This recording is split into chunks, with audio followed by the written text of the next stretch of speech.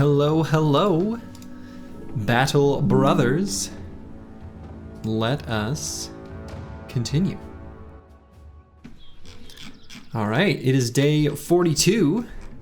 The answer to the life, universe, and everything, apparently.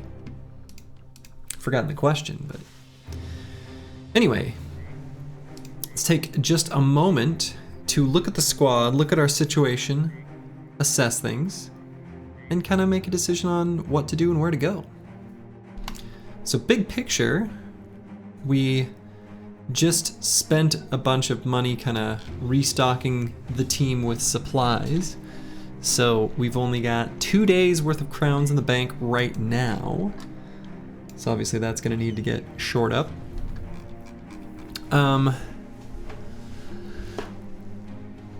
Only 100 food. 120 tools, but it looks to me like they're gonna go real fast. And only 11 ammo. Okay, and potentially not enough medical supplies. Okay, is this how I left myself? Alright, so we got Baron von Pone, one of our starting deserters, Spear Bro. Gonna be a duelist of some form alongside his spear duties. So he'll be able to be a damage DPS bro, as well as a screening spear bro to control the battlefield. We got Corvus Korak, our defensive sort of tanky shield bro. We've been experimenting with Taunt as a mechanism to control enemy movements and attacks, and to some extent it's been a success. Do I think Taunt is a worthwhile pick that I've been missing out on? Maybe. Howdy howdy, the Chaucer. It goes well. Up next we got Nyx Larfs, our banner. We've currently got him in heavy armor, though that may change. We're kind of pumping the defensive stats, both melee and ranged, and plan on putting him in the front line.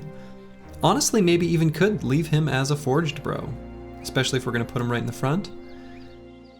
That is definitely an option. Hello, Curse Word. Good evening, good evening. Up next we got Christoph, another one of our starting deserters. Same deal as Baron von Pone, basically going to be the same build, kind of almost the same bro in a lot of ways. We got Balder, who's a just dedicated polearm bro. Kind of like a dodge quick hands, only we have neither dodge nor quick hands. Missed out on the opportunity to get dodge with him getting traumatized early in his tenure. But regardless, he can still function just fine, especially with a polearm and not taking too much melee contact. So lower resolve there is acceptable. We got the Chaucer, who is one of the better bros I've ever recruited. Like a complete and utter monster. And currently I've got named weapon TBD. We're gonna give him something and he is going to absolutely go ham. But that will be future Slurgy's problem. You're gonna be a sword lancer fencer? Probably neither. Probably we're gonna give you something bigger and bonkier to make good use of the melee skill. But who knows, right? The tricky thing about leveling up a bro like this is we don't know what sort of things will be in store for the company 20, 30, 40 days from now, as far as like named weapons or even absence of named weapons. And maybe what we've got are, two-handed, heavy rusty axes, or maybe the barbarian cleaver is really good, or maybe it sucks. We're gonna kind of have to hedge against other possibilities because this bro is good enough that we don't need to give him an accuracy weapon, and we want to give him something, something nice. But the something nice, if we got let's say, as an example, a named Catal that rolled -2 fatigue cost when you attack by 3, then it's like, wow, we don't need to invest in fatigue at all. But if we get like a really good orc cleaver, and it doesn't roll any fatigue stats, we would have wanted a ton more. Obviously those are the two like extremes. There's plenty of weapons in the middle, but we don't know exactly what sort of fatigue we would like relative to hit points and resolve. So we're kind of going to be guessing a little. Hey, Glidub, it's going really well. How are you? Up next we got Xerxes, hybrid bro, and he's got really pretty good melee skill stats despite how they look right now with the pierced hand. Nothing too meaningful to call out here. He's great and he's going to be really good. Just another Monday night? Yeah, indeed. Indeed. Mortimer Drock here, who is going to have really good primaries in all three, currently dealing with a pierced lung. We're probably going to have to get him crossbow and firearm mastery sooner rather than later so that he can actually, you know, shoot this dang thing with his pierced lung a little more efficiently. May make this a frontline gunner. Could go nimble, but I think we'll probably end up going forged on him, but we'll see. And the idea of a build like that is you shoot the gun, but at some point you run out of fatigue and you become a fatigue neutral, and it works great. Luka Dukio 9 is going to be kind of a dedicated thrower, not as much a hybrid. Going to have really nice defensive stats though, so. Add your name to the list of needing a bro? Can do. Some of these are going to have to maybe end up being next run.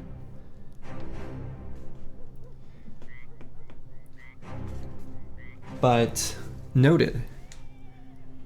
In fact, almost for sure, based on the current queue and based on the bros we have, some of these are going to be next run. But I see no issue with just going straight on down the line for curse word, and I'm going to have to figure out what it is that I wrote there. The something. And then Oto-sama, Igladub, Deep Space Cowboy wants a forged tank. We may potentially not even have one this time. Yeah, I know. My handwriting is... I can try to... I don't know how well this will actually show up on camera. It's terrible. But you can see curse word. And then the something. I don't know what that says. Anyway, you can see my handwriting is atrocious and practically a joke. I've been typing ever since I was like 5-year-old. Ever since I could type CD space war 2 enter, war 2 enter, I never needed to use a pen again. Until apparently notes for my video games. And next we got XJI8, who's going to be a flail bro of some variety. Nimble, bonker, destroyer of undead, those with vulnerable heads, and fools that bother to bring a shield into battle. He's leveling up nicely. Bijante, who's another fairly chatty offensive bro. Bijante here is going to have, again, I think a little bit like the Chaucer. We would like to get him something nice. TBD what that'll be. And then rando dude lurking in chat, one of our early pickups with a Houndmaster, is currently another one of our sort of pole dodge quick hands without dodge, though he could definitely take dodge and get good value out of it, and in fact may do so. But he's looking pretty good to me. And then we got Final Overdrive, really good fatigue neutral, currently injured, but he'll be back here soon. And then Bad with Maps 2.0, another really good fatigue neutral despite the injuries. So realistically, we don't need to recruit anybody else. Unless someone dies or gets injured in a terribly crippling way, these bros are more than good enough. We've got a pretty nice looking squad. We've got a good balance of different builds and roles and things that they can do, weapons they can take, a balance of forge and nimble. I mean, honestly, we're in pretty dang good shape. I could maybe grab like one more emergency fatigue neutral and maybe a forge tank if I really wanted one. Did your bro ever get LASIK?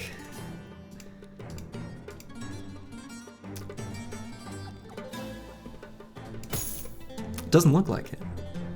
Did he need LASIK?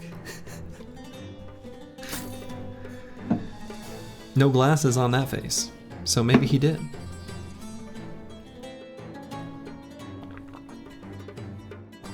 Oh, that's right, he had a grazed eye socket.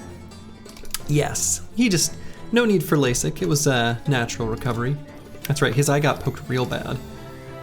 He had a grazed eye socket that he has recovered from.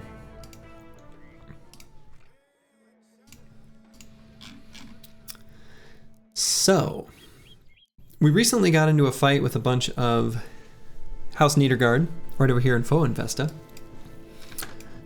I'd like to kind of return north, somehow, somewhere. We could head up through here, through this little unexplored area. I could head back up to the Hohenfesta area and explore there. We could see what city is here. I think we're going to be hostile to whatever is there, but possibly not. Maybe it's this noble house with just 2 settlements? Kind of weird. But I kind of am inclined to just check out this area of fog because we're close and, you know, we're looking to keep fighting. Find more enemies to take out. Keep the company's power growing. I kind of have an idea based on how quickly we've been gaining strength recently and how well the company's going. If that continues, I've got a potential plan for this company that could be a lot of fun, which I realize is very vague and ambiguous. All right, well, we found the tomb of Wigmar the Cruel. Now, finding these types of camps is really good because we do want to fight against zombie dead because we want more fallen hero gear. And we've got a pretty good team for fighting them. Spear bros are excellent against zombies. Even kind of bad spear bros are good at it, but these are exceptional spear bros. So I think we're in good shape to do this fight. Obviously we're still cleaning up, you know, some injuries, and we got some damaged nimble armors kind of scattered throughout the team that are still in the process of repairing, but I don't think it's enough of an impediment to go after some enemies like this. Okay. So I think what I'll do is I'm going to end the turn, or pass the turn on everyone except for the archers.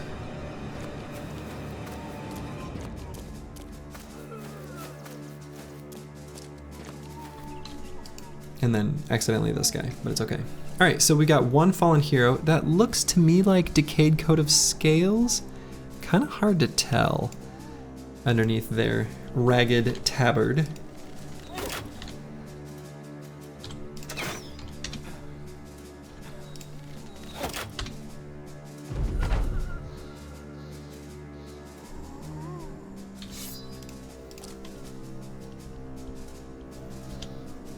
Okay, so those 4 are probably Geists, those 4 in the turn order. So that's something to make note of. Hey, Akibio! How's it going? Still makes you smile seeing so many bowmen? Well, we were able to loot an early warbow. So, I am, admittedly, part of the cult of bows are bad, because in this game they kind of are. However, that isn't to say they don't have a place, especially as a tempo weapon. Obviously, named items are their own exception, right? If you get an exceptional named warbow, you should use it, because any named item, if it rolls well, can be exceptional. But like in this case, you know, we have throwing mastery, but we don't yet have duelist. The warbow is actually going to outperform the throwing weapons in a lot of cases, right? So, you're all right, but excited to join the BB hang tonight as a form of healthy escapism? Well stated. I like that. I like that a lot.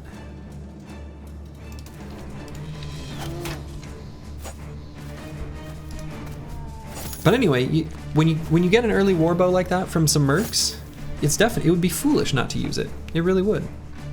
And so we're going to.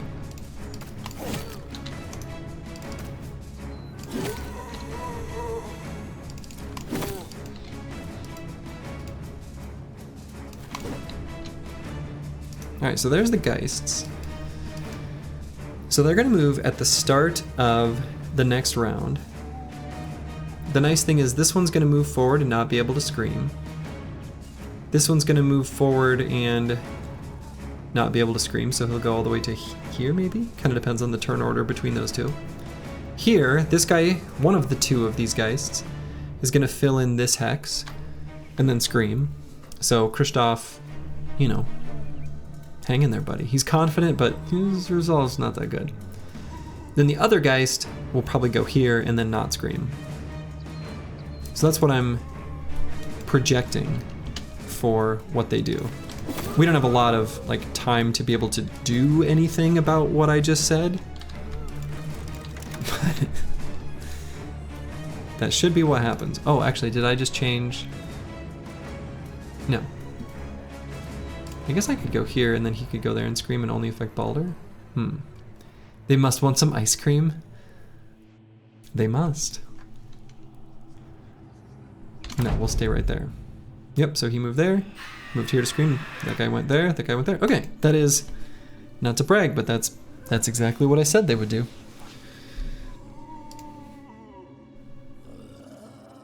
So now we need to figure out what the best way is of taking care of this Geist. My idea right now, hello XJI7. We're gonna send Rando Dude lurking in chat to take care of that one. We're gonna help him not get surrounded by intentionally walking out of this zone of control. This might struggle. Okay, 36% chance. So I was ready to do it a second time and just protect him there. Then we're gonna concentrate fire there with the rest of the bros.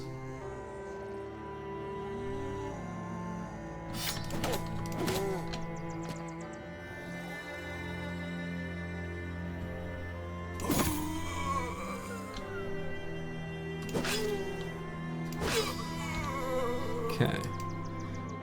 This Geist here, unfortunately, is going to be a little trickier to, like, do anything about.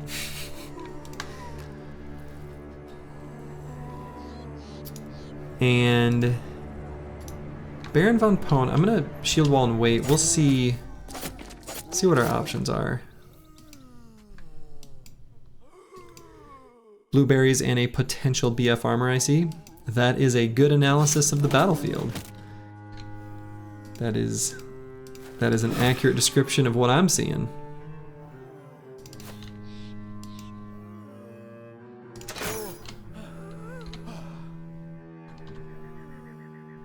And I'm gonna wait on the Chow, so we're gonna let people bounce off this spear before we send him forward to attack that Geist.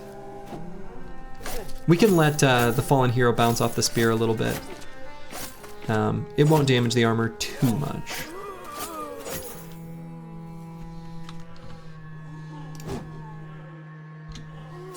And maybe I should save fatigue on Nixlarfs, just in case as well.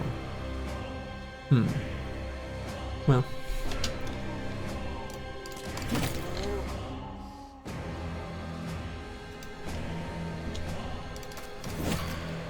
Nice. Okay, there's only one Geist remaining.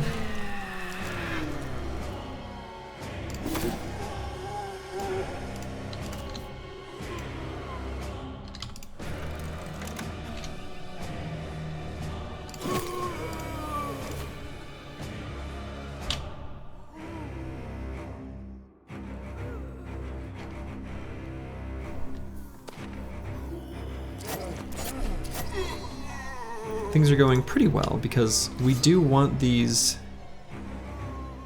zombies to keep bouncing off the spears and taking a bunch of damage so that then we can just collapse on top of this fallen hero and get ourselves a new stinky armor.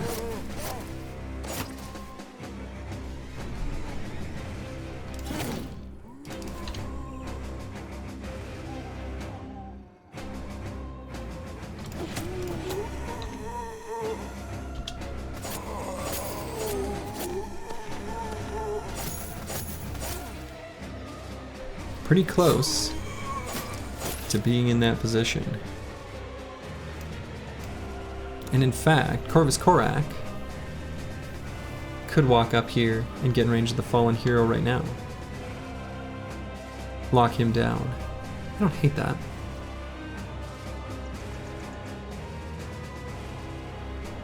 Stop that armor from taking any more damage.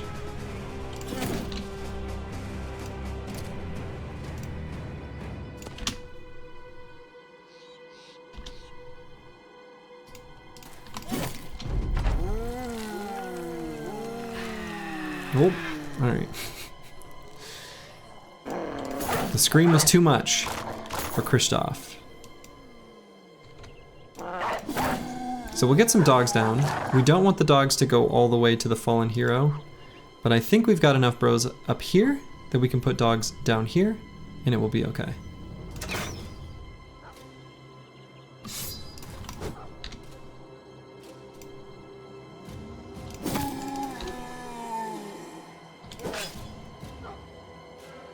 Let's go ahead and shield wall to make sure Stinky Boy doesn't cause us too much pain.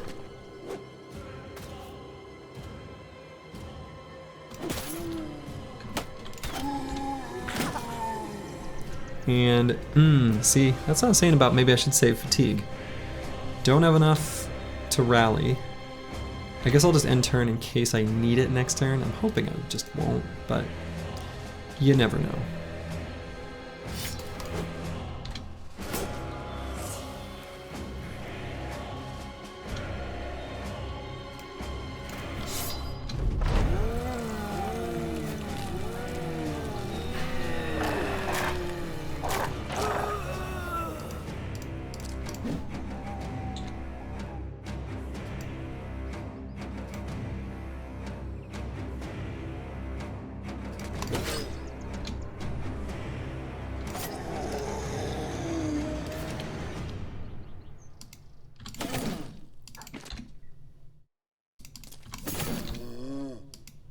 Okay.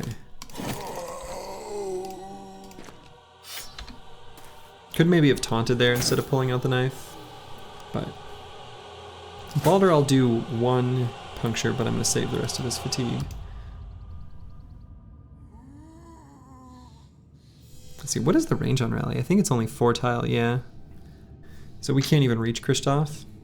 So I guess we'll just attack.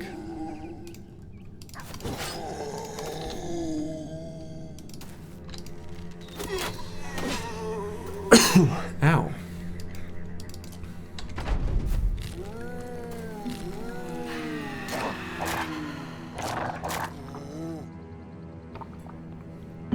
We got some good boys down there, doing some good work. You love that taunt works on undead, it's so silly.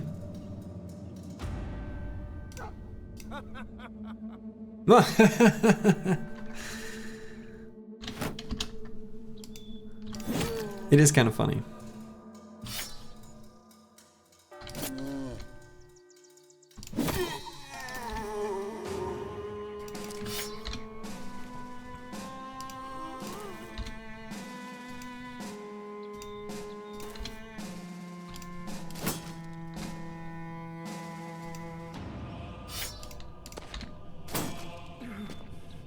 Okay, Christoph's still running. Not too surprising.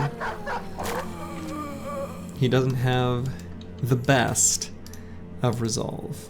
He just doesn't. All right, I'm confident that those warhounds will fully deal with the bottom flank there.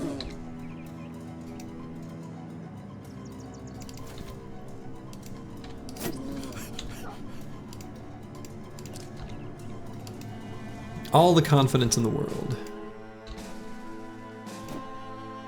Oh, maybe shouldn't have had... whatever.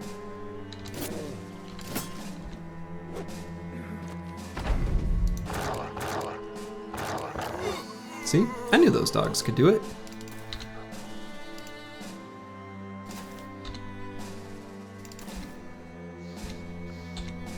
And now we collect our stinky, stinky armor. Boom. Dagger down. It was, in fact, the decayed coat of scales. The other nice thing about fighting undead is the team needs a little... we could use some cash, and some ancient gold coins are a great source of it. So, it's no decayed coat of plates, but I'm not complaining. It's pretty ding dang good. We'll just go ahead and probably let this male hauberk get sold. This sort of medium armor is not the kind of thing we're super interested in keeping around. Not too much anyway. I guess it is something that I could like put on a bro like Mortimer Drock as they're leveling up. Not right now though, because he's got a bit of a fatigue problem with his punctured lung. And we did get the helmet as well. So we got the decayed closed flat top with mail. That one's less useful because it's pretty easy just to get flat top with mail helmets from noble armies. And they have the same durability, but less fatigue and vision penalty. So we'll probably just sell this thing, honestly. And there is a military cleaver. Not a terrible option that we could give to like our spear bros. So we can go ahead and take duelist on Christoph now.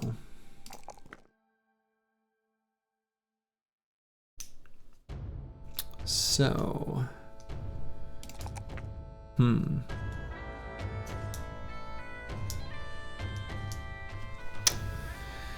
do I...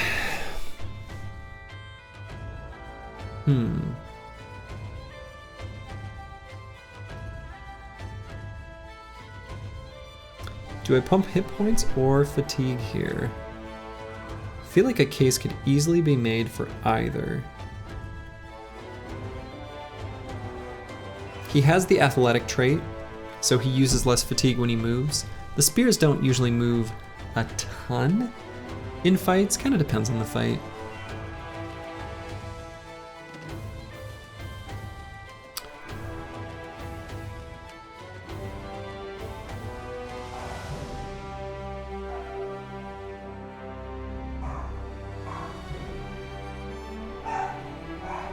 Let's go with fatigue anyway. Definitely getting resolve, and I think we'll skip ones in melee defense. I think that's okay. Military cleaver here is a potential option of a backup weapon. I've been getting good use out of the shield, but I think now that we have duelist, there's going to be more situations where we want to say, all right, let's pull out a different weapon and just go ham. And when those situations are called for, military cleaver works pretty well.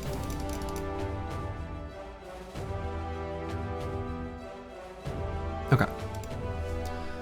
Balder. Polbro. The one who's traumatized. Unfortunately, kind of a low roll here. And I really don't want to keep pumping resolve because he gets so little out of it through traumatized. I might just go with the 2 hit points. And here we could do a number of things. We could do fearsome, which wouldn't be bad. Certainly fearsome will be nice as soon as we get to the point where we start fighting orcs and chosen, which won't be too long. So let's go ahead and grab it. It's also good against, I mean, it's good against noble armies, it's good against a lot of things. Bijante. Nimble TBD. Let's go ahead and pump these hit points. They're a little low, a little lacking, a little needing. And Bijante would be great with dodge. This initiative is wildly high. That's probably going to be even better value than Colossus, even though obviously that's going to be really good for him too. Yeah, this is going to be a good bro. I love it when you get a really good gambler. Usually if I get a good gambler, they end up being a banner for me. But not this case. Not this time. Alright.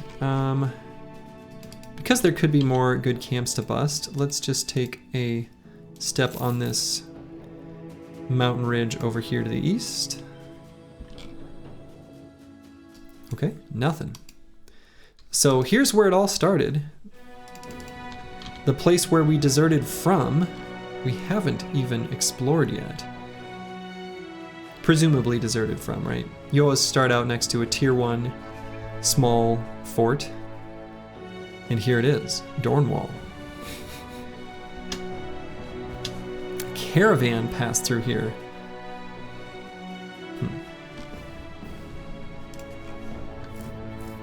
But it was traveling to Dornwall. So we could go to Natternberg quick and resupply. We can sell these coins that we just got, the coins in the signet ring, and get some much needed food, tools, and ammo. Potentially medical supplies too. And then we can continue on this same road we started on, maybe?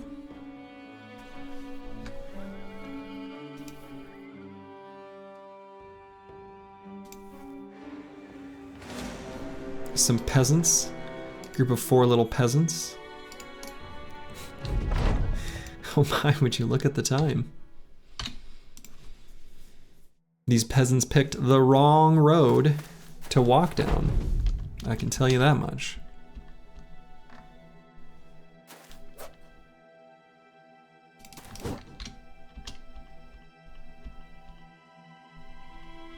Bully?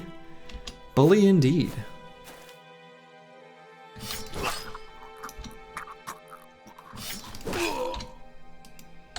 The poor, poor peasants. But these right here, they're subjects of House Niedergard. So you could say that they had it coming. They should have deserted like me. Kill marauding greenskins around Norstead. Yeah, we're not going way up there. You're not a proponent of the auto-resolve feature like in Heroes of Might and Magic 3, but geez, these fights seem so silly to act out. Yeah, they kind of are.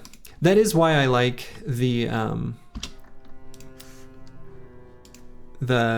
shoot, I can never remember whether it's quicker, swifter, or faster. But link in the description. Or at least the Twitch description. I guess I should probably put that in the YouTube description. I do have a mod. You have to be careful which one you do because one of them screws up event frequency. But I do have a mod that lets me speed up the combat from the default, as you can probably tell. And specifically, it's for fights like that. Swifter? Yeah, I think it's Swifter that I have.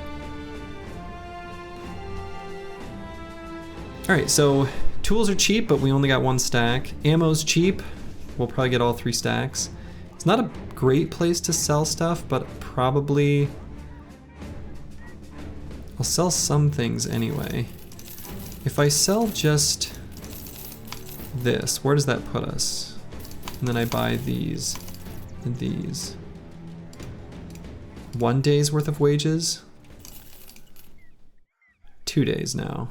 That should be good enough?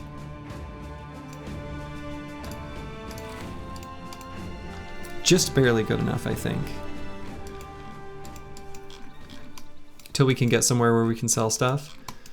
Maybe all the way up to Norristead. We'll have to pick up a little bit of stuff along the way from fights. So now, do I want to head up along the road and raid caravans and fight noble armies? Or do I want to explore this little area of fog here? I'm curious, if I click right here, it'll give me a shortest path. The shortest path is not to take the road. Wasn't sure. Maybe I should say quickest path instead of shortest path. Some briggies and caravans should have some loose change you can sustain on. Yeah, exactly. We should be able to get, like, you know, just enough pocket change that we can keep rolling. If you go north, there is that bar famed east of the northern town. Exactly. So we did get a tavern rumor a while ago now. But somewhere east of Norristead, there is some sort of famed item. Weapon, I believe. Famed weapon. And that might be worth checking out now that the company's gained a bit more strength. I love me a good shiny.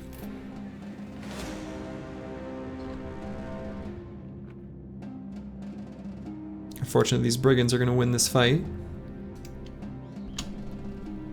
Unfortunate for them. Anyway. Oh, it looks like it started me as though they were still in combat. They're not. In fact, I think they will make their way to me because I have ranged advantage. So they're going to be coming from further away, but there they are.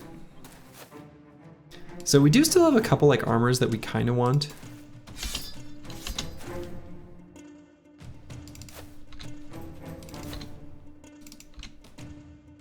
Oops, did I not click him all the way?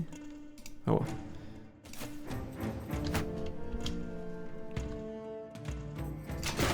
So if we are able to get this leather lamellar, I wouldn't hate that.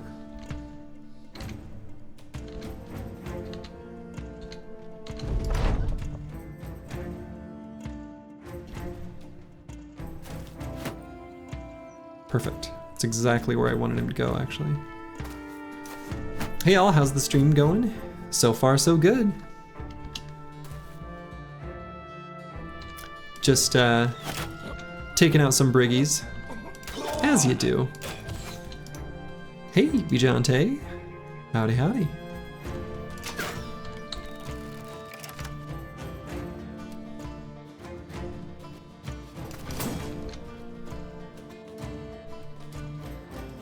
So we're not sure if this is an upper or lower raider.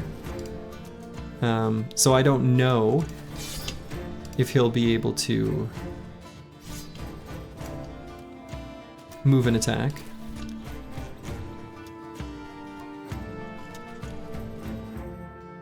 The reason I'm drawing that distinction is if he is an upper raider, he will have polearm mastery. And thus will be able to move 2 hexes and attack. If he's a lower raider, he won't, and will be unable to do so. Just vanilla briggies, a classic, classic flavor.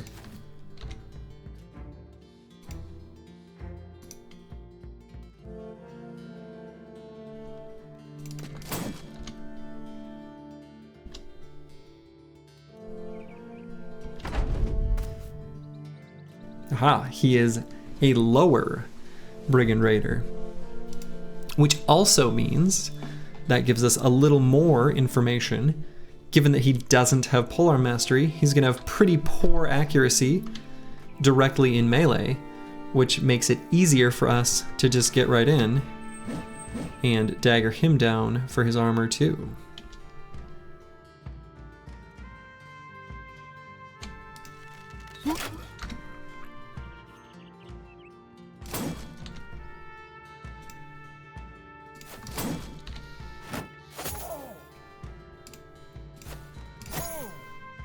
There we go, got that guy. How do you determine which Briggy is a higher one? Well, in this case, I knew because he moved to a hex where if he had polearm mastery, he would have been able to attack and thus would have. Since he didn't attack, I knew he didn't have polearm mastery and thus is a lower Brigand Raider.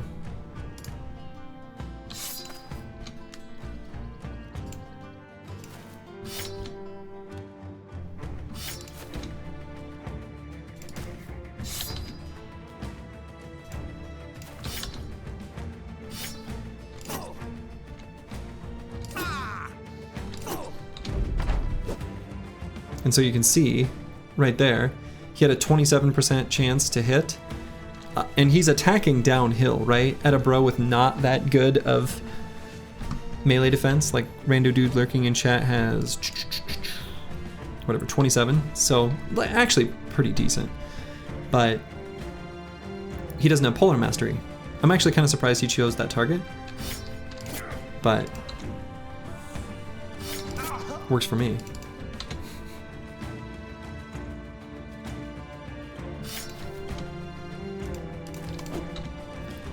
So we're gonna dagger them all down because we want those armors.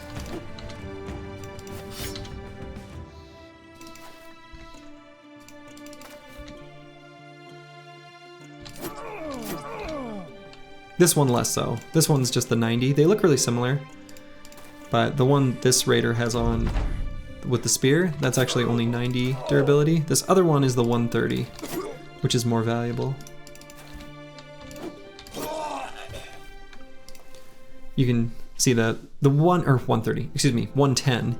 The 110 one has like some extra little pauldron-y action, whereas the one that's only 90 is pauldronless. They look pretty similar though. But that was a nice little, you know, little lunch money to keep us from going bankrupt.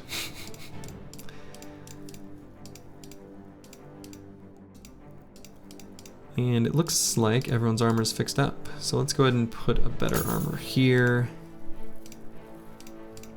And we'll hang on to a spare nimble armor here.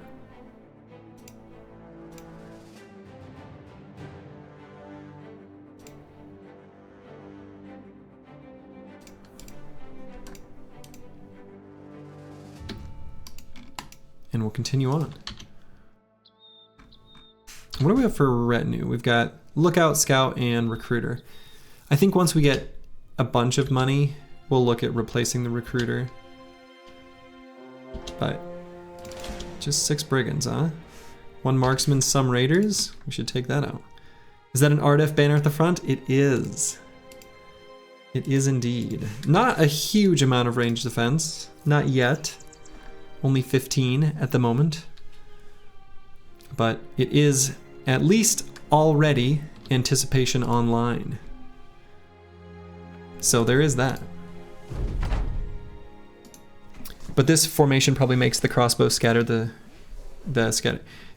Yeah, so they're going to be looking at attacking in this little block because I've got 3 ranged dudes and we've got a nice like scatter target. Yeah, I actually think probably yes.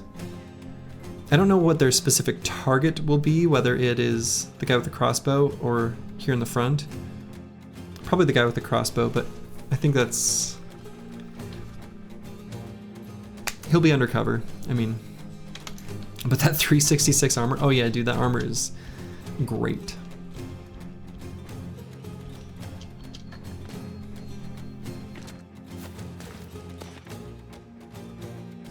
Okay, so here, all I gotta do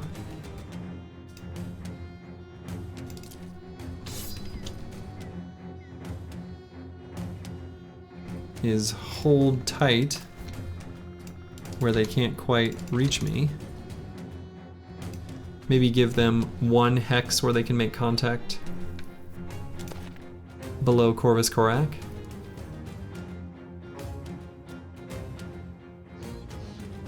In fact, let's go ahead and taunt this guy. Because then he can't be more likely to break the spear wall? I think that's probably true.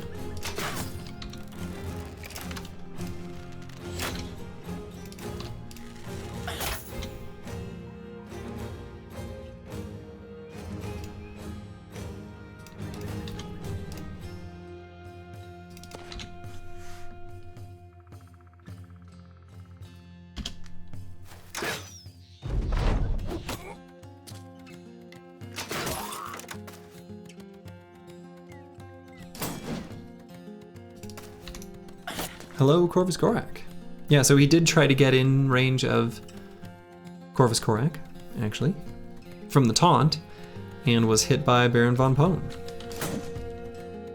Just like we drew it up.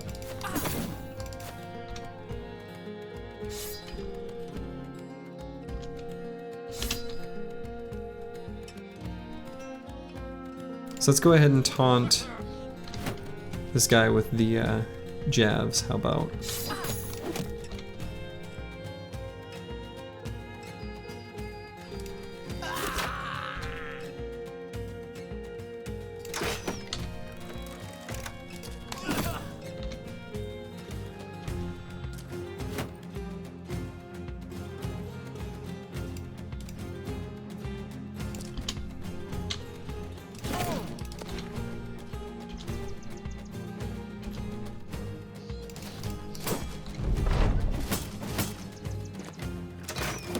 Taunt doing stuff.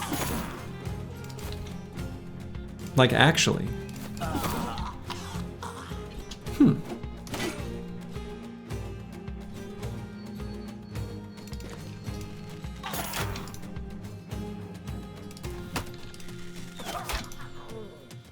Gonna be honest, taunt has been pretty useful.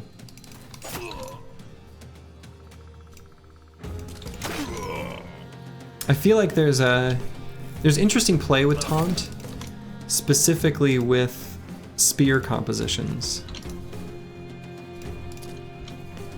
that I think is less likely to be relevant if you don't. Maybe? I guess I'm not sure that that statement is really true, but... Bo's taunt, are you a new Slurgy? Slurgy is always adapting.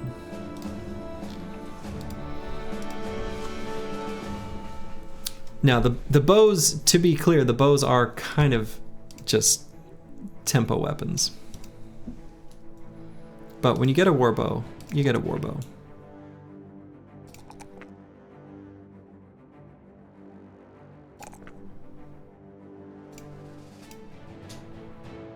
I actually think this formation of 3 back, 2 front is slightly better than the 2+3. If you have 3 bros with good melee defense, you practically give +10 flat, RDF, and some more EHP to 2 front bros. This formation of 3 back, 2 front, so you're referring to this little block of 5 here, is slightly better than 2+3. So like 3 front liners with 2 in the back. If you have 3 bros, good melee defense. Yeah, so I think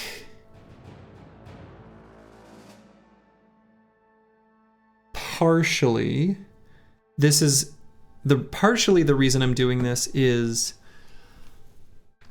one, I get scatter bonus across, actually what I should do. So they're gonna shoot right in the center of it, right? And they're gonna shoot a bro that they pose as the highest range threat. Gets cover from both of these. The nice thing about if the shield blocks it, it won't scatter, right? So there's a 50% chance of cover coming into play, and if the amount he overcomes the roll of the weapon is like 2 times the shield defense bonus or there's something about shields specifically that prevent it from scattering. Anyway, this bro here is even better than an anticipation bro from the perspective of stopping arrows dead in their tracks. I think there's a few different ways of doing it. I'm not going to be overly pedantic about it. A lot of this is partially due to melee defense because it's easier to cover them with the spear bros. And I can create just a single hex where enemies can make contact, because by forcing enemies to make melee contact, then, you know, the battle just starts flowing in a way that I can manipulate better. So shield doesn't matter in this case since scattered shots can't scatter again. Well, exactly, but, so that's true. However, cover and scatter are not the same thing. If instead of hitting Lukey Dookie 09 here, it was, you know, 75% chance or 50% if they've got bullseye, it goes to one of the targets that's providing cover, it can still scatter if it didn't hit his shield. I'm pretty sure. The specific details of that is not, I don't have super clean understanding of. It's more of a understanding of how it works in practice. It's practically the same things.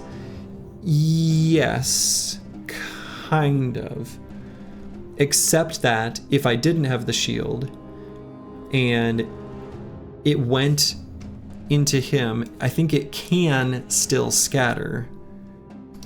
I don't think there's a rule against a shot that gives cover from scattering. I think.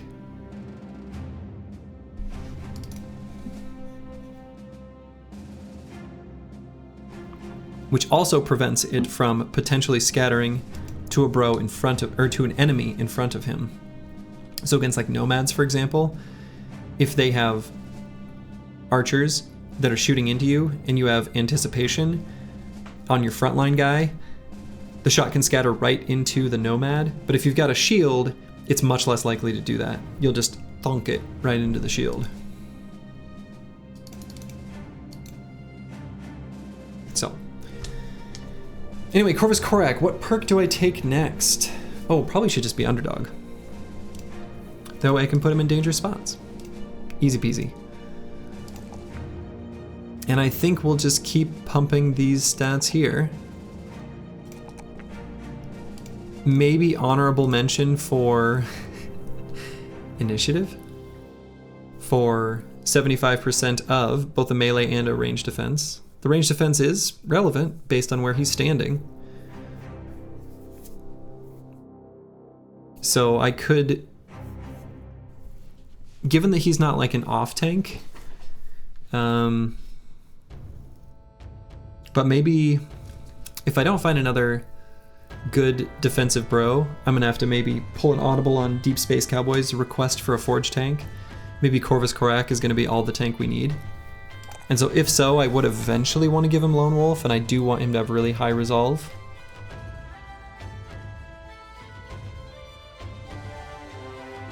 If a bro has 40 melee defense and 20, well.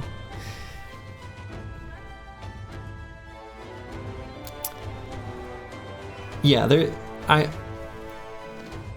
should pull up on the unofficial Battle Brothers Discord. There's a very nice description by Calandro in the Code Diving channel that outlines scatter and cover really nicely. It's been a while since I've looked at it. It's basically just a Cliff's Notes version of the code. Hey, the zoning bro, it goes well. Howdy, howdy.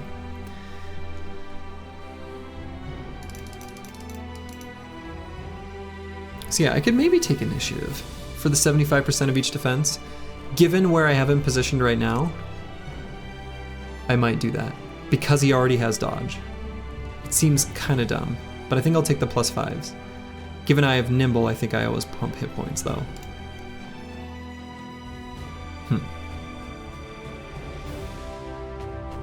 He is nimble, technically he can skip Indom for Fort Mine. Yeah, what I'm thinking too is if we end up getting the orc trophy or whatever, you know, if he takes, or has that equipped, I'm even less interested in Indom. And we can also use taunt to prevent charges through, which is kind of like one of the things you want out of Indom, is just not being able to be either thrown by unholds or pushed out of the way by an orc warrior. But with taunt, that also works, right? So we'll probably still grab Fort Mind, but I don't know. I'm not sure.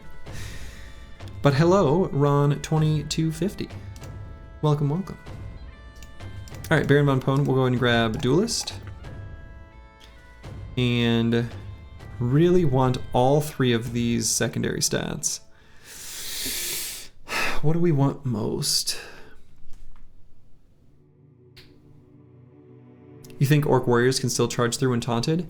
I was looking at Turtle's perk guide, because that is like the single best Battle Brothers resource that exists. It's so good. And anyway, in that, I believe he referenced it as a thing that taunt can prevent, if I'm remembering right. If he's a lone wolf tank, 95% of the time, he'll be surrounded by 6. He won't be doing that most of the time. Most of the time I'm gonna keep him in line, I think. Can you share that guide? Yes, I can. Actually, the tricky thing is there's one that is on Steam.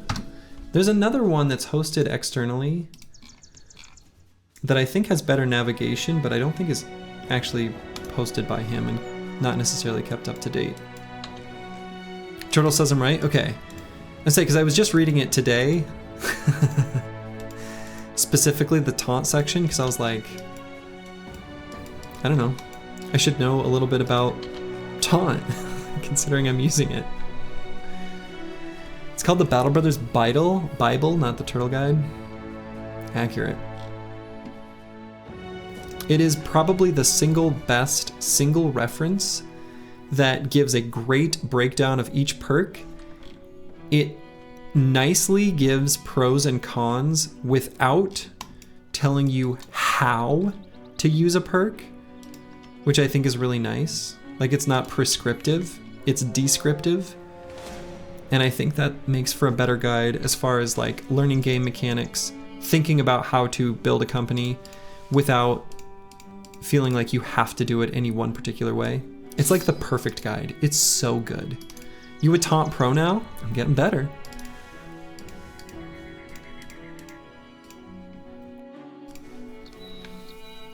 Okay, so let's pull in some of the big boys for this fight. Final Overdrive is in pretty good gear here. Maybe Rando Dude lurking in chat with his exposed ribs takes a small break.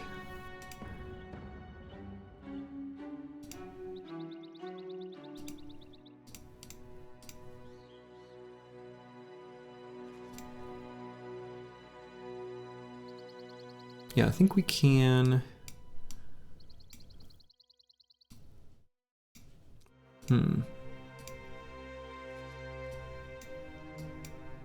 Now let's leave Nixlarfs right up here. Some Arbalesters. Some Arbalesters.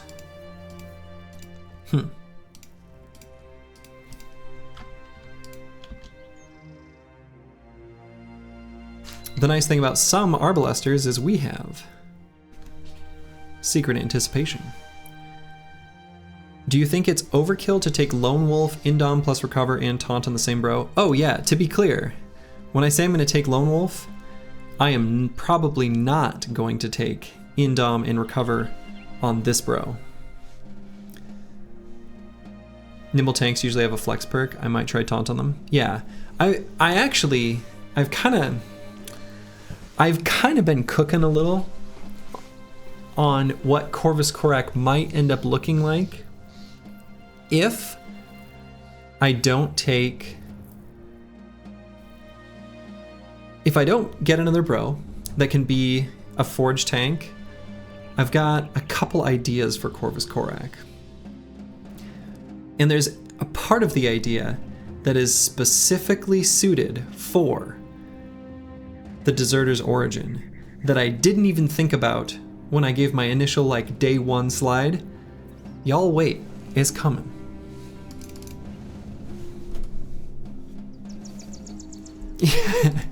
You're gonna reference Turtle's Guide here with a quote, will be ignored in some rare cases.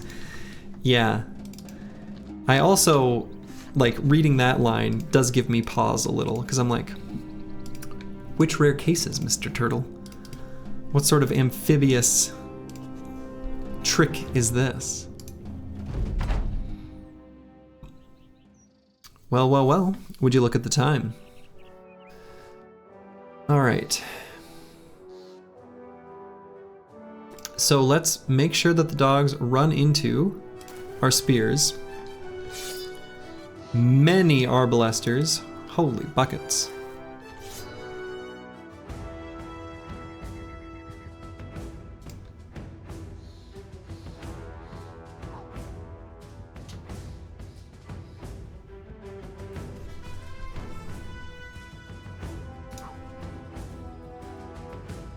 There's nobles left?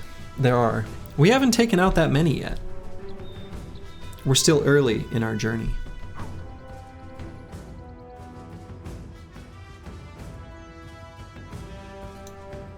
Well, they've got kind of a weird terrain thing too. We're kind of each in the same weird terrain, like fight for a hill, scramble for a hill. This is like, I don't know, kind of interesting. There's a lot of reinforced crossbows here though. Very scary, but could be nice for us. I think we go ahead and shield wall. If they attack from a certain distance, I'm pretty okay with Nixlarfs even in this little hole because of anticipation. So, does the blue noble house become your noble house? If I take out enough of them, maybe.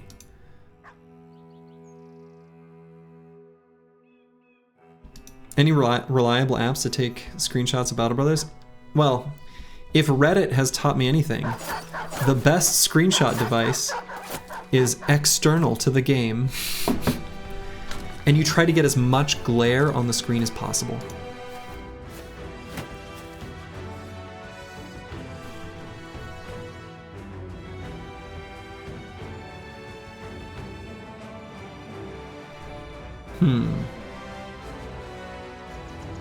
So what's the best way of doing this? I think I moved Kristoff.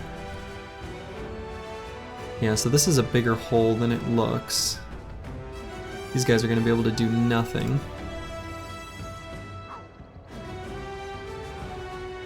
Slurgy Reddit hate needs to go on the bingo card?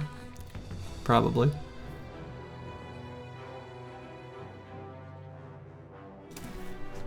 They're so easy to pick on, you know?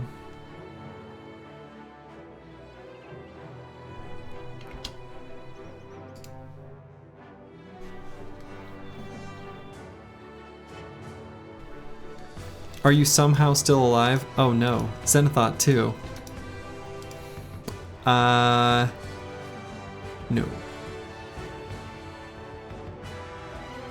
You are not somehow still alive.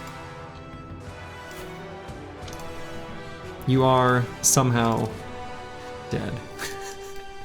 How could you? I tried my best. You lost a finger at first, but then you lost a lot more later.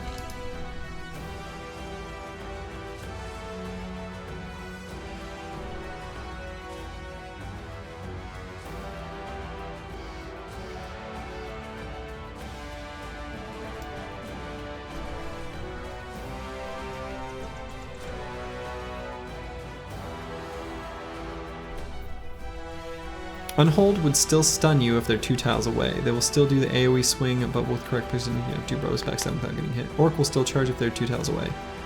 Yeah, yep, I'm not too worried. Yep, that all makes sense. Thank you, Ron 2250. That checks out with my understanding, so.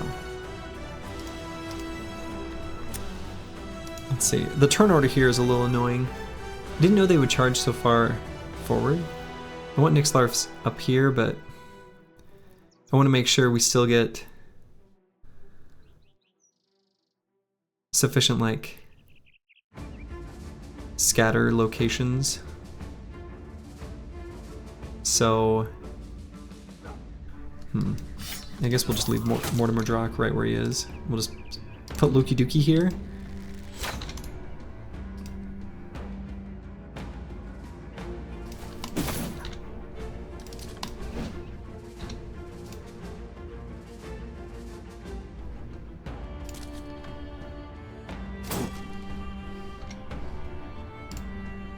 We get Final Overdrive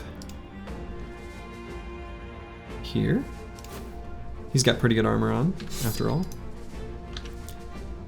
And actually, do we need to drop? Yeah. We're gonna use Quick Hands to drop a weapon. I accidentally gave him too heavy of an armor without realizing it, and he can't quite swing it. Whoops.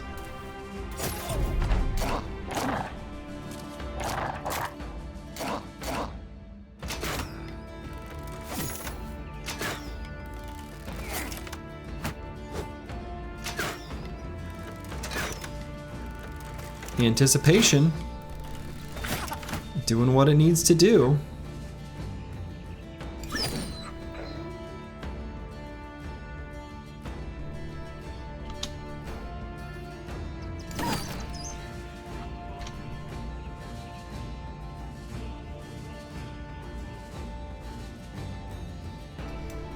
All the misses, yeah.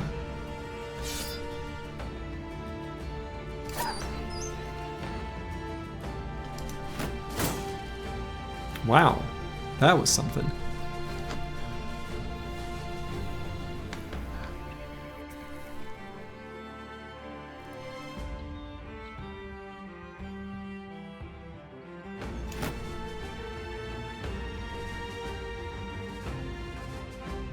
Let's see, do I taunt anyone here?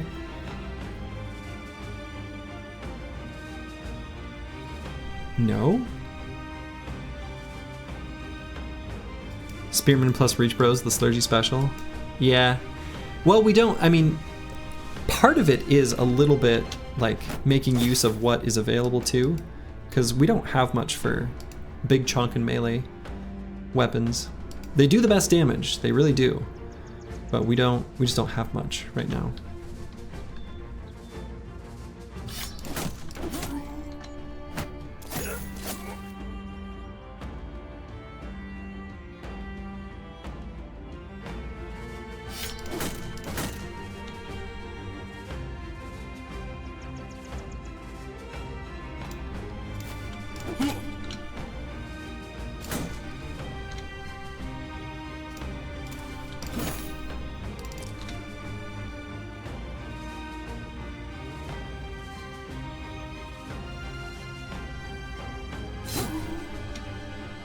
So this is where I screwed up.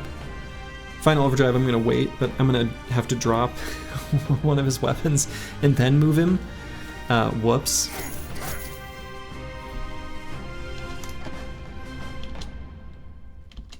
We'll fix that after the fight.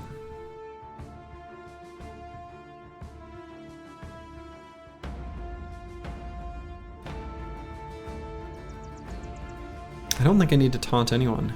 Do standard bearers have weapon mastery? Like, do they have... I don't think about standard bearers much on the enemy squad. Do they have polearm mastery? It looks like, according to the wiki, no. The wiki is wrong on some things, but I trust it here. I was thinking, if I taunted him, he would move here. Is that good or bad? I think I kind of like where he's at, but look at all these bill hooks. Should take a picture of Oh, this shit's happening again. Toxic Wild Hog knows how he and I can get rich. Wow.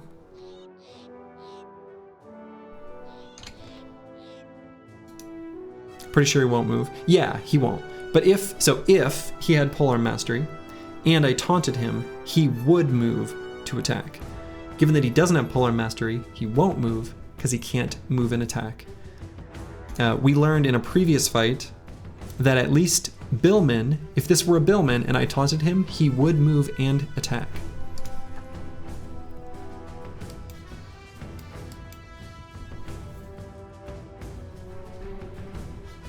Anyway, I think I'll save fatigue. Final overdrive. We're gonna drop his pike on the ground so that he has enough to attack next.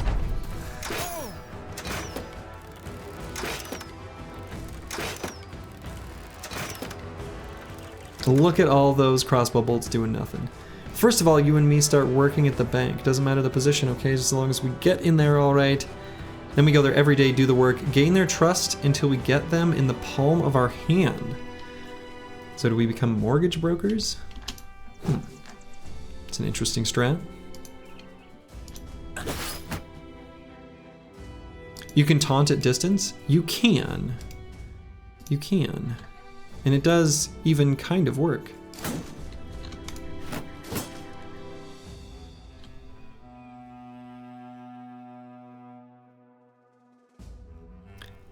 They deposit the money into our bank accounts week after week, month after month. They're not even gonna know they're being robbed. And after 20 or 30 years later, we walk out the front door like nothing ever happened. Sounds like a bit of a Ponzi scheme to me.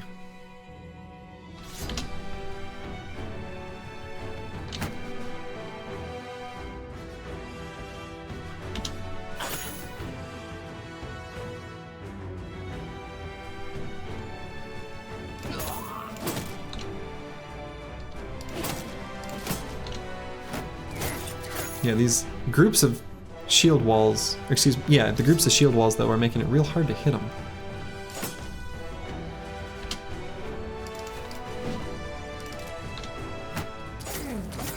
But we're still managing to do good work on them, so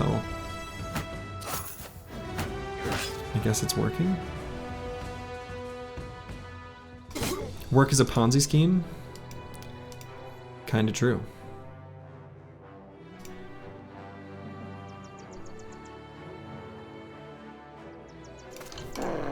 Alright, we're gonna unleash the hounds here on the far side.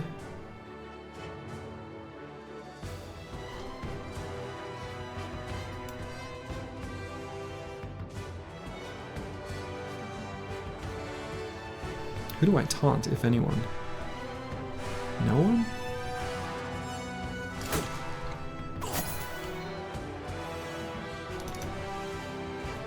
Quiet, comrade. They can hear us. They are watching. The lizard people have our number. My god, look at that shield. Look at that rally.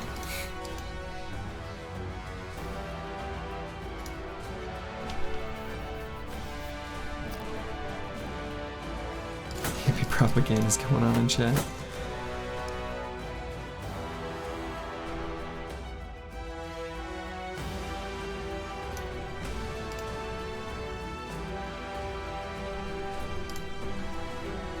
We'll wait there. We might move forward. Do I spear wall again? Or do I say, it's cleaving time with Christoph? If I waited, he would move here. Let's wait.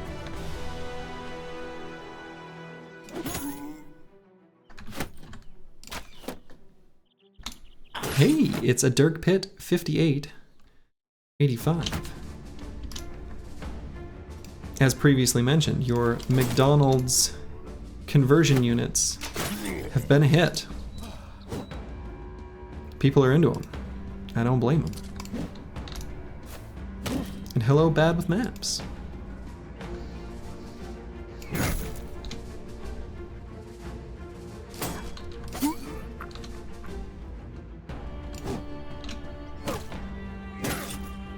Alright, got that military pick attacking the dog. The Warhound. Did destroy the Warhound's armor, not surprising. But that gives us the opportunity to move forward. Christoph has pulled out the cleaver, and he's gonna start cleaving. You're into freedom. Nothing more American than a heart unhealthy diet. Probably true. The crossbows continue to be aimed at Corvus Corak, who continues to block him. How many crossbow bolts has Corvus Corak absorbed into that shield? In fact, what's the durability of a shield? Okay, it's a little scuffed. Yeah, he's done work.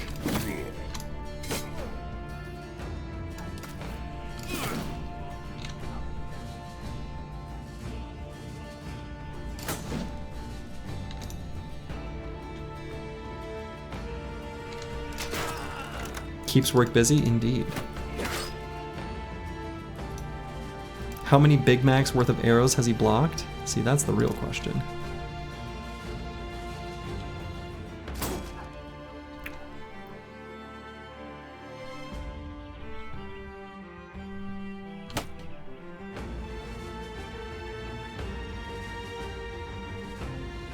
I want to make sure I don't screw up the scatter bonus situation. I don't want him to find a new target, so I'm going to put Lukey Dookie right here, still nestled behind Corvus Corak, who is now out of shield walls.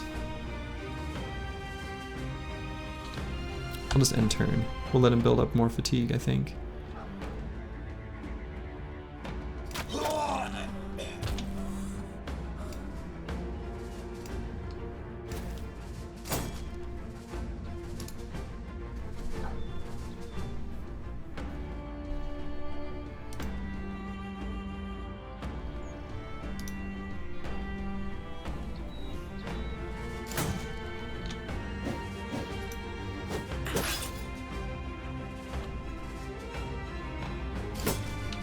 Dang. We only need just like one more hit to finish off an awful lot of them.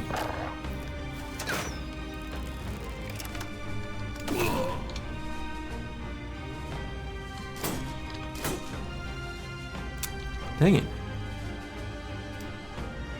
Stop trying to hit them and just hit them. Multiple bows and bill hooks. Who are you and what have you done with the real Slurgy? I don't think I've come out as anti-bill hook, have I? There are more bows here. The number of bows is... that's suspicious. That's fair.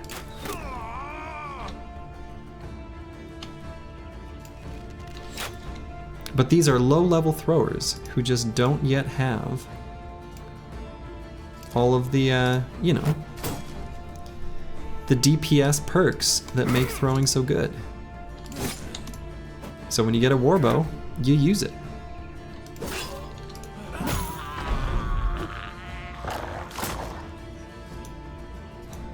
Can we do I'm the real Slurgy to Slim Shady?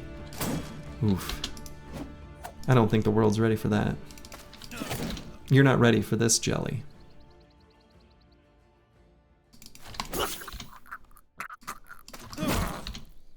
And they're all running, just like that.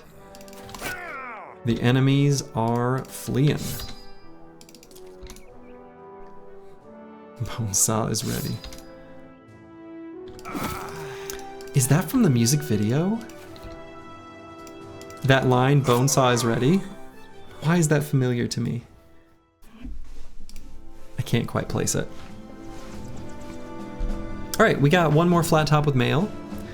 Got a couple daggers. I think there's a couple knives, pocket knives still hanging around. We did get a heavy crossbow, so that's kind of nice. We'll give that to someone for sure. No Spider-Man? Oh. Huh. We need another word for DPS for turn-based games. DPR, DPT. You know, I've thought about that too. When I say DPS, in contexts where I'm like, DPS... I feel like I like DPS. It still works.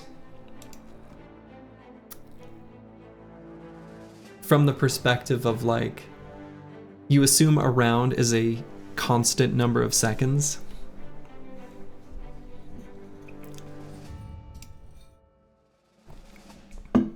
All right, so Mortimer Drock is going to get a crossbow upgrade. Lukey Dookie 09 is also going to move on from a hunting bow to a crossbow. The reason I'm giving Mortimer Drock the big boy crossbow is that he's going to get a big boy perk in crossbow and firearm mastery.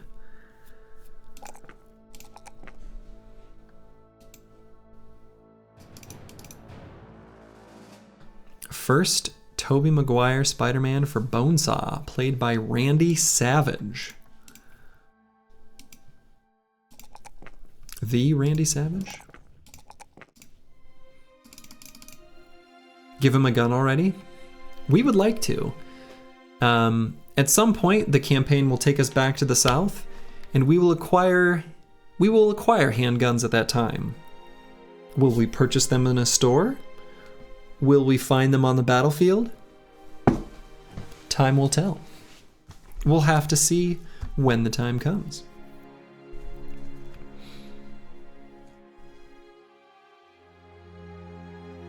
Four out of 5 times rolled +5 easy.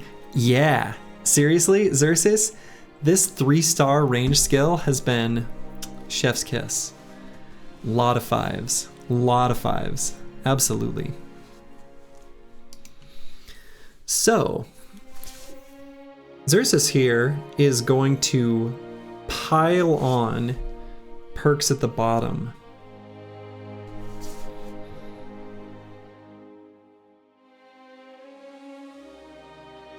We're gonna have Zerk, Frenzy, Nimble, Duelist, Fearsome, I think. And so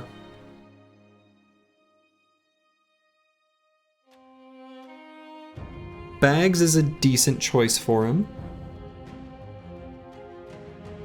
Level 6 student incoming? Well, it might be. That's the thing.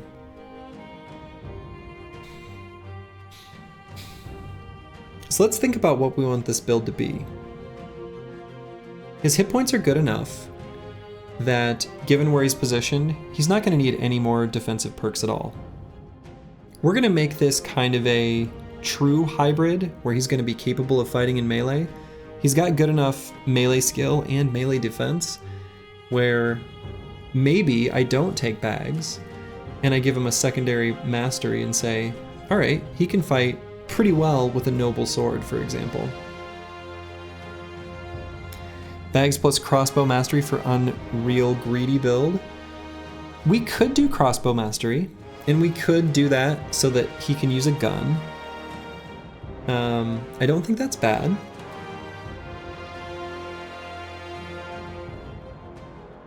Ancient Dead or Brittle Briggies? No, actually, oh, I do like Brittle Briggies.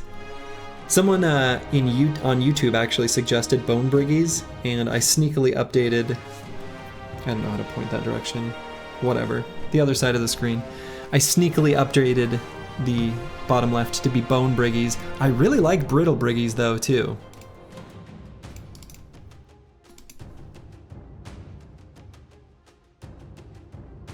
Or just put off the decision with Student, the ADHD special. Yeah, that is the special.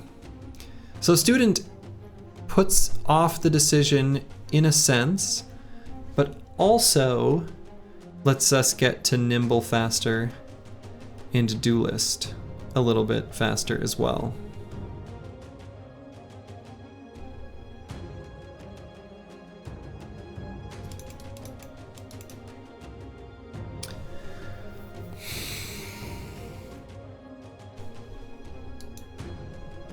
So I think because we're going to take some sort of weapon mastery for 6, 7, 8, 9, 10, 11, yeah.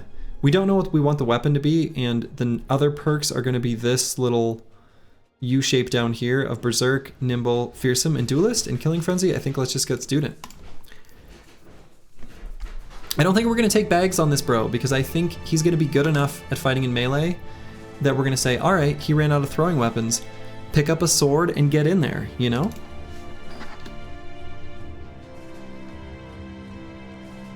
Yeah, the benefit of bags now is indeed limited, right? Bags is useful as soon as you get like, you know, consumables, throwing weapons, or excuse me, like throwing things like fire pots, nets, things like that.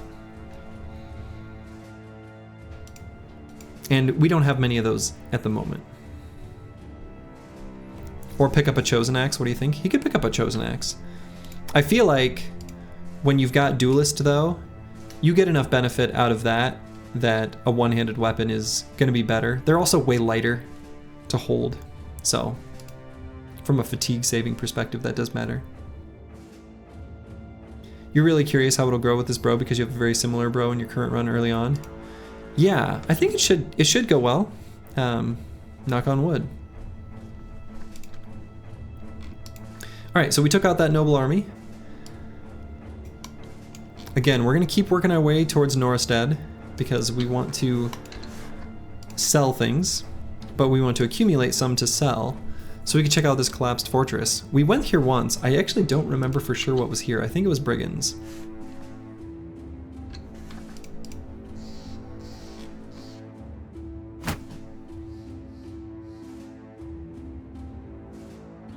What I might do is instead of the ancient tower shield, on Corvus Corac, let's put a kite shield and be able to swap to the heater shield. We'll just equip some of both, one of both.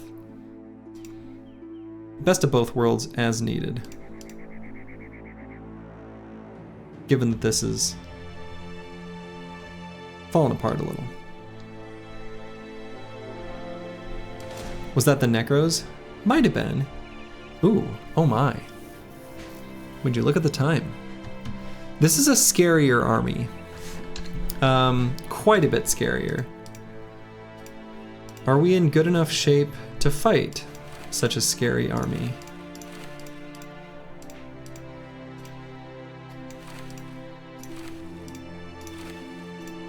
Maybe. We didn't take that much damage. This is much scarier though. Wasn't it 2 savants and some ancient deads?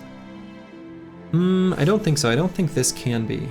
I think the collapsed fortress can, if it's undead, can only be the zombie dead. But I'm really looking at this company here. This is quite a bit scarier than the one we just fought.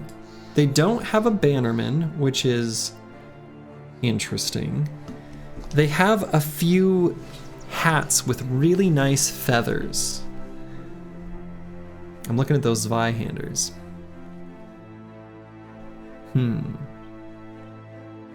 Here's what I think I'm gonna do. We're gonna do a warm-up fight in the collapsed fortress. I always want to bust camps when I see them because they have really good loot. If the company is in really good shape afterwards, well then, we go ahead and fight first Hohenfest company. If we're not, we let them live another day. Those will cost you, bro. Maybe. Okay, so it was brigands. Got a nice setup here for arrow absorption. This is where I genuinely kind of want the Falcon. Wouldn't it be nice to know where their marksmen are, if any? Right?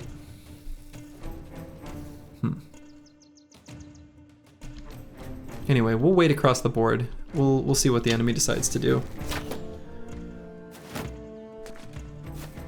And where the best entrance is, exactly, right?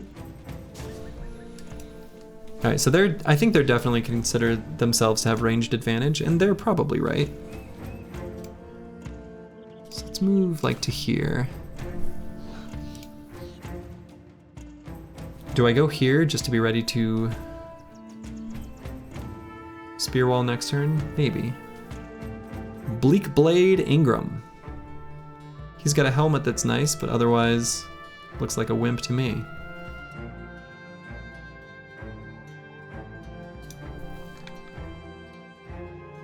The other thing too to consider with Christoph is there's not a whole lot of good spear walling to do, I don't think. Other than, I guess, just right here. We're only stopping this thug. The others are all going to attach themselves to the bros I put there. So I might just swap to the cleaver now. I don't think the spear's going to do much down here.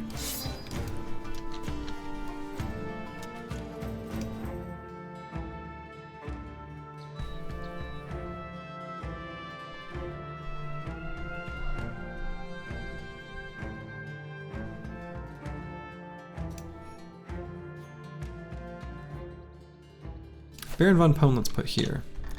Let's bring the formation kind of like down a ways. How about?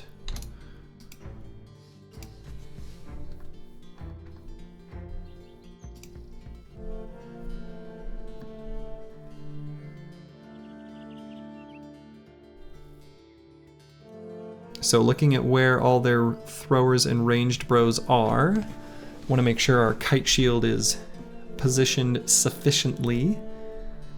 Or the banner, given he's got anticipation. I think actually I might just go here. We'll bring Mortimer Drock right here, and we'll shoot someone with crossbow mastery, which does more damage. More damage through armor. Lukey Dookie.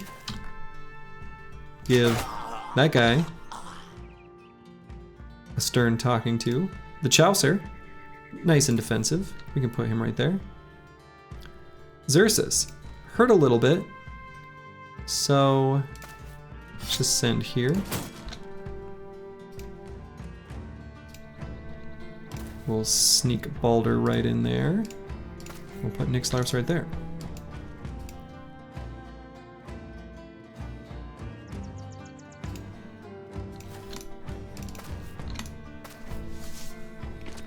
Okay, I think I feel pretty good about where the team's positioned.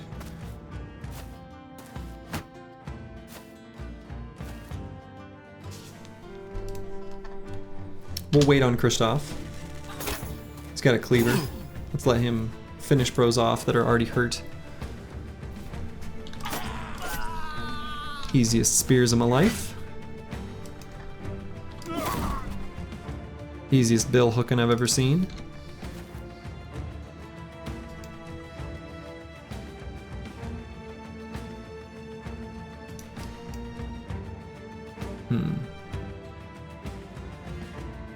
We'll wait here.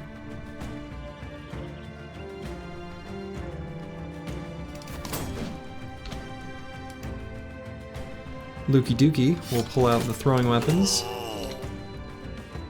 The Chaucer will take out a Briggy. Mortimer Drock.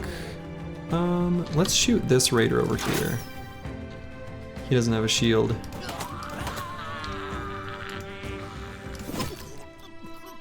Balder says, get your gate out of here.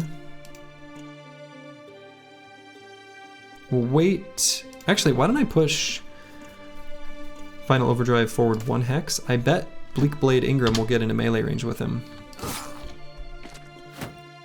Won't do it. Let's see, is it too risky to put Kristoff here? I don't think so. Especially if he does that.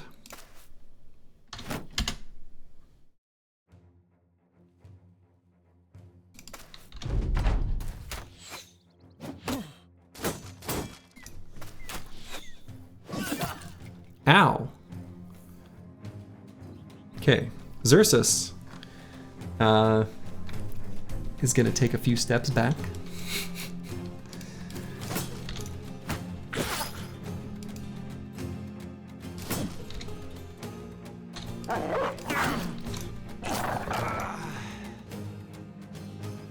All this talk about how will he perform under conditions XYZ, blah blah blah, could be deemed quite irrelevant if he just, you know,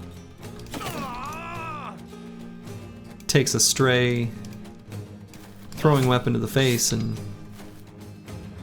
you know, ends his campaign there. So let's not let that happen. How about? Put him way back there.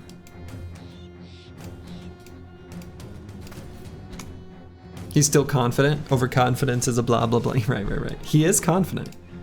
He says, all right, you may have gotten me, Brigand Raider, with your javelins, but I got this.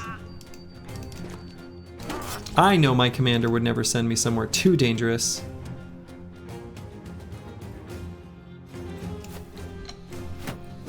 All right, do I try to dagger this guy down? I think so. Let's get that helmet.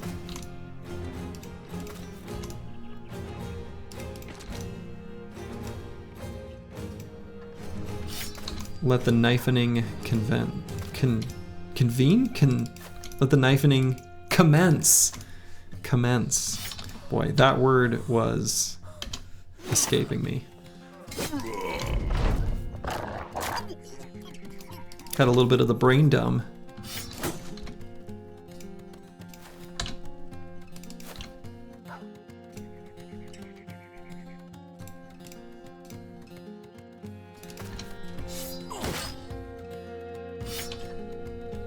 Riposte, huh?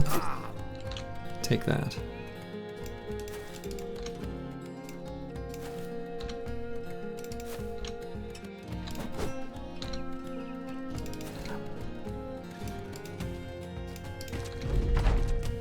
Alright, we're kind of blocking the dog, which is good. We don't want the dog in here.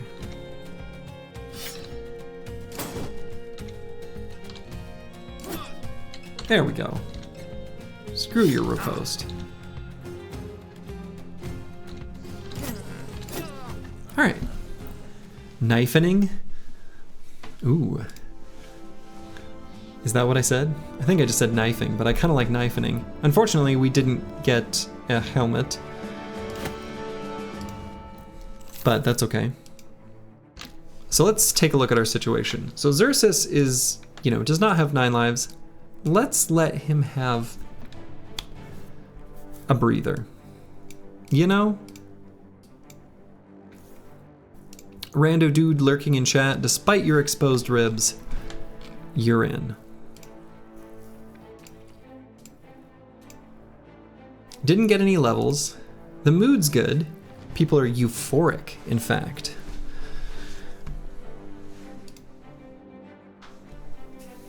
Many footmen, a few Zweihanders, some billmen, a few arbalesters, and a war dog.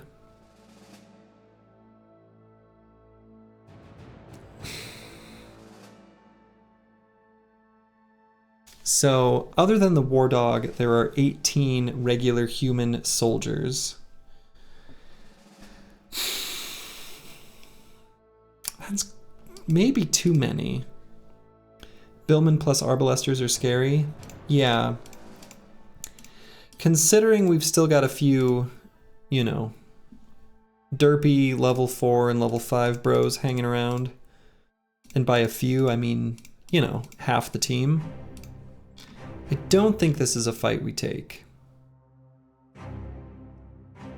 I think it's a fight we don't take. So let's head up north to Norstead to sell some of our, weapons, coins, other such things that we've pilfered from the battlefield. We'll come back, we'll fight them some other day. They'll be there for us when we need them,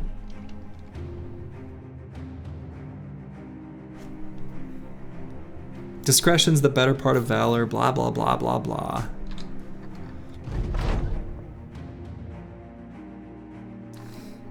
Bijante? Grib? Bijante and Grib had a fight. Damn it. Injured shoulder, minus damage inflicted. Disaster.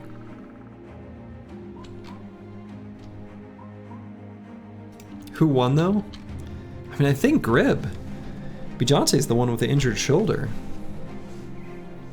Alright, we're gonna stop by Gerheim super quickly on our way up. Oh! That's incredibly fortunate. And I was kind of doing it because I was thinking they might have cheap supplies for us. Maybe not really.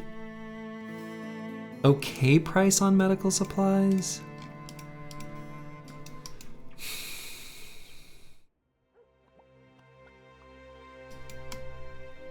Probably better than I can get anywhere else if I were to guess. So I'll just buy them.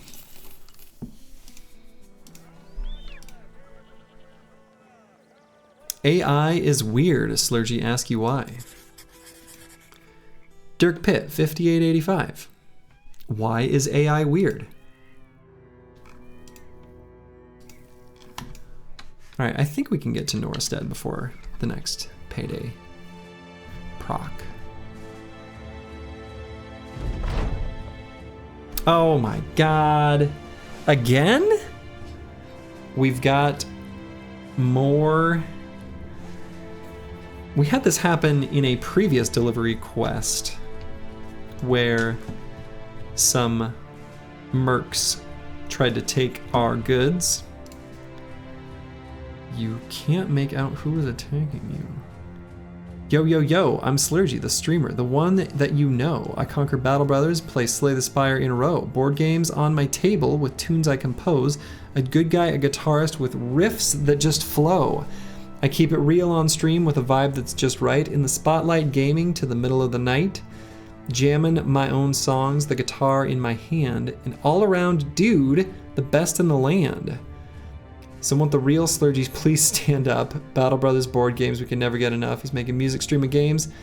All around, so fly. With Slurgy in the house, good times never pass by. To Slim Shady. Yeah, well, I didn't know that that would be to Slim Shady at the onset. So I didn't parse it quite right. I do often start out with yo, yo, yo, though.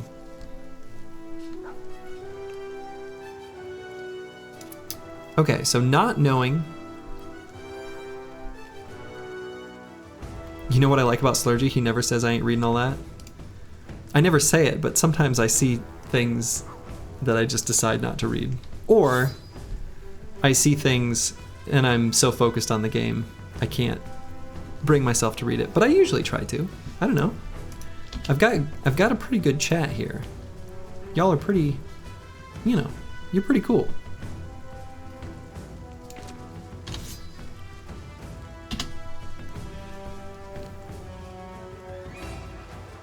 Okay, so once I've blocked off these two spots, with only 2 hexes where enemies could make melee contact, it being nighttime, being able to force scatter attacks into Corvus Corac and Nyxlarfs, I think I'm in pretty good shape.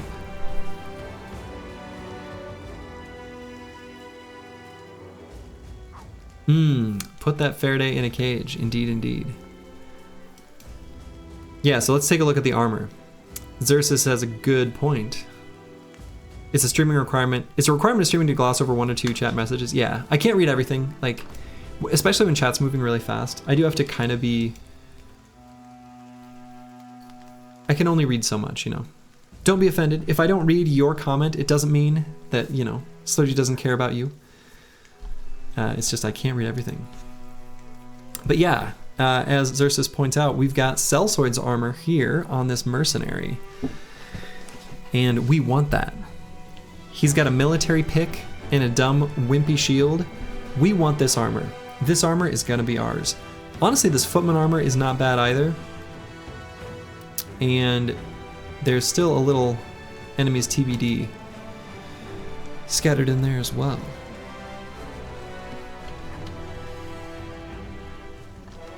So, I'm gonna put Corvus Corac here and Nyxlarfs up here. I think that'll be better overall.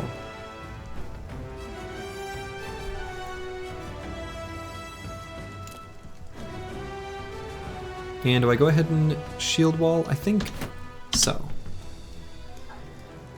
And we'll nestle in Mortimer Drock and Lukey Dookie right behind Corvus Corac. Did you fix fatigue on the hammer guy? Yes, by just dropping the pike.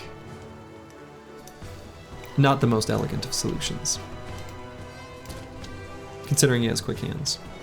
But you know what? We're doing what we can.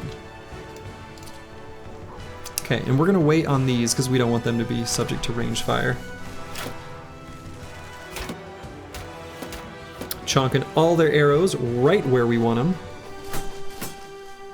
Throwing their throwing weapons more or less where we want them. Not even the dogs have pushed forward though.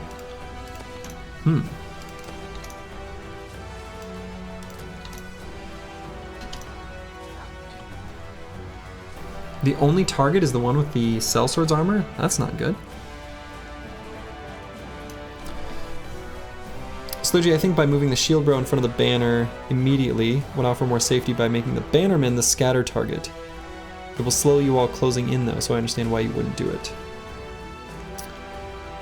Moving the shield bro in front of the banner by making the banner. So that's what I'm saying. The shield, things won't scatter off of the shield. As soon as the shield is where either things are being hit from cover, like shields are different. Shields are different than other scatter target things. But maybe I'm not understanding exactly what you're saying. Some of this formation was actually with the intent that they would close on me in melee though, and they didn't.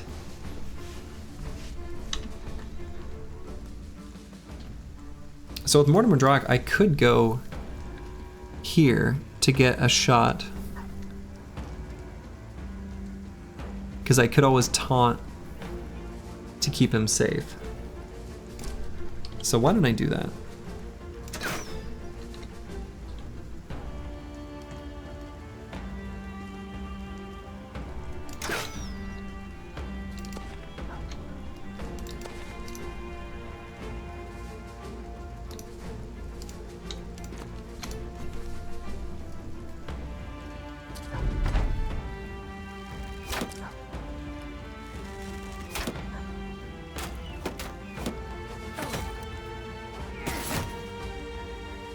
Okay, that was okay. They're gonna run out of throwing weapons soon.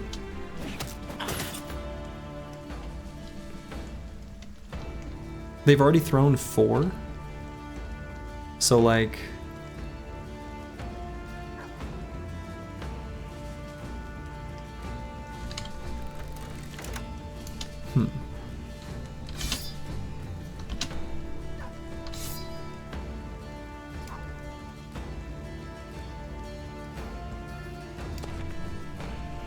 Surprise merc up there. Okay.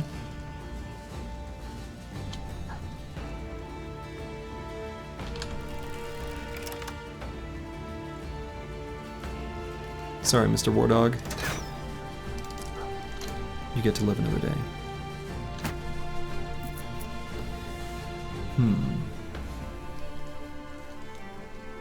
Slurgy is here, so don't despair. Each skirmish fought with bravery, yet with care. Stay tuned for victory. Hope no matter slim, for Slurgy endures on every whim. In the aftermath from battles grim, shine the legends who never dim. My toilet was off balance, so I gave it a shim.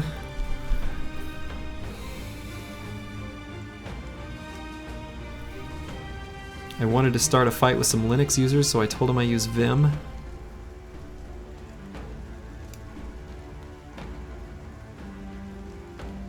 I enjoy painting, but I hate doing the trim. A lot of things rhyme there.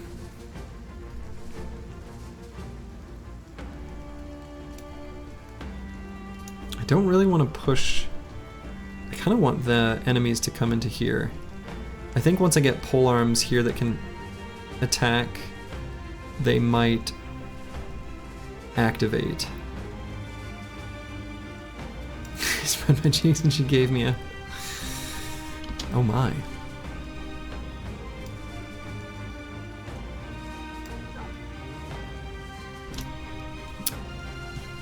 Poetry night. Poetry night in Slurgy's channel. A classic. Apparently. There we go. There we go. Haha.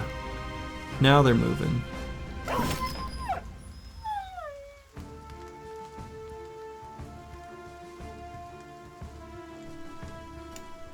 Render dude can probably go here. I think that's fine.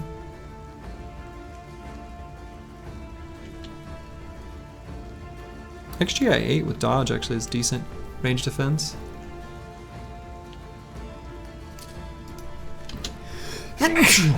Excuse me. Each Battle Brothers fight ending with fields covered in gore and limbs. Yep, that is kind of how it goes.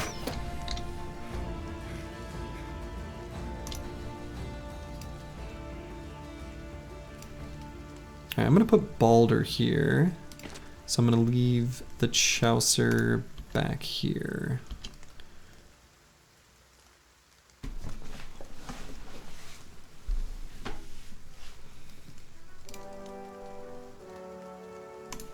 No one to taunt. That's okay.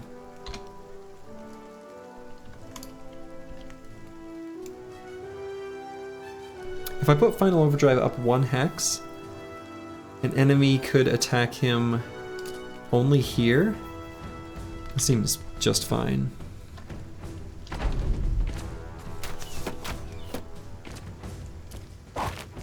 There we go. Alright, so we do want to get rid of that net.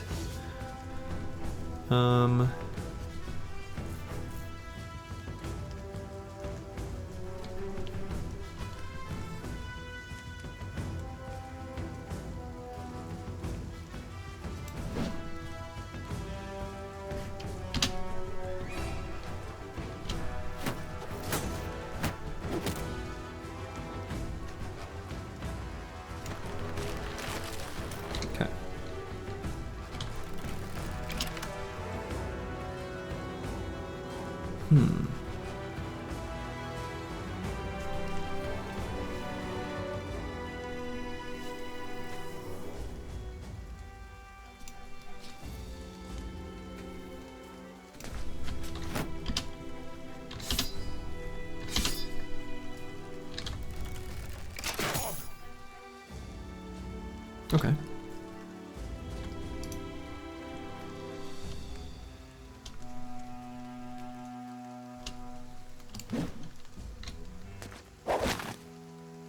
Okay.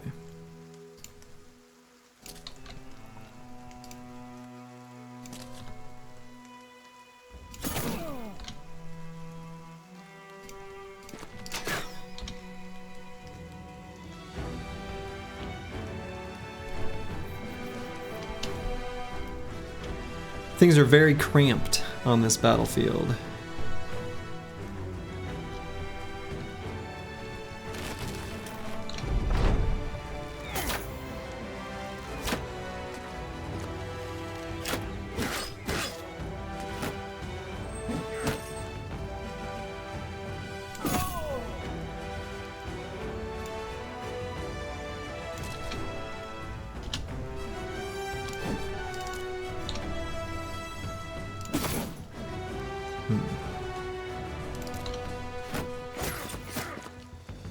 Good try, nerd.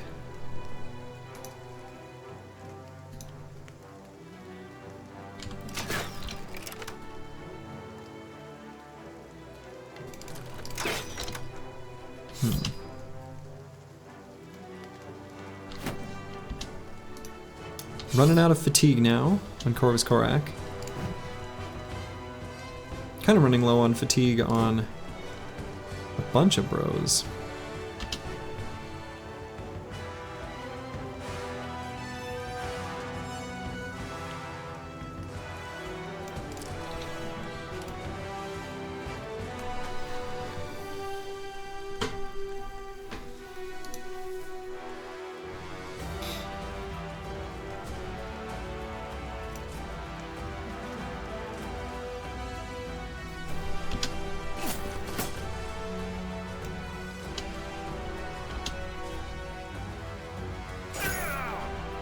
Ooh, stabbed him in the head. That was good.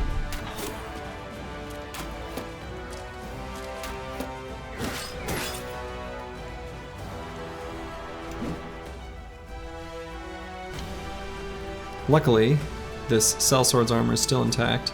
Footman's armor is looking like it's in good shape too. So that could still be something we could end up getting our hands on.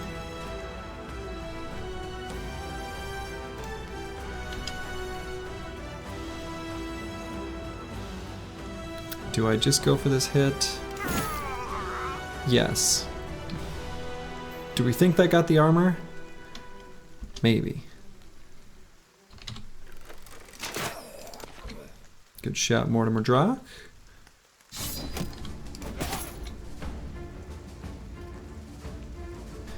Do I bring Kristoff down? Maybe?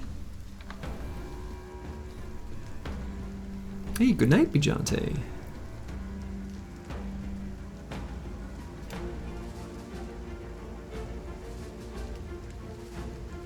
Yeah, let's do it. Let's get a better surround bonus. Final Overdrive's having a lot of trouble hitting down there.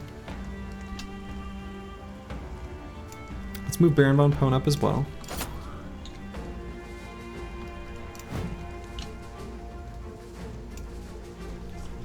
Corvus Korak will move here to get in better position to lock down this Merc with his fancy armor. And I think we'll swap to the heater shield.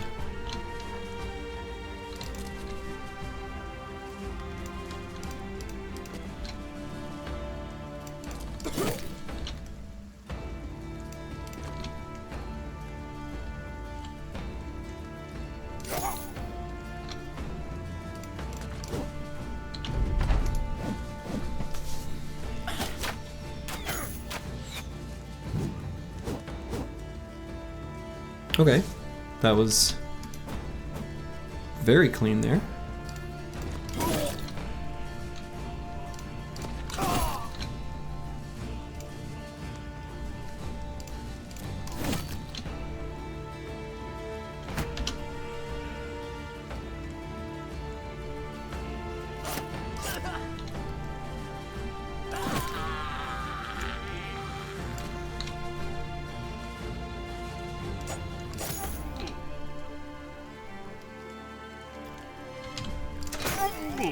Alright, got a couple more going to fleeing.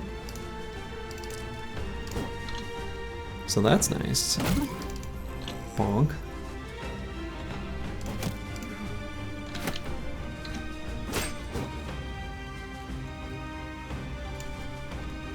So I can probably go ahead and put like XGI-8 up here. And he's got Backstabber. So he'll be a great one to participate in the daggering.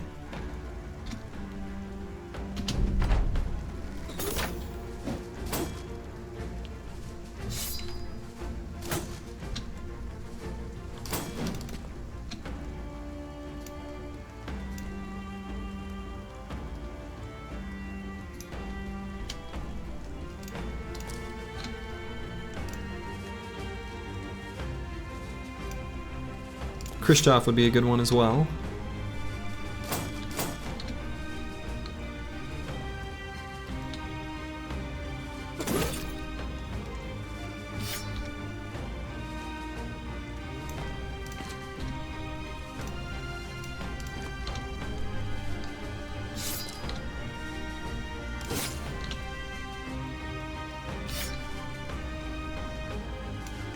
Let's keep taunting this Merc.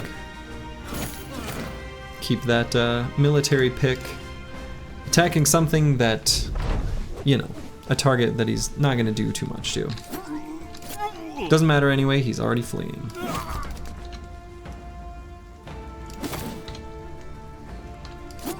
And now he's dead. Great. Now we just got to finish this one off.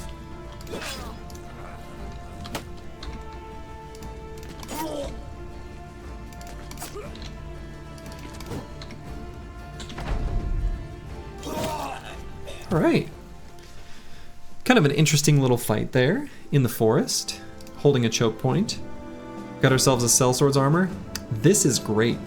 260? Hell yeah. Hell yeah.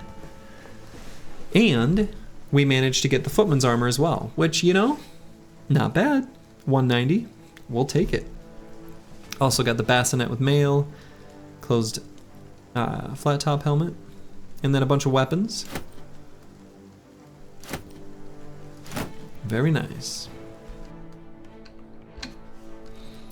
So, we can put the sellsword's armor here, which will allow us to put a pike back on final overdrive.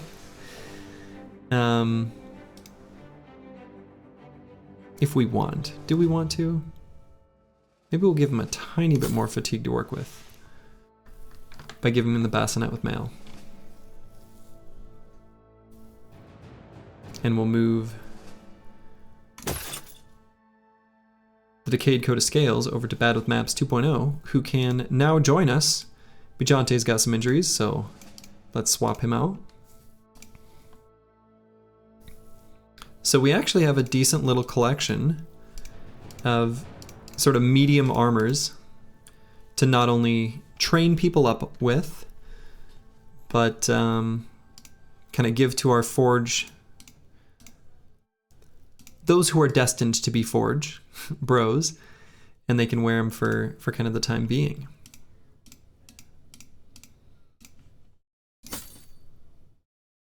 Mortimer Drock, for example, can have one.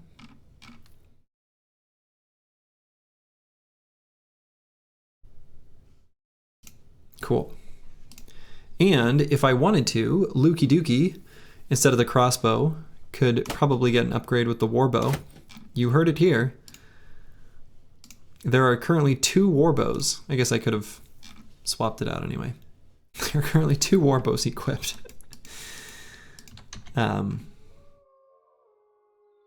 But we don't yet have Duelist. And so until that point, you know, throwing weapons, they're not at their full potential, right? Duelist makes a huge difference in the damage that they can do. So let's make sure to get to Norstead before payday, before the midday wages gotta go out. We operate on thin margins here. Okay, not an interesting tavern rumor. Follow the tracks, return the lockbox. We might do that. Deliver cargo somewhere. I don't know, maybe.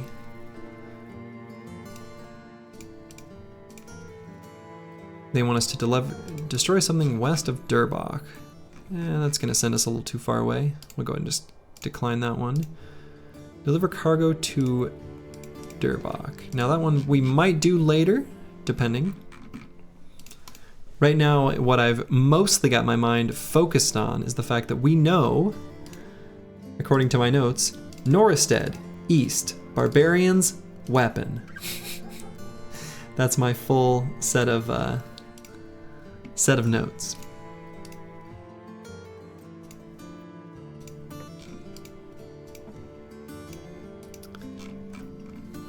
So we're gonna sell some things here, just to make enough room.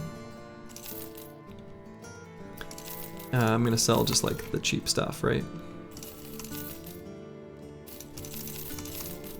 And the reason I'm doing that is giving just enough room so that we can improve relations here a tiny bit before we sell the rest. So we'll go ahead and return the lockbox here in Norstead.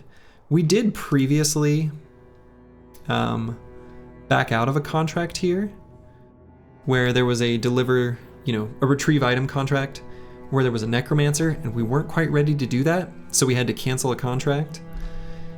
And if I remember, yeah, we ran from the fight. Yeah, we must have, right? Because there was the necromancer. And so there might be a little bit of relations repairing that we want to do here. We want good relations with this city because this is a key place for us to sell items here in the north. So I'm going to buy tools. 2 stacks of tools, I guess.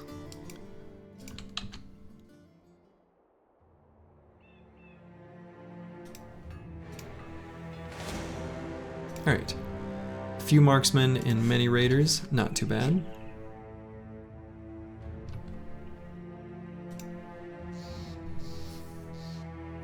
don't run too fast. Well, speaking of groups of raiders with the necromancer, they're still out there. Huh, that's kind of funny. I actually didn't.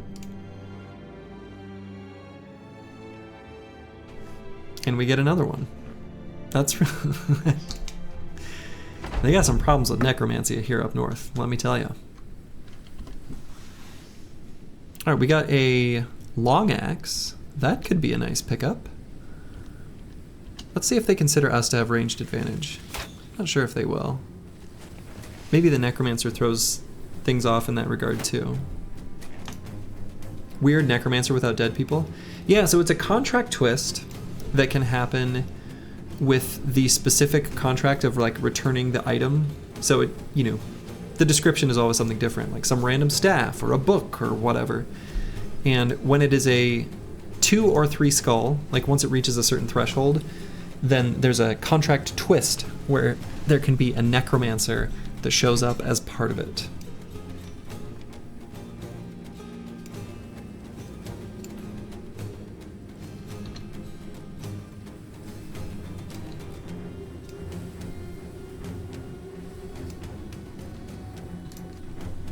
Can he give them superpowers like the undead? He can't give the raiders or marksmen superpowers. However, he can resurrect their dead bodies and then give them superpowers, and they will all be allied and on the same team. Yeah, rare coin collection. That's a classic. That's probably the most common.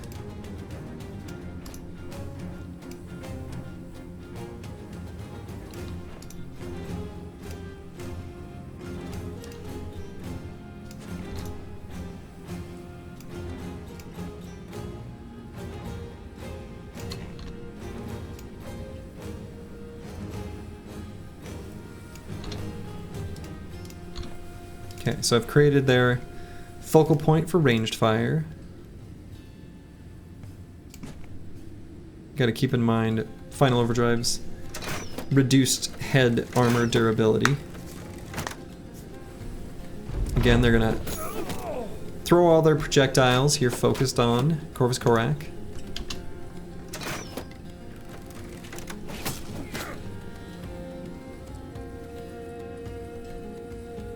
Let's see, should I just close on this raider? I might. Sure.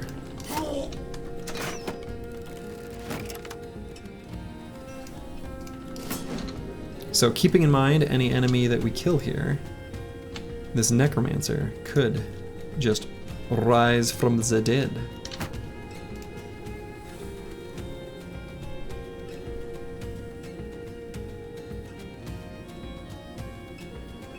So I think actually, because he doesn't have any bodyguards, to give Mortimer Drock and Lukey Dookie a shot, I'm going to move Corvus Corac and Nixlarfs up. Alright, so this could be a place he could raise the undead.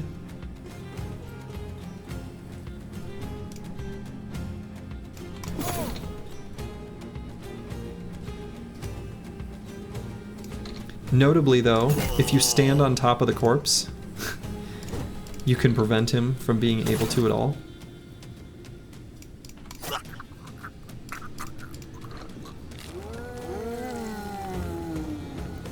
So he just did it. But this is the ultimate Reddit move.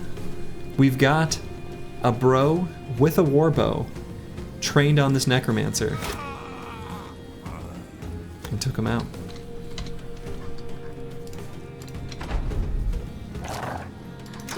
That was the ultimate Reddit pimpest plays right there. Admittedly, that is satisfying. I'll give Reddit some credit there. It is a feels good play.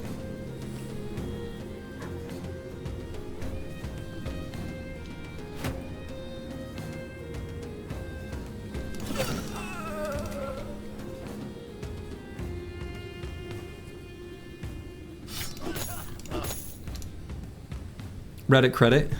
It rhymes, so it must be true. Sounds right to me. All right, Lukey Dookie does not have 9 lives.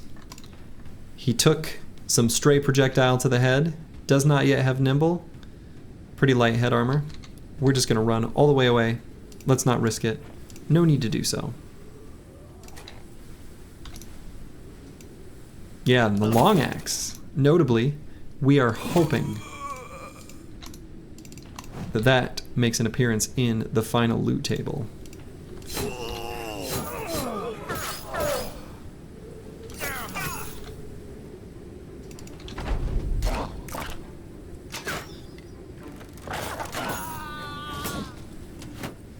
One way we can know ahead of schedule.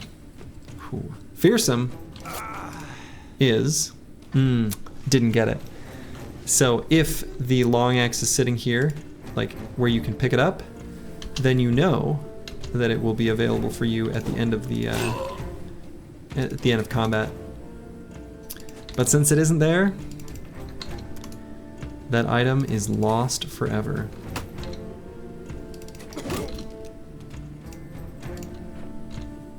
Goodbye, long axe. I'll miss you.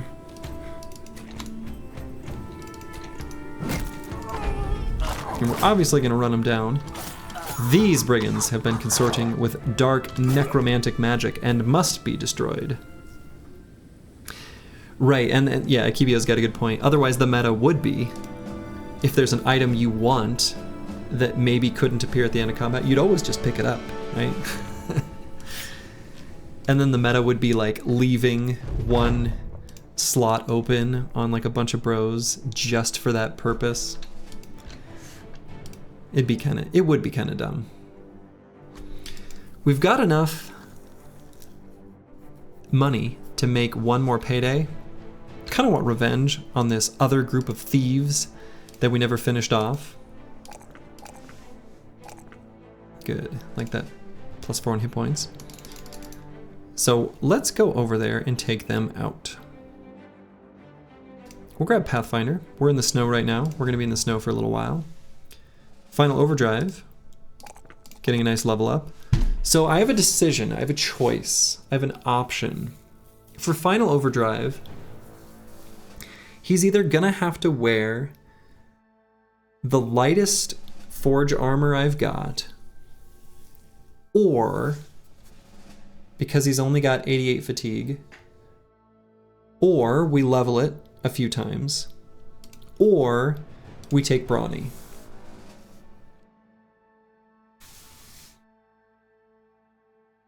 He's already got good enough resolve, and we do have Fort Mind spec'd already.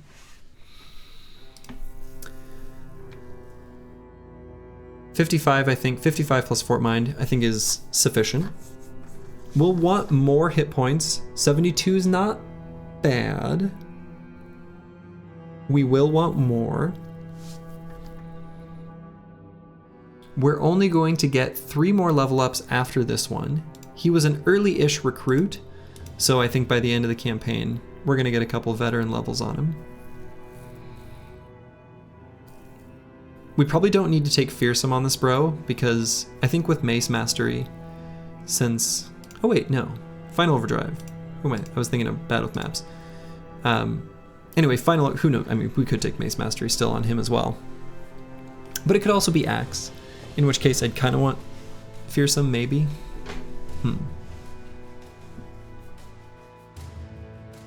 Shmal 4 has got a 3-3-4. I don't know what that means. Yeah, leveling it a few times is good. Hitting the 4 is good.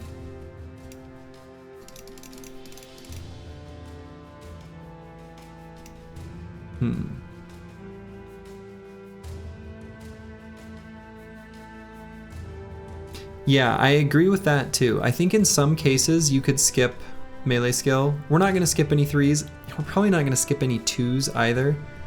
We're always going to see those, so...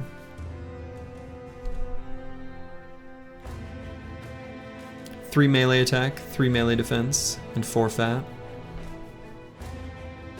Oh yeah, I mean, these two are a given. Sorry. I should have elaborated on that. These two were always going to happen. I'm making a decision between these two. I think I'm okay. I think I'm okay putting the point into fatigue.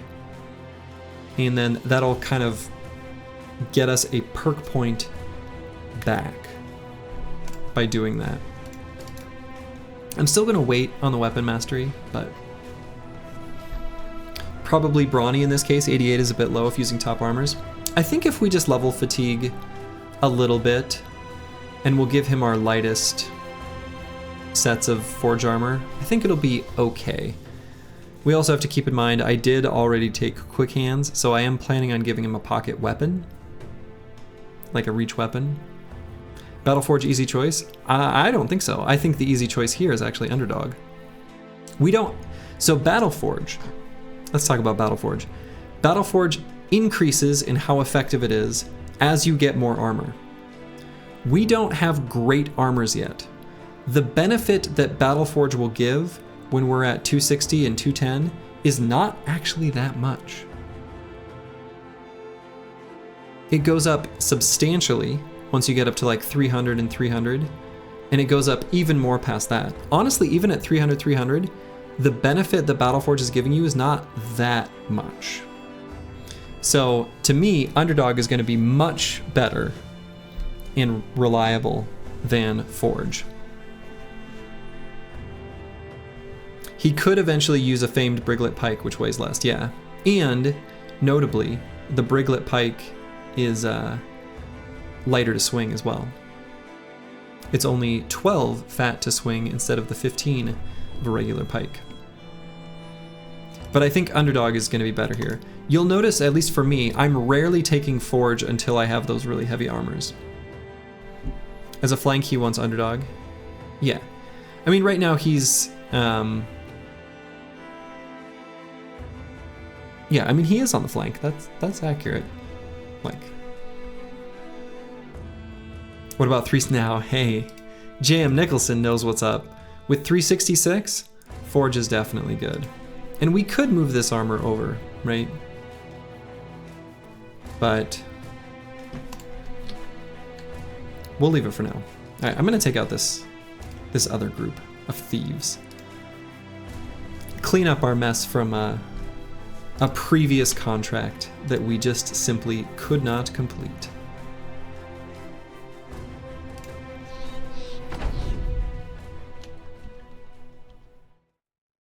All right, let's see if they consider themselves to have ranged advantage. I think they will. Shoot into our kite shields. Do some cute little scooting and maneuvering. And we're just gonna push forward, I think 4 hexes. Let's get all the way up, ready to blast this Necro.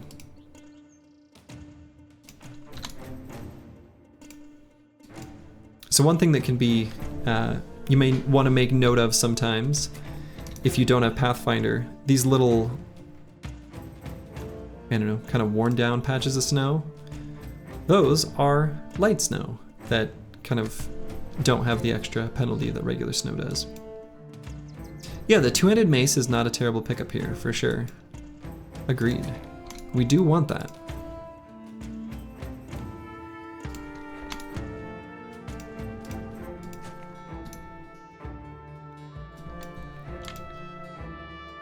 Yeah, of the weapons, raiders can probably have two-handed mace and the poleaxe.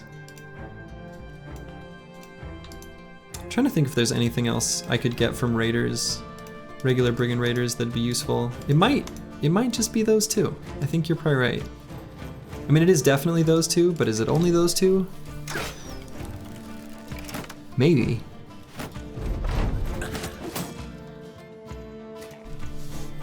I think the long axe is probably certainly the most useful of the things we could get. All right, let's let this guy move forward. We'll let them come to me.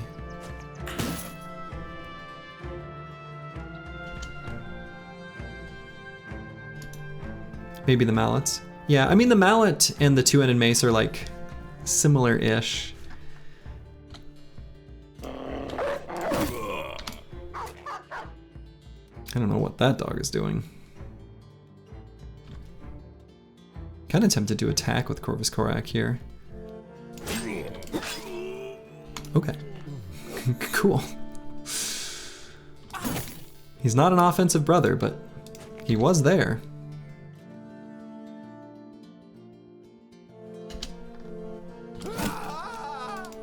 This Necromancer is gonna raise up some minions.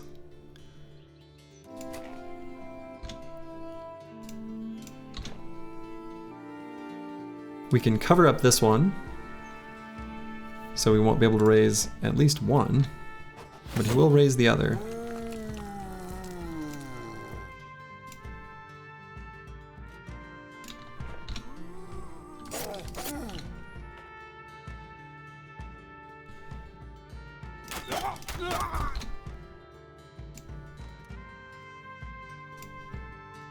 Okay, let's get a dog down to help with surround bonus.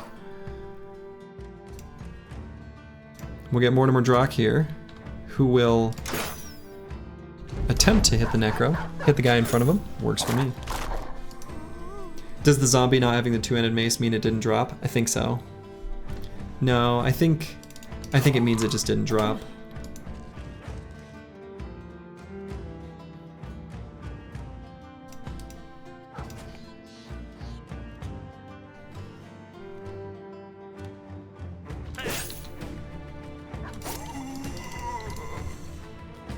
So, sad day.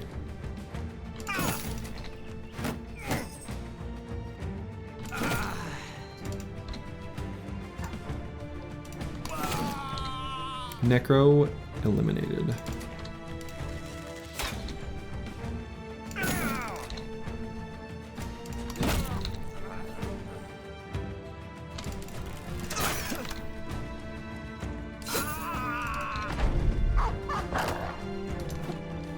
Now we're just taking them out one by one.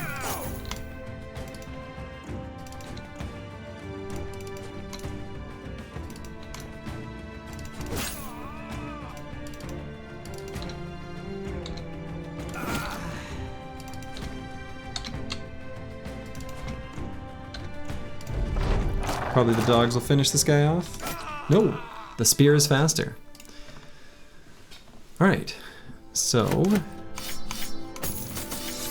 let's see how much we can get over. All right, and we'll play the game where we remove things that are worth less to make room for that which is worth more.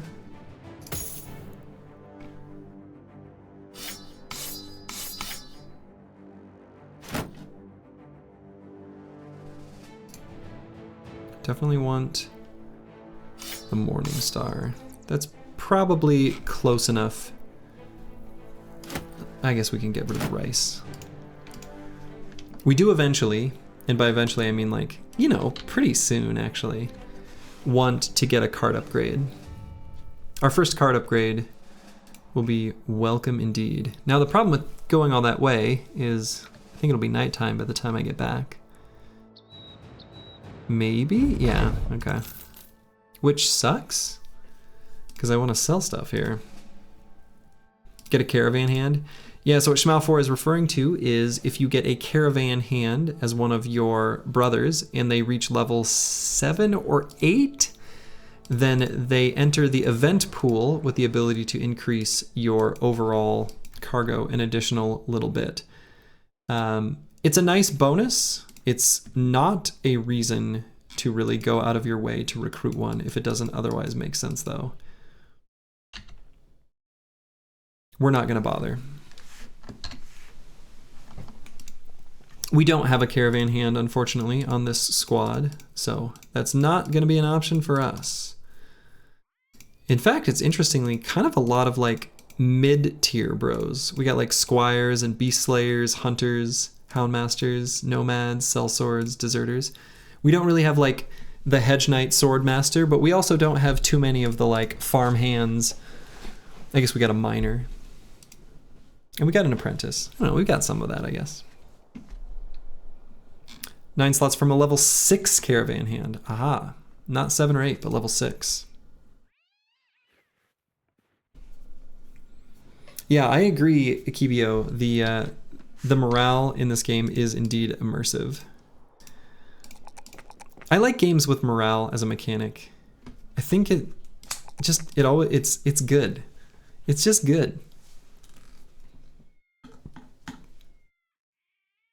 All right, definitely gonna get Pathfinder here. This bro's gonna need it eventually. It'll be good for us now. We don't have a flail for him yet. He'll eventually get one. Actually, chonky with that HP. Oh yeah. Let's see. So what do I do? Do I just sit here and wait for dawn? I kind of have to. Maybe that fight wasn't worth it.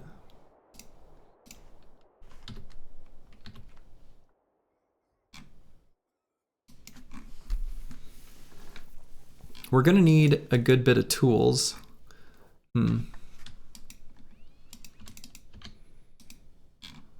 Yeah. Let's just do a tiny bit of exploring, just the littlest bit, to be back by dawn. Okay, that's all we can do. Let's head back.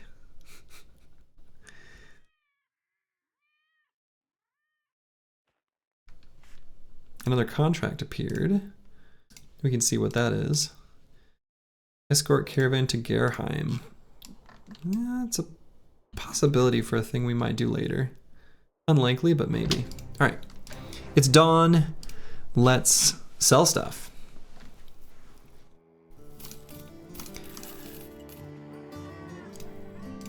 We've got both a kite shield and a heater shield here. I think that'll be good enough. I'll say before I go on too much of a selling spree, I've got backup nimble armors. A nice little set of them, actually. A backup forge helmet, question mark? Kind of. Anything else I want to keep? Not really. I think everything else is going to be more valuable to us as money. We want money.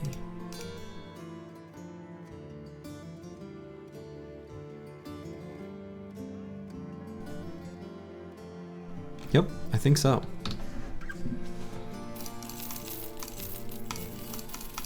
If this were my peasant militia run, I would just click, click, click, click, click, and sell the black book.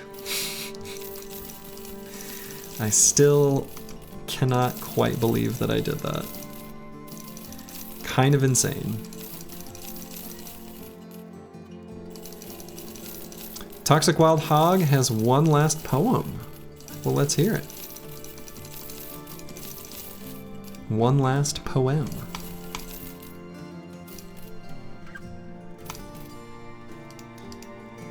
Toxic Hog sits with a grin so sly, typing requests, giving Chat GPT a try. Make me a poem, he types with delight, about Slurgy's battles, fierce and tight. Each turn, Slurgy plans with tactical care, while Toxic Wild Hog cheers from his lair. Verse after verse, the Chat GPT spins of Slurgy's valor of losses and wins. Toxic Wild Hog laughs at the tale it weaves as Slurgy conquers, never deceives. Very lovely. Very lovely. ChatGPT does love its rhyming verse. You're done? Well, that was lovely. Okay, so we want to go east of here because we want to find whatever that noble, or excuse me, the weapon is that the barbs have. What was this first contract? Go to Durbach. But I also kind of want to get more tools maybe before going there.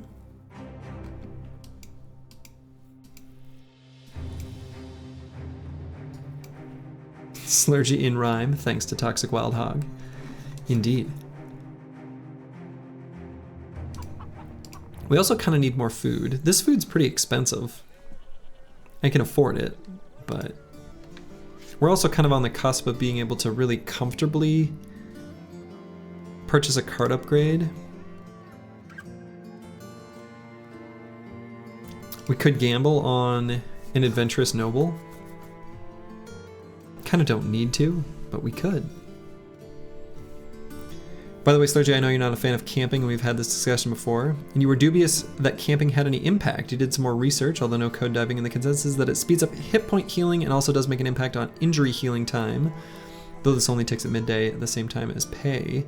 So you can micro camping right before that moment to min-max. Yes, that is true. You can, and I think I've even done that here and there. It feels a little... have I done it? It's the tapping the camp button right as midday ticks feels slightly filthy to me. But I think that's true. I think that does work. Is the more expensive food better than others? It does last longer, so it's got a longer shelf life.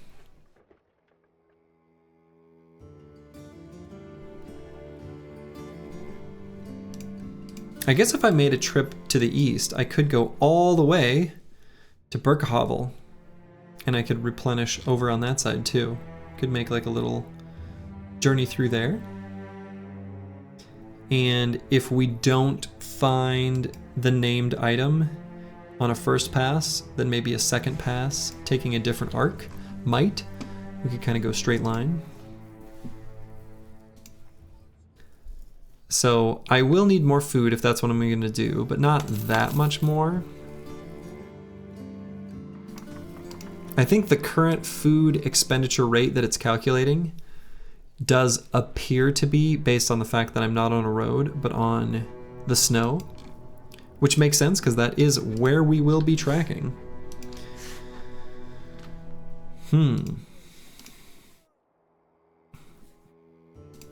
Do I gamble on an adventurous noble? I was just saying how we don't need any more bros, and we don't. But I did say I could maybe go for one more fatigue neutral, which is still true. And an adventurous noble is good for that specific role. It's really not a bad price.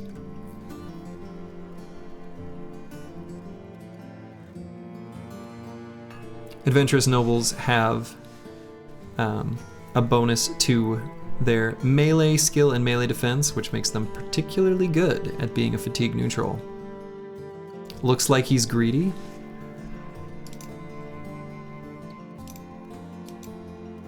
Oh, interesting. Can you tell that by the daily wage in the... Interesting.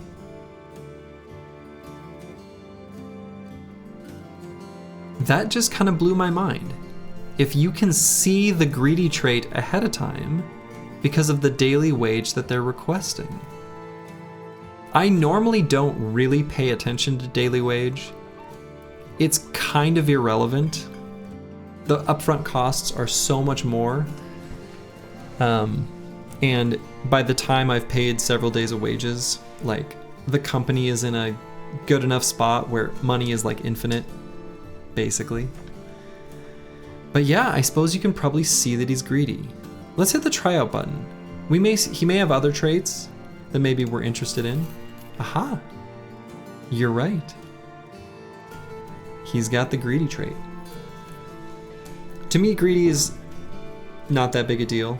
There's a few negative events associated with it.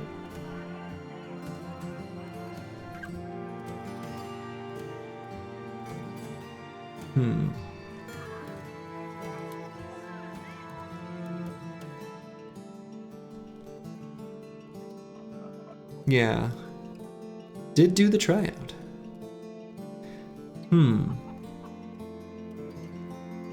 Doesn't otherwise have anything terribly noteworthy to offer. I could sit and wait for a swordmaster. Swordmasters are kind of ideal for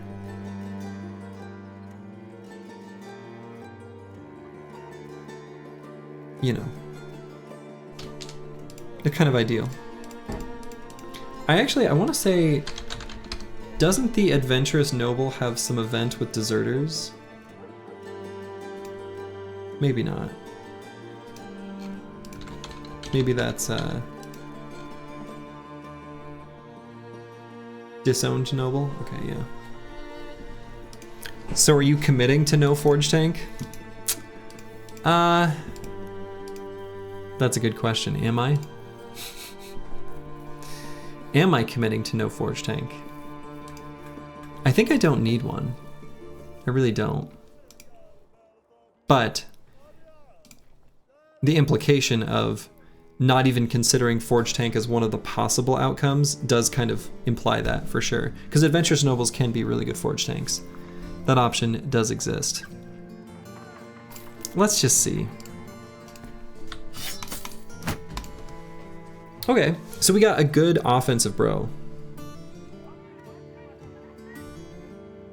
Yeah, you hate the stream delay when you ask a thing I just answered. Yeah, I think sometimes there's a button in Twitch that you can press that I think tries to keep you more, you know, up to date, but the downside is that it will slightly distort the audio. So there is a downside. So yeah, he's got pretty good stats. He's just a good offensive bro. He's not going to be a good fatigue neutral.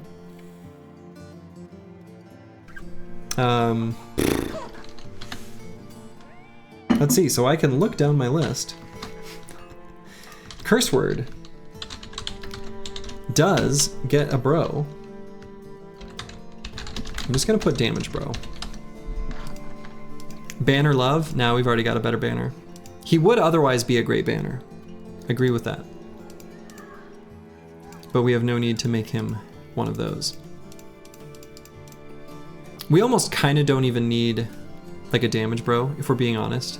Like, I honestly could perhaps, now that I already named him, but I don't have to keep him. Like, having a moment of being real. I train him up. I don't really need nibble damage bros. Really. He could be cleaver. Yeah, cleavers are good for mono. Cleavers are good for lots of fights too.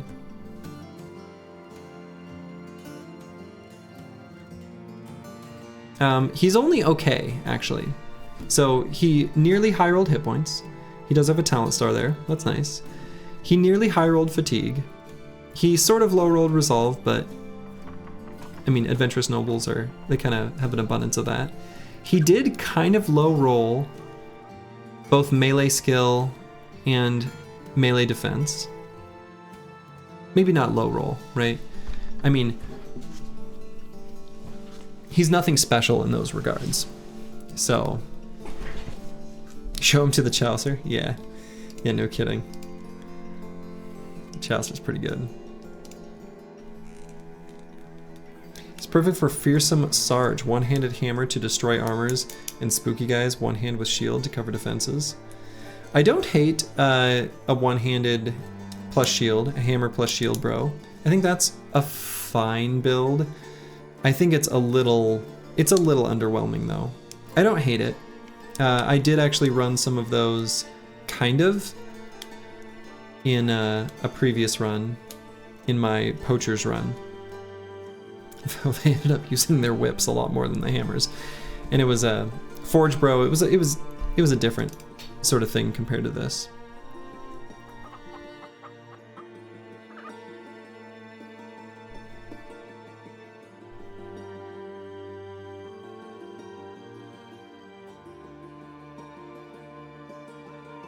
I honestly think he's fine, but I honestly don't know that he's even worth training up. I think if I'm gonna wait for one more Chadley bro, I think it's not him. Like, his stat line is really, exactly, his stat line is for banner or nimble damage dealer. We don't need a banner, we just don't. We've already got more than sufficient.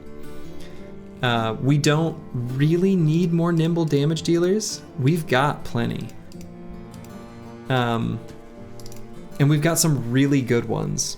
So if anything, again, all I really want is like one more fatigue neutral and then the team is set. Curse word's not the greedy type anyway.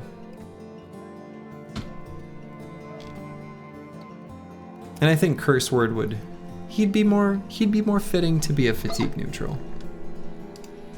Curse word has spoken. Curse word has not been scratched off of the list. He is okay,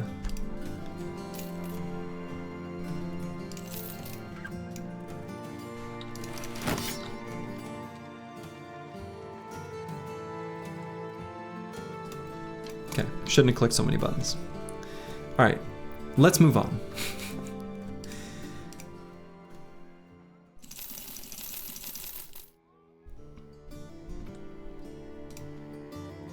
So let's head east. We're gonna look for this named weapon, and then we'll make our way over to Burkhovel.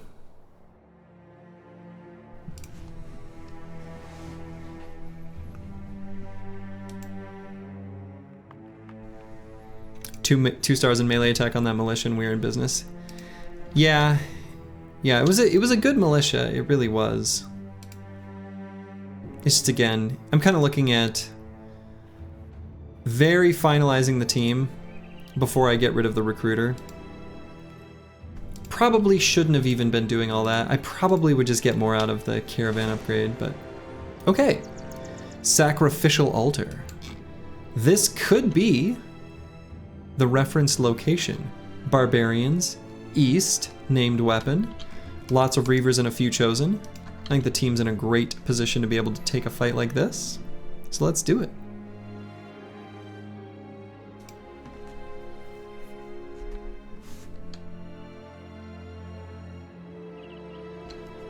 Fighting some reavers will be a great chance for us to gain some let's see, make sure we've got everyone in the battlefield that we want.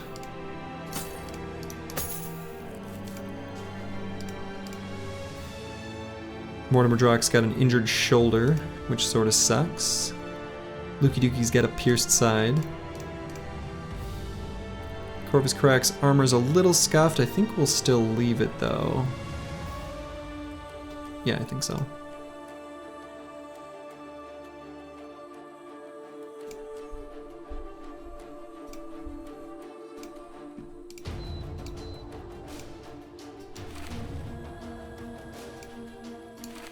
We'll swap a couple armors, 'cause we can.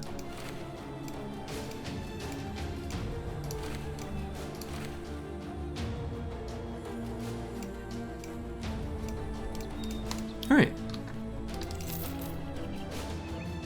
And let's fight a little group of Chosen. We're hoping that the Chosen have some nice heavy rusty axes for us.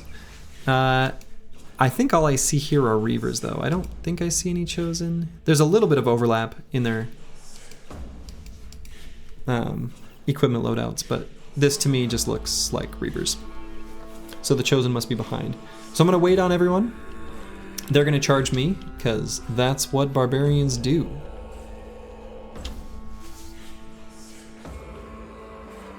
The throwing weapons could give us some hurt, but that's okay. There's the Chosen. All right, so there's one Chosen axe here. All right, so let's think strategically about how we want the team to be arranged, lined up, set up.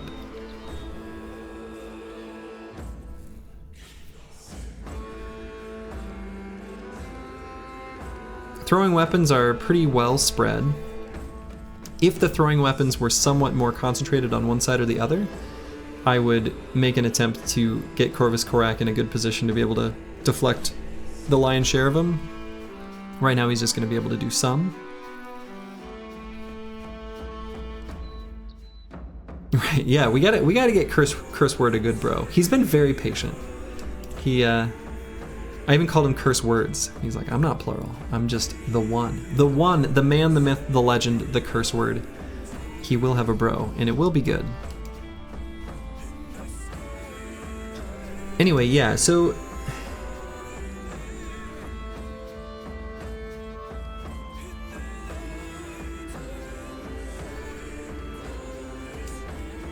mostly I just want to make sure that the chosen are kept back. That's all I really care about. Like, so if I go here and spear wall, this Reaver is locked out of being able to do anything. This Reaver, a bunch of these kind of can't do anything.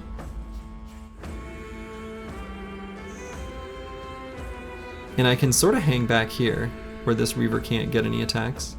Balder can move up, attack, back up. XGI8 probably will just stay where he is. Yeah, I think let's do this.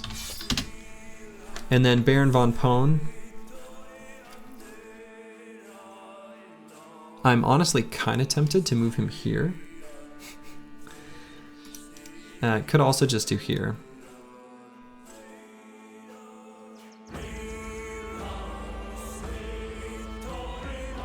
Or could leave him right where he is.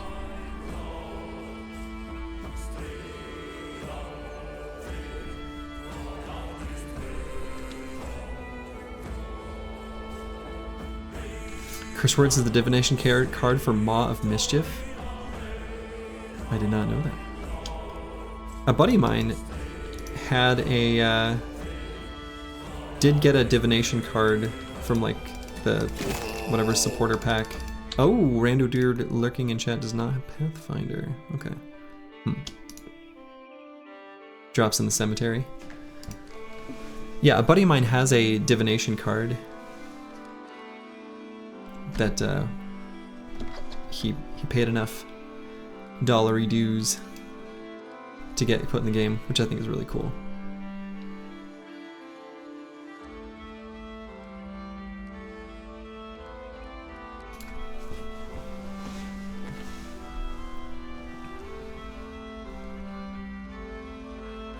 Do I want to taunt anyone?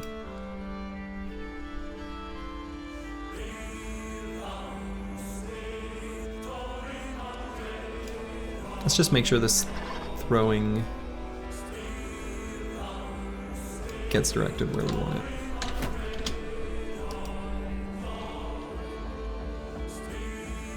Lukey Dookie. We could pull out the Javs for extra hit chance, but this Reaver's sitting here naked. So the Warbow will actually do pretty good damage. Give credit where it's due. The Chaucer and Mortimer and Battle with Maps we're gonna leave there. Mortimer Drock. Good try. So does Balder have Pathfinder? He does not. So if anything I could have moved XJI 8, but we can't move forward and attack and then back up. So we'll just sit right where we're at. Battle with Maps will stay. Nixlarfs also will stay. Could go here and attack if I wanted. Naked Snow Briggies. There is a naked Briggy. Well, we stripped his armor off.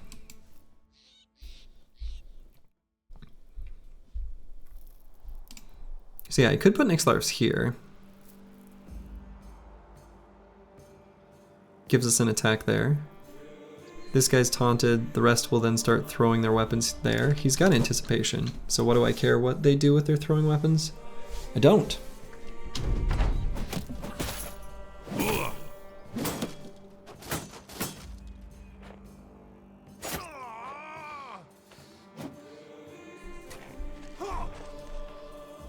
Okay.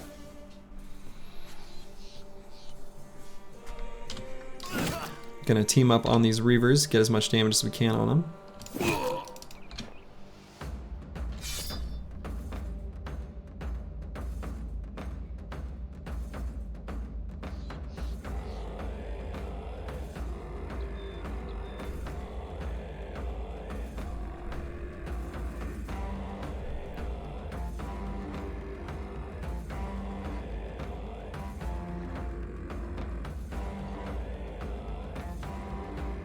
Okay, I'm thinking what I'm going to end up doing here is Corvus Karak's going to go there and shield wall. Reindeer Deer lurking in chat's going to attack and go down. And Baron von Pone is going to spear wall and move down. We're going to make sure that Barbarian Chosen with the axe stays away just a little bit longer. So I'm not sure who I'm going to attack with Reindeer Dude lurking in chat yet. That Chosen did a bit of tomfoolery with the Reaver. He did. He sure did.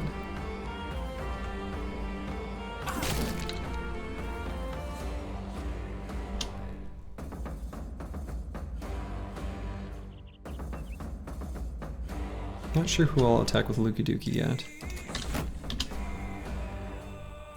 Mortimer Drock could attack right here. Could go after this Reaver as well. Or even this guy. They're not wearing hats. These snow briggies are letting their inner briggy shine through.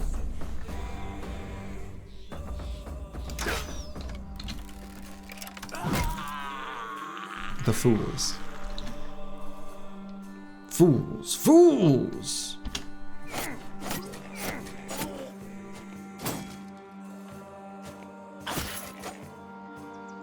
Ooh, unfortunately that Chosen made it through. Yikes. Alright.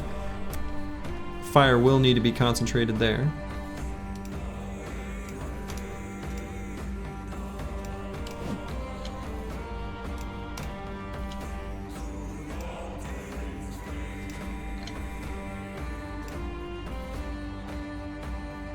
So maybe I move Lukey Dookie forward. He does have throwing mastery, but not the best throwing weapons. Actually, the better throwing weapons are on the bro sitting on the bench. Whoops.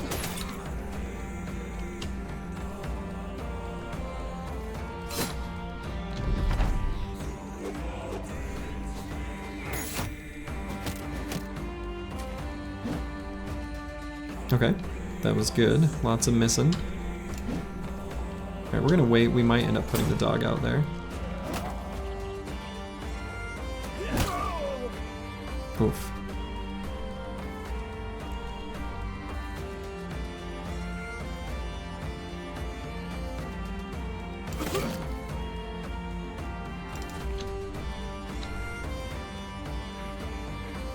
No longer enough fatigue for the spear wall after getting bonked and dazed. So Kristoff is in some danger. We've got enough fatigue for 2 stabs, 2 thrusts on this Reaver.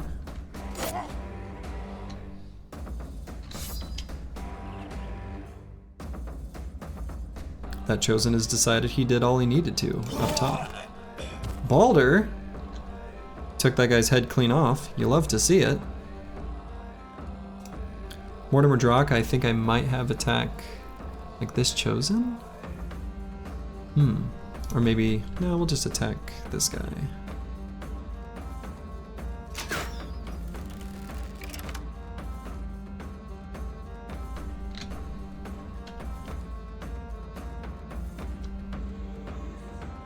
That was so lucky, streamer luck. Indeed.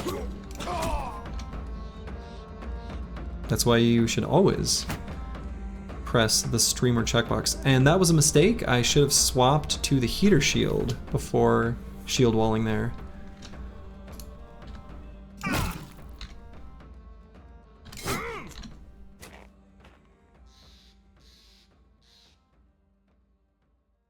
I'm not going to put a dog out. Don't want to give them a tool to gain their confidence.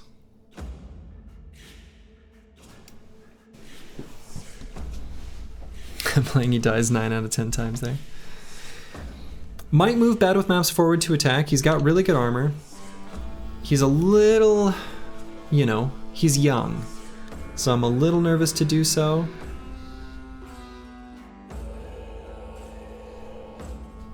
But only one enemy would be able to attack him.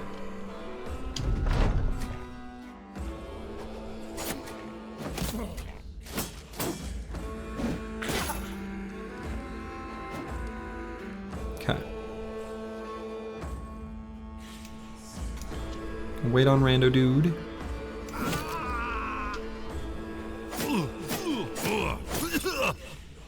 Losing our spear wall is super dangerous, and now that this chosen with the axe has moved in, we've got a serious threat on our hands.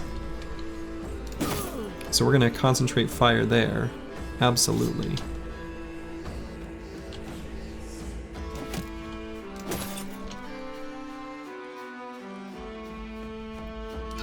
And honestly, anyone who is in range of Kristoff. So with Mortimer Drock, instead of reloading here, I'm actually going to pull out the jabs, throw them, free up that spot for rando dude lurking in chat.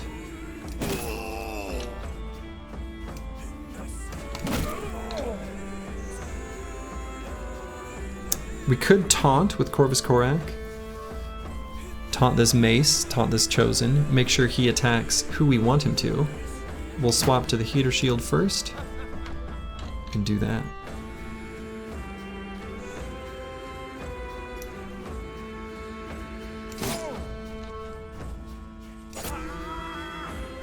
Okay, we were able to finish off the scary threat.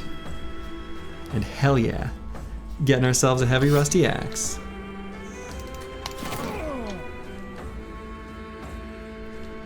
Alright, and I think, because of the melee contact that exists, that dog is not gonna be at risk of making any of them confident.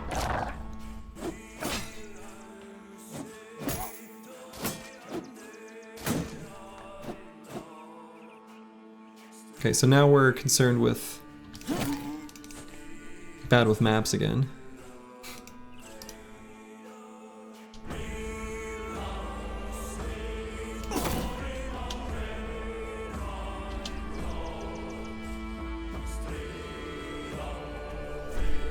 We're no longer dazed, so we gained a bunch of fatigue back. Kind of interesting. I think we'll do regular attacks there on the Chosen.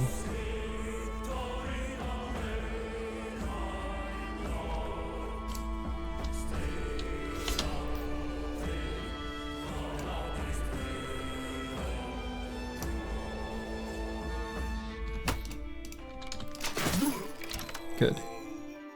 Finished off that guy. Here with Corvus Corak, maybe I'll just do an attack on this Chosen. Taunt does something counter +1. It's incremented quite a few times. More than I'd like to admit. We're gonna move here so Rando Pole has a good attack. Rando Dude lurking in chat with the polearm.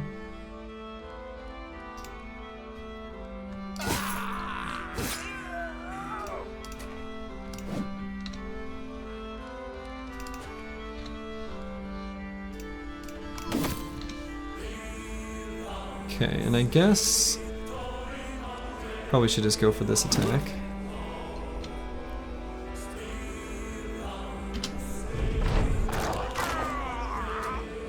Alright, that Chosen has decided he's had enough, so that means this guy's gonna run too.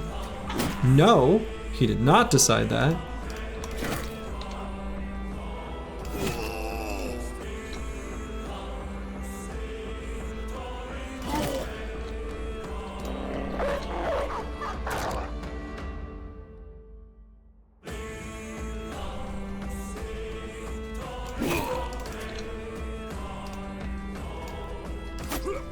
Good, got him fleeing. Okay.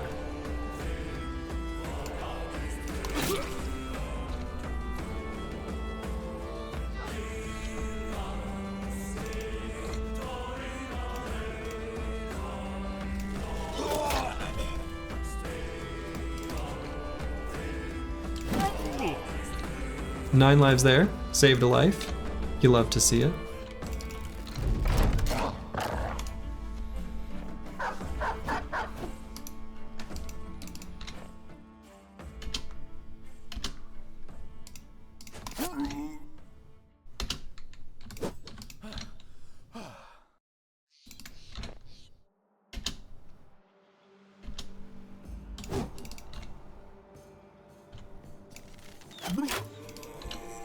Okay, let's see what our fancy named item is, assuming this was the camp being referenced.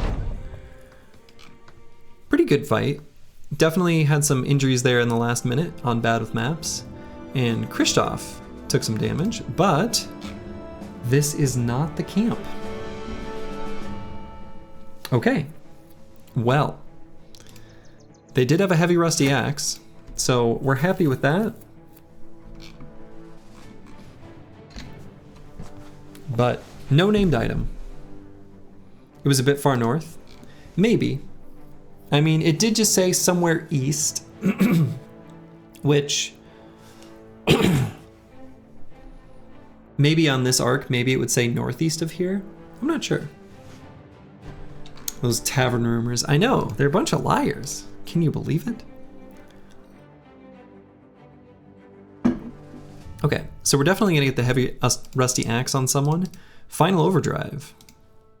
Why not you? Bad with Maps gets a proper two-handed bonk. Unfortunately, he's gonna have to sit out for a bit.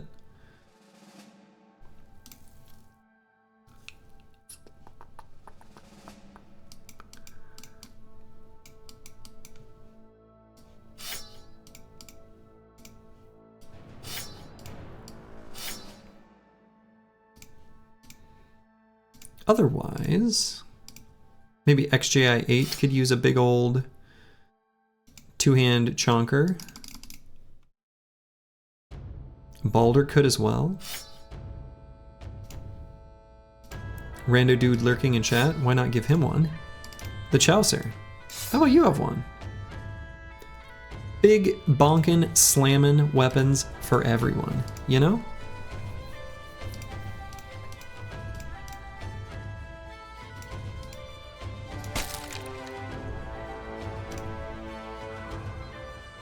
Okay. We'll move some armors around. Replace some nimble sets that need updating.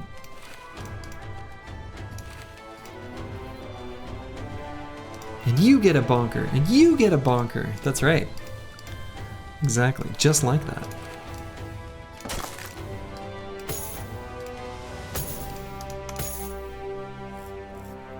Thunk.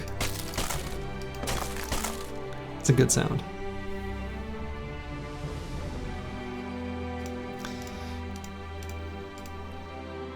Nixlarfs. Our banner. We're gonna keep pumping those defensive stats, give him more resolve. What do we want to give him for his next perk? We are planning on making him nimble, despite his current armor. But I don't want to have him on the front line to absorb arrow fire and not have like a good defensive layer. Though this armor has seen better days, and in fact, yeah. We don't even have enough tools to repair him. So here it's either dodge, which again is going to have more value once he's nimble, or 9, which has a bit more value now, and is something we probably want to get him eventually. Student. I think in this case there's enough perks that we could pick that we're happy with that we won't do student, but student is always an option. The other thing is we could do gifted. We could do gifted and do like melee defense, range defense, and resolve. 9 lives is your vote. 9 lives is Deep Space Cowboy's vote. I think in general, I'm inclined to agree. I think 9 is something we want eventually. We definitely want now. And 9 is solid. I think I agree. I agree with the democratic process this time. How does the stupid versus student math work? That's a good question. I'm guessing that they multiply together. So it would be, let's see, how does 0.85 times 1.2 come out? 1.02? I guess 1.02% probably more or less cancels out. I'm not sure though.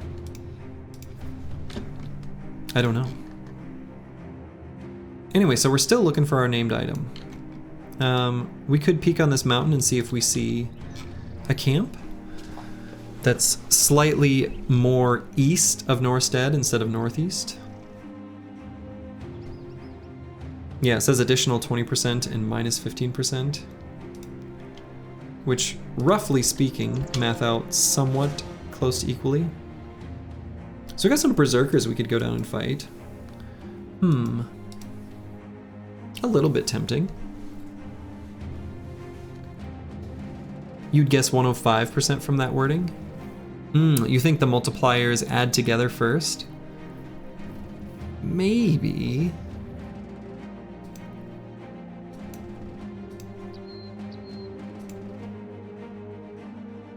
Maybe. That's a good question. I'm sure it's been asked before. I'm sure that information is out there in the world. Mortimer Drock says he would go east and take the orc camps on the way back. Yeah, I think so. I think so. We can come back. We are going to want to come back to Norstead. This camp is going to be a nice close by location. It could be a place where we could get XGI 8, a Berserk chain. He would love to have one of those. He really would.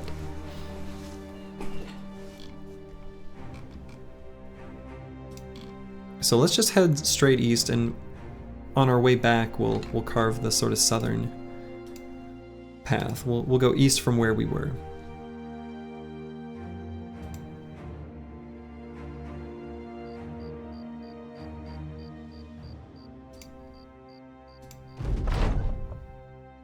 Aha! This is really funny timing. During your travels, Manifest Destiny's child Can Reed, who is our historian, has taken some interest in Nixlarf's the Banner's intellectual shortcomings. Let's see, are there any other outcomes for this other than just getting rid of the dumb trait? Or does it do anything else?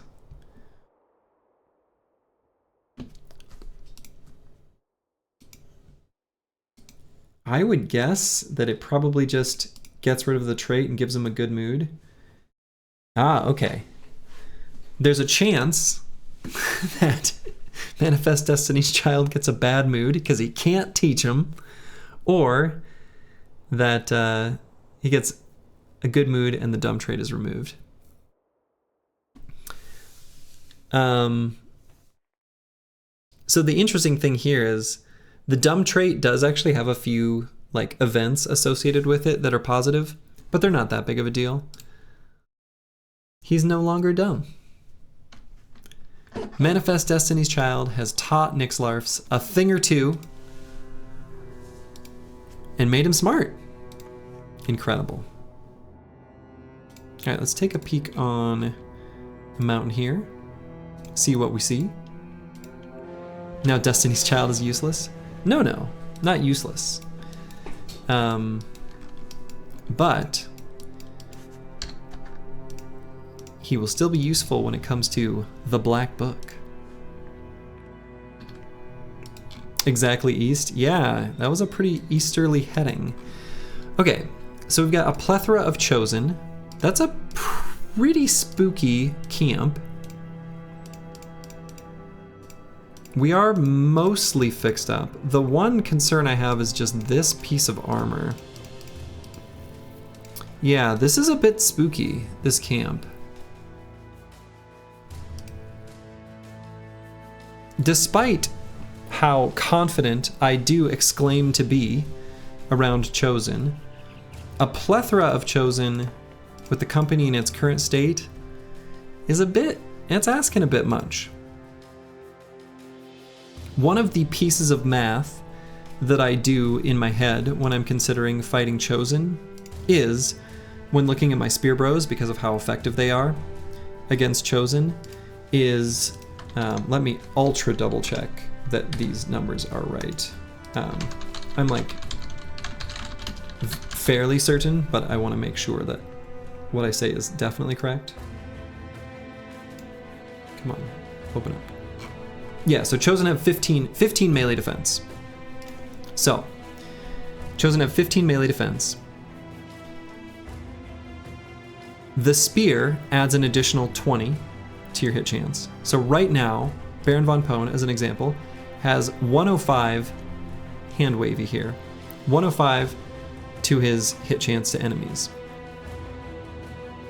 105 melee skill. The Chosen will reduce that by 15, going down to 90. By getting just 2 more levels here, by bringing this up to 90, 90 is kind of a magic number where you hit a 95% chance to hit Chosen, which can hold them off for twice as long, which is super relevant. Also, hello Grib. Yes, you are indeed collecting 11 crowns per day for doing nothing. You got in a fight with Bijante, you broke his shoulder.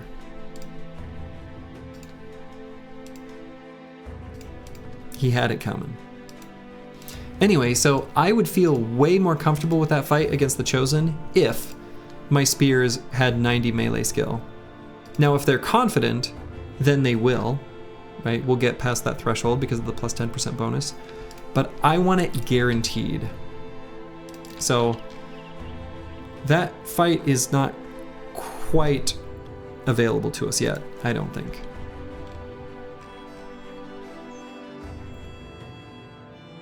But we will continue the rest of the way to Burghobble.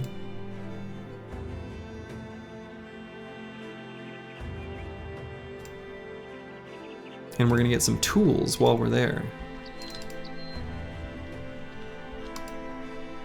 Okay.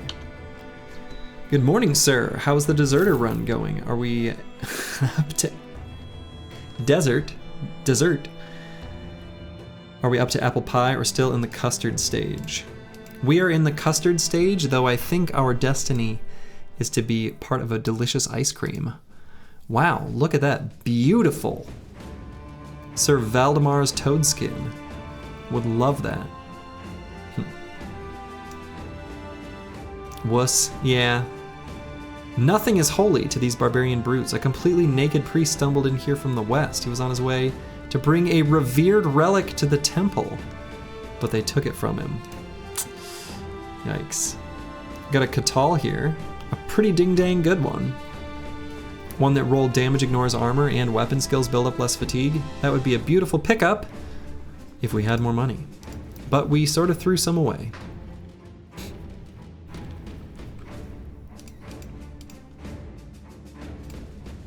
Combining custard pie and ice cream is the true end game. It does sound good. Wow, not much for tools. Yikes.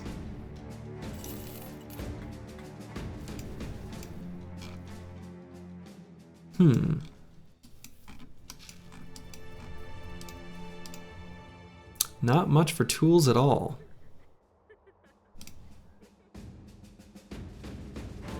Sale price here is okay, not great.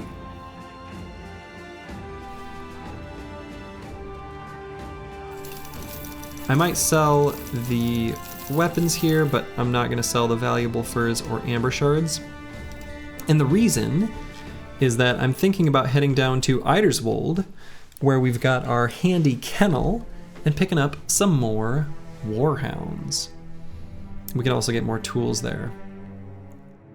So, we're going to leave the fur tent encampment for now.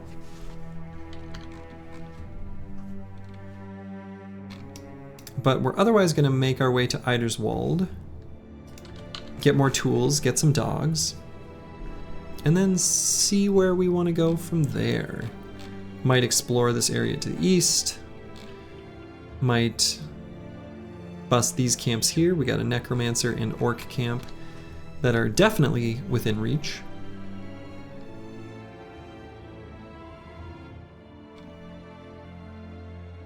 We'll see. TBD. Here's some of these fights that we were doing constantly in the early game. They're good experience, though, is the thing.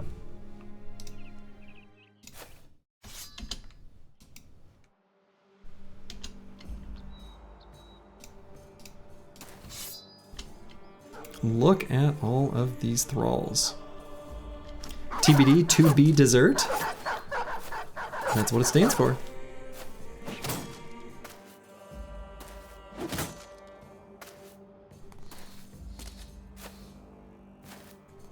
To make this fight profitable, all we needed was a dude with a kite shield. Who knew it was that simple?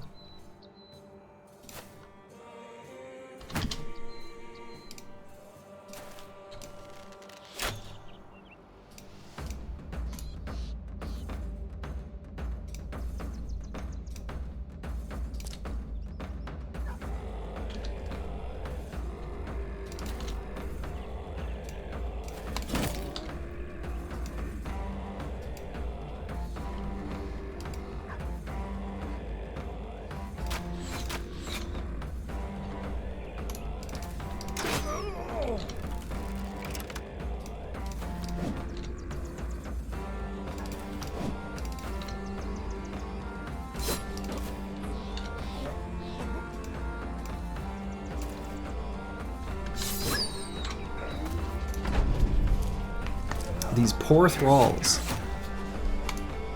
These little snow briggies. These weak snow briggies.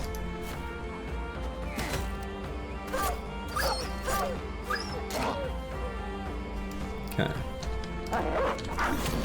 We'll release the hounds and charge into them.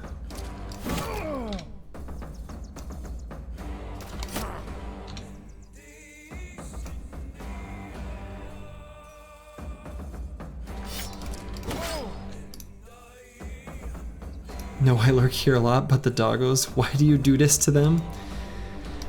They attacked me! The dogs, they've got their good and evil just like the humans. But those were evil dogs. Our dogs, though, our hounds, we'll keep them safe.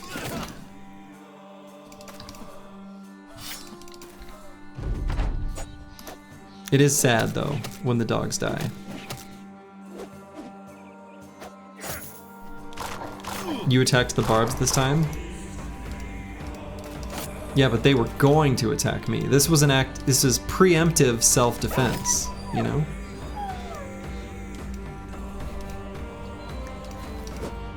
No dog is evil, only humans and greenskins.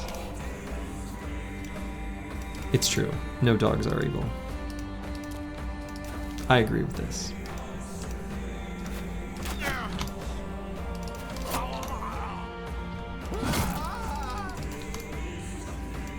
To those that are fortunate enough to have seen my little Mango or Susie make their way on stream, you know, there's some good doggos.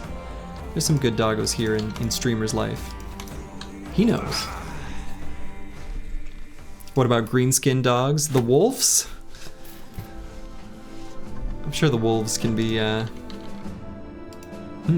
a good question.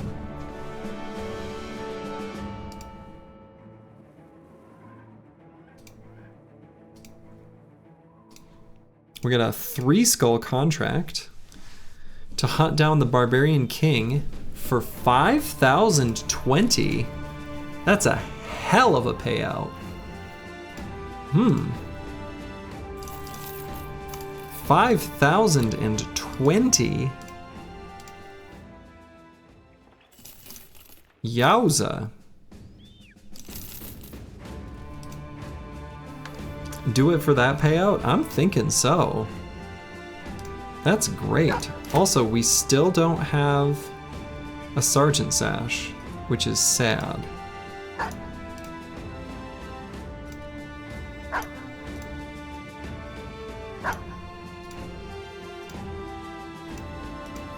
It's a no-brainer if you can do it. Yeah, for sure.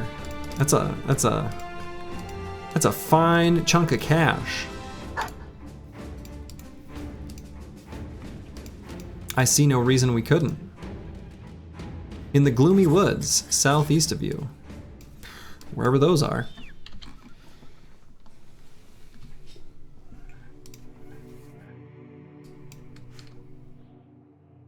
Finally have enough tools.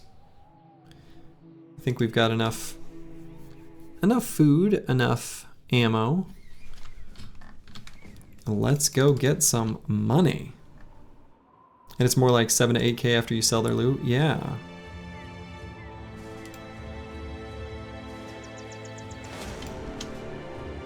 Random zombie camp. We'll stay focused because the Barbarian King does move, but we'll make note of that, maybe come back to it. We will take a peek on a mountain to see if we can spot him. Not yet.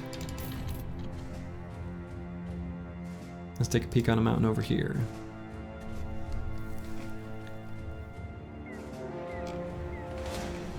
Okay, he's nearby-ish. The sound alerts before you see him. Here he is. Lots of reavers, a barbarian drummer, and a barbarian king. That is an ominously easy fight for that kind of payout.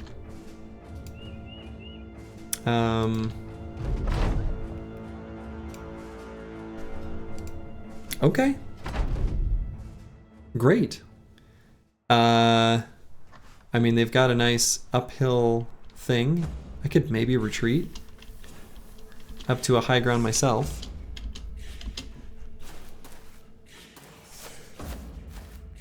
$5K is relatively low. You've seen 11K for Barb King. Yeah, I mean, that's fair. That's true. It can get really high. That's true. That is true. So let's see. Do I retreat to a high ground and fight him there? How is this high ground? It's pretty good, actually.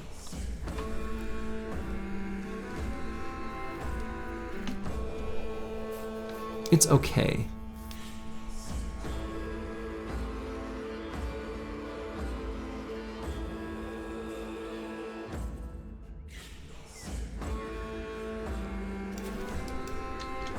Yeah, let's go ahead and occupy a better high ground. This must be King Jr. Careful, he might be offended.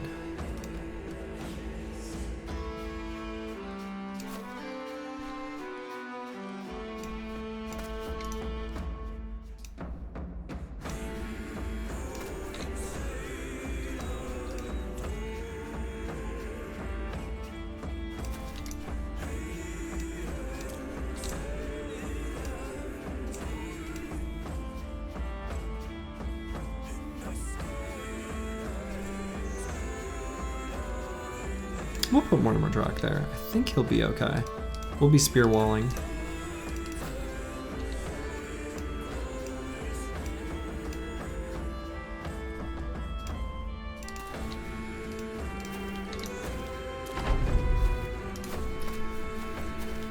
I think that's Sun Tzu. Fighting out of the ditch feels bad.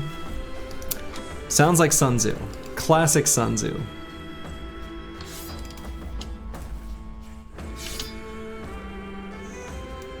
And the art of not fighting out of a ditch.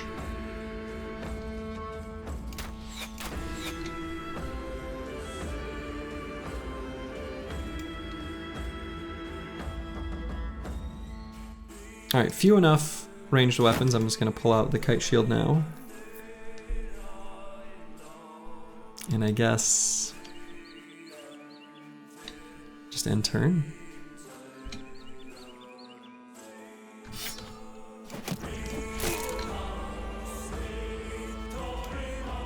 Let's leave this hex for Mortimer Drock. I think that does make sense. Give him a nice high ground to perch from. Shoot his crossbow.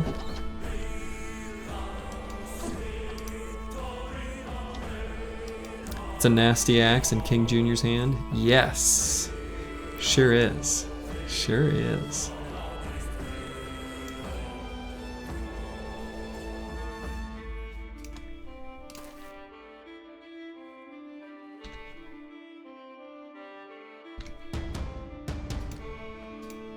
Okay, I feel pretty good about where we've posted up.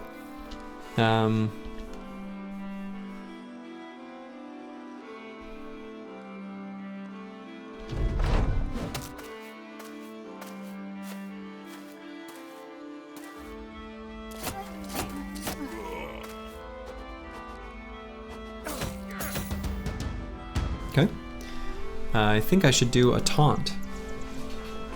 I think that's what I should do. Maybe I'll wait. Let's see if the Barbarian King goes into melee here. Then we might have to shield wall instead.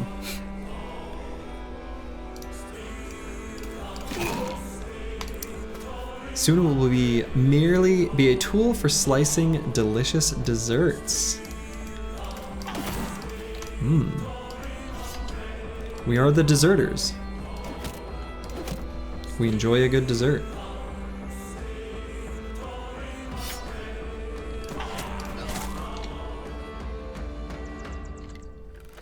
If this were the Goblin Impaler, we could try to do some shenanigans where we push the Barbarian King back and he can't attack. Won't have that option here.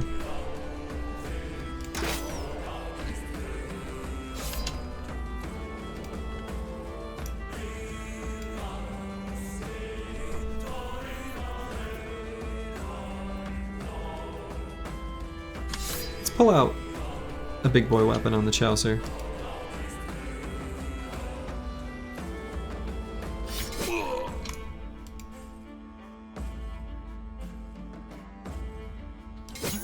How do you rate the Barb King armor? It's okay.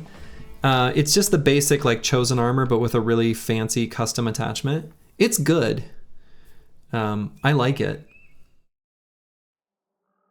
It's pretty heavy though. And what is it, minus 42 fatigue? Something like that. It's really high, whatever it is.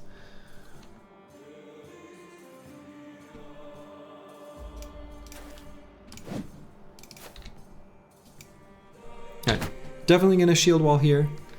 And I think we want to prevent the Barbarian King from attacking Nixlarfs. So let's taunt him.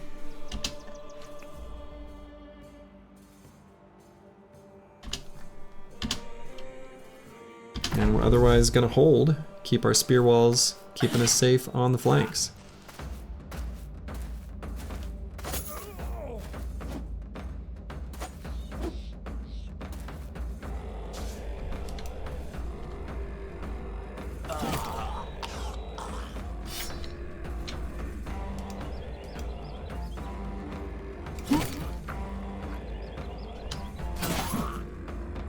Ooh, ooh, ooh. A round swing that hurt.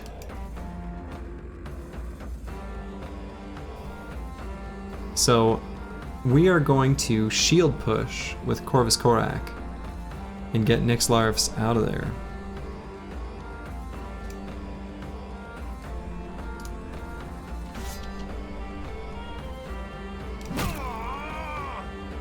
Good hit by the Chaucer. Let's get a dog there to help clean up that Reaver.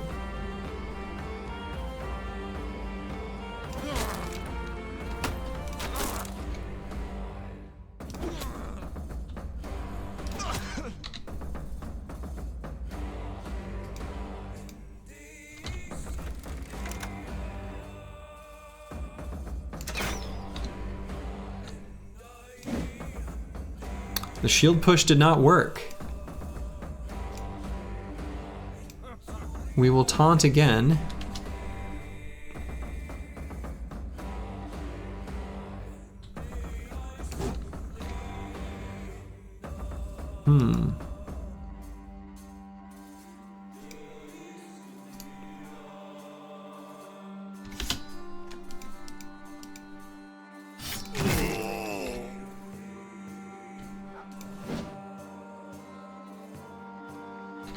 Dog might be able to do good work there.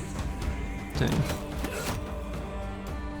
I think we took 9 on Nixlarf's last level though, yeah? Yes. Exactly, so we're okay-ish. We did in fact take 9 on Nixlarf's last level.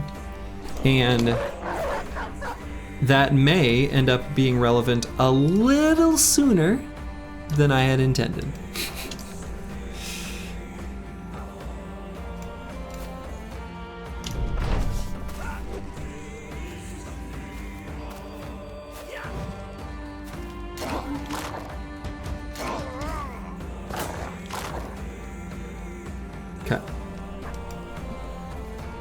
We'll let the Barbarian King go first, but Rando Dude lurking in chat will probably go up there and get in melee range with him.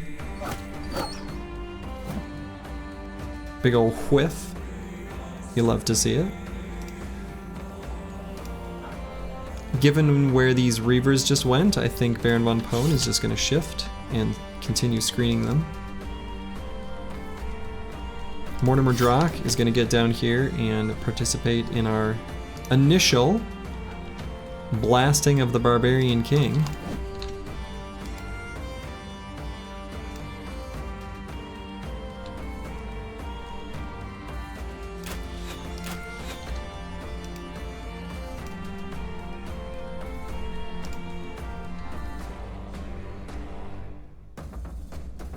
The Chaucer will as well.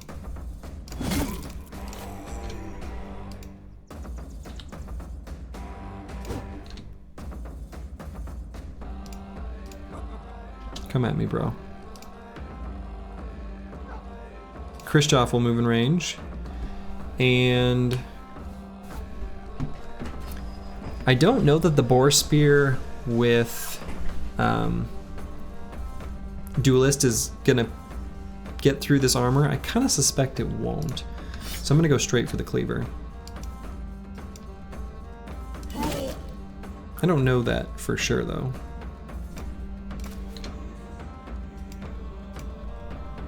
Rando Dude lurking in chat. Gonna get in melee range with the Barbarian King as well.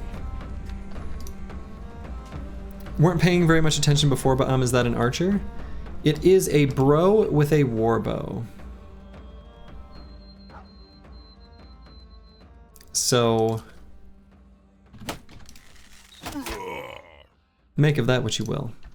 He will eventually move on and probably get rid of the warbow, but he's got it for now. Warbow is a temporary tempo weapon. When you get it from some mercs, can be pretty handy. Time in Legends, a Barb King had Berserk and he double round swinged, killing 6 of your bros. I'm pretty sure he does have Berserk. In regular as well, in vanilla. Ow.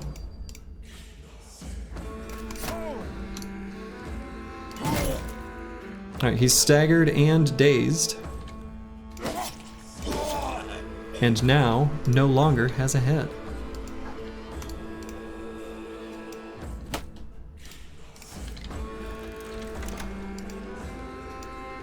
A war bro, that's right. Didn't even need to proc 9 lives. But it still feels good to have it. That's for sure.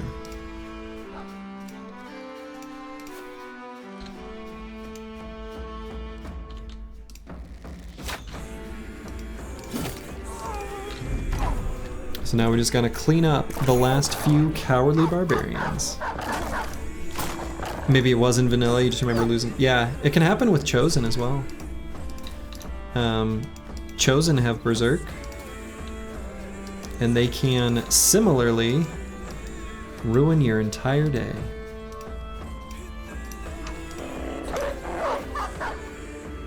Oh, going after the drummer.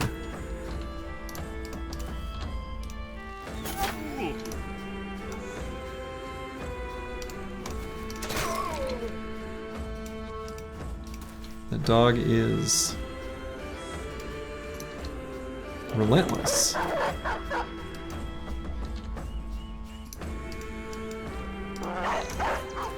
Let's let all the dogs go out and have some fun.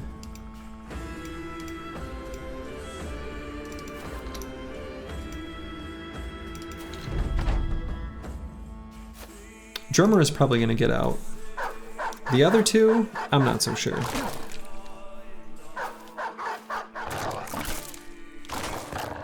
In fact, I'm quite sure that they won't, especially this one.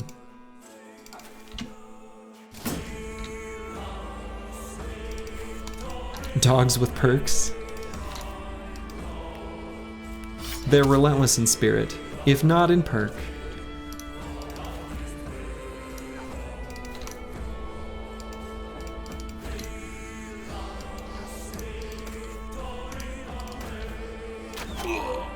Nice shot.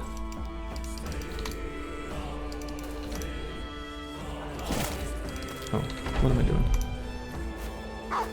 Oh, that dog may get him yet. Oh, good boy. Who's a good little boy? Fierce. It's like my my dogs are cute little things, but when they're playing with a toy, like a little stuffed animal,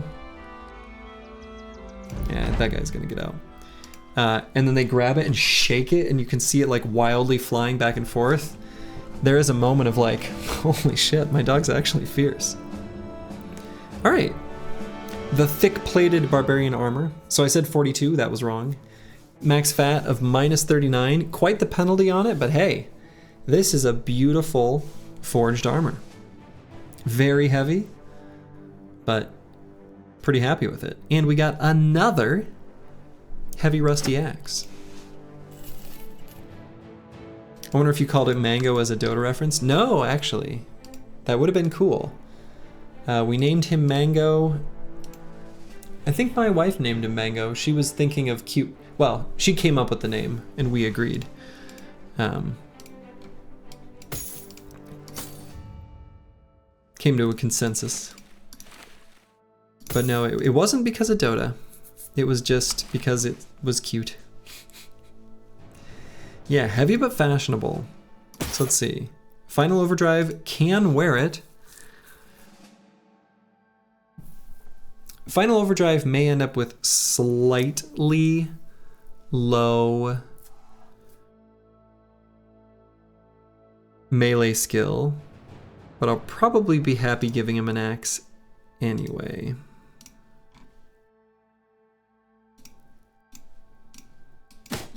For now, I can toss this armor over here onto the Chaucer. Can give him this weapon too. Still need a horned helmet. To complete the outfit, we do need the horned helmet, it's true.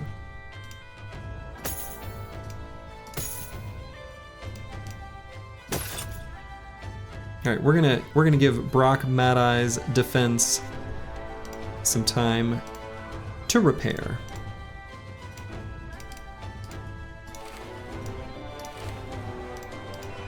We got some heavy throwing axes.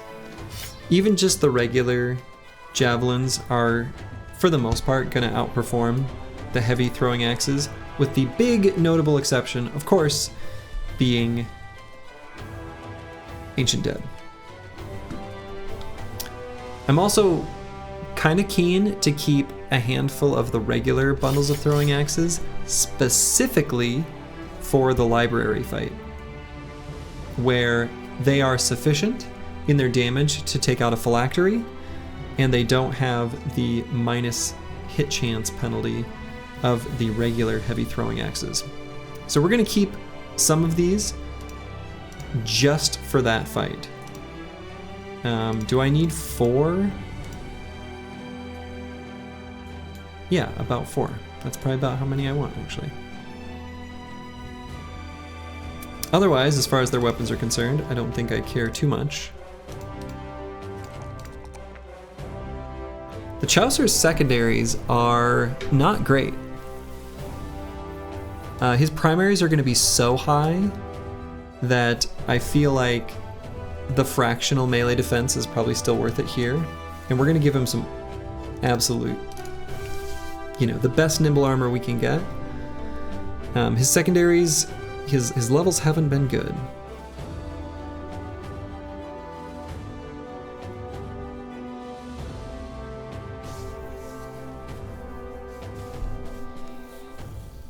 So what do I give him here?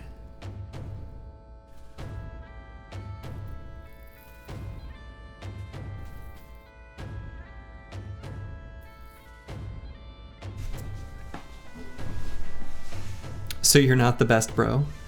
I mean, you still are. You still are. The secondaries are less important. So continuing to have just completely batshit insane primary stats, especially melee skill, you're gonna be a monster. Maybe gifted for melee defense, fatigue, and hit points. Maybe. If I chose gifted, I think that is what I would choose. This would be a rare case of skipping melee skill on a offensive bro, but I think that would make sense. Give him delay. We have this delay button right up here. We could give him student.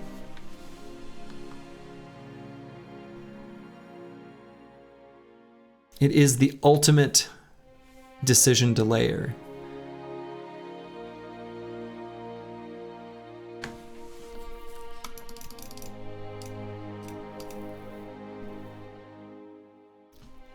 And I'm going to click that button.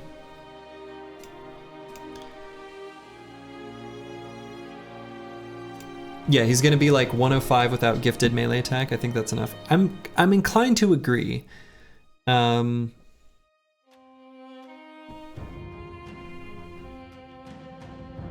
But who knows?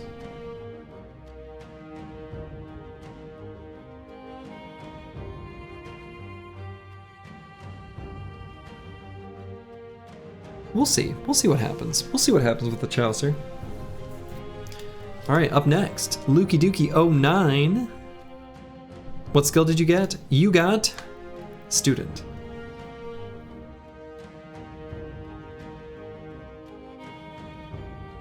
Just, you know,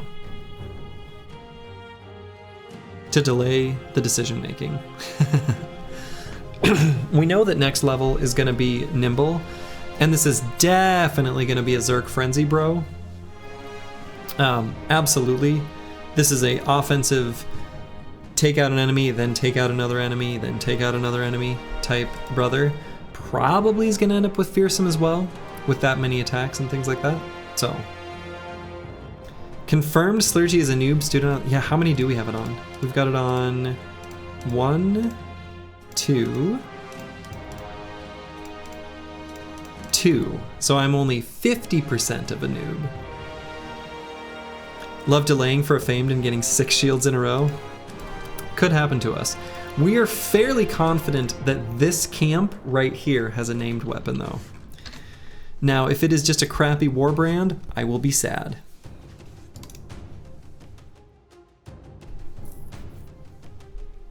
Lukey Dookie 09. What do we get on you? Similar deal to Xerxes. Only,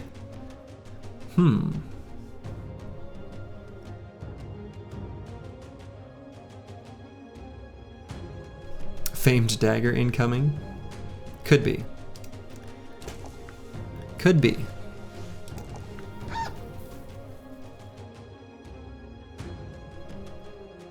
Let's see, resolve or hit points, resolve or hit points. Let's go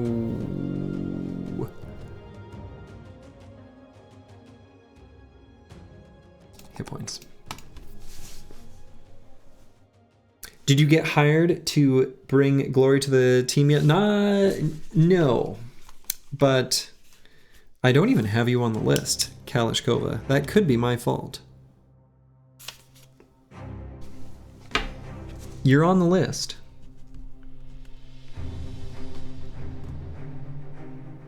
Kalishkova. But probably you'll be next run. Maybe the one you couldn't read? Well, it says the something. Here, let me put it back on camera. I don't know how well you can see this.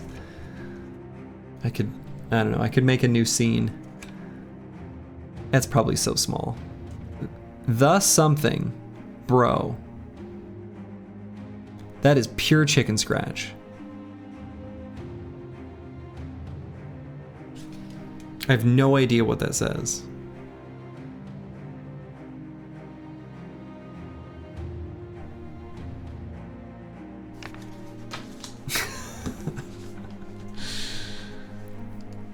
Anyway, all right, on Luki Duki 09. We might have a similar situation to Xerxes. So Xerxes here, we're gonna want Zerg, Frenzy, Nimble, Duelist, Fearsome, and a Weapon Mastery.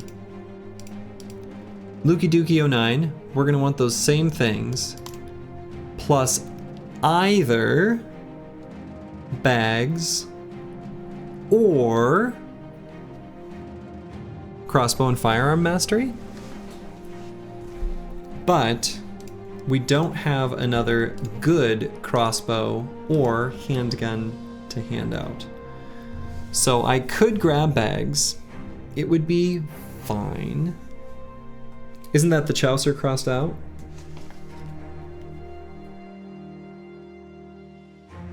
No, the Chaucer he's down here at the bottom.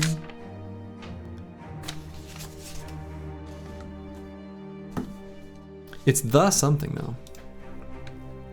Looks like Xanoj, bro. Something like that, yeah. I don't know.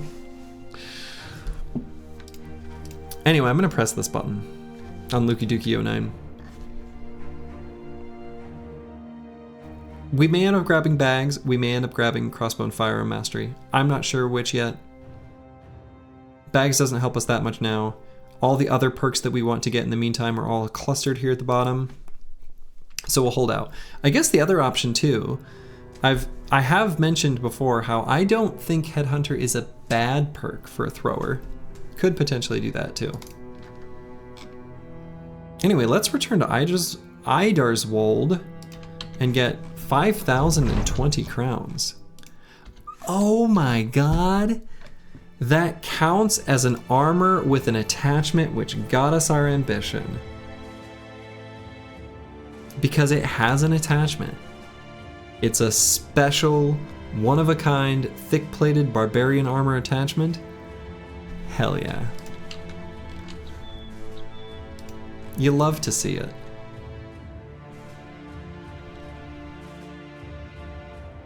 We are gonna take out the overgrown hideout on our way back.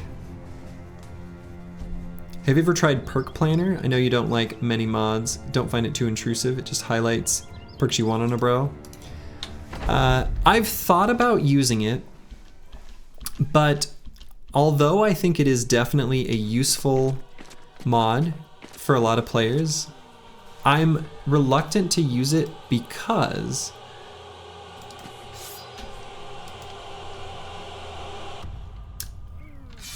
I want to convey the value in remaining flexible when it comes to perk choices, and I don't want to communicate that being rigid is a solid choice. So it's kind of just to discourage a certain mindset to help make this stream more useful for new players.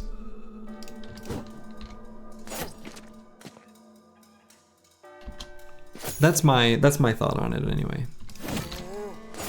For better or for worse.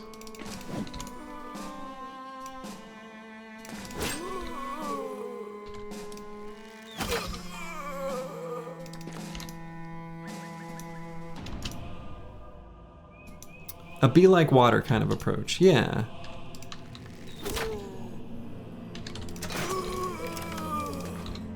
So that's where I kind of use, honestly, just that's why I use the title, which may not seem very descriptive, because it kind of isn't. And I know some people will put, like, melee skill and defense skill, and then some summed total of the secondaries for, like, tracking bros and their value relative to each other.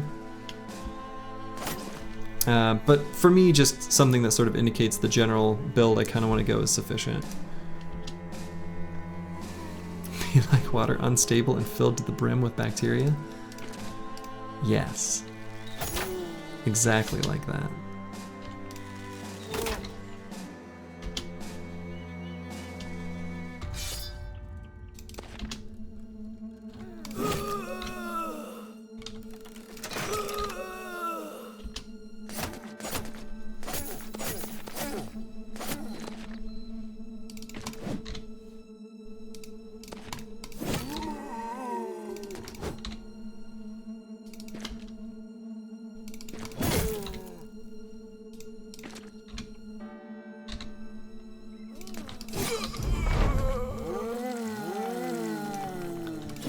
There's a reason the ocean produces most of the Earth's oxygen, and it ain't the water itself. It's those little cyanobacteria. The most important and poorly understood organism out there.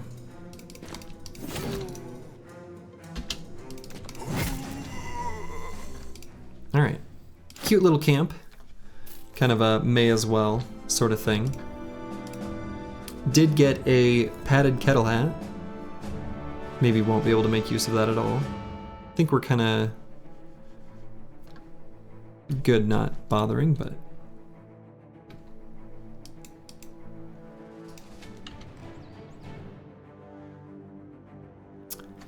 Yeah, you use it mostly to plan out core perks. And that makes sense, right? Because there are some perks that are, you know, I've even described in a bro where, like, you know, when I say, here, I know I'm taking this little group, that's fair. I could mark those on the perk planner. Fair enough. I do think there's some value in that, but yeah.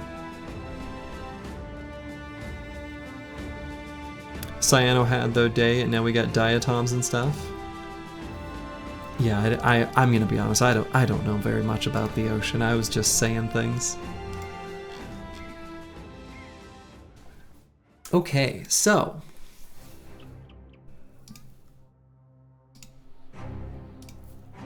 where to now?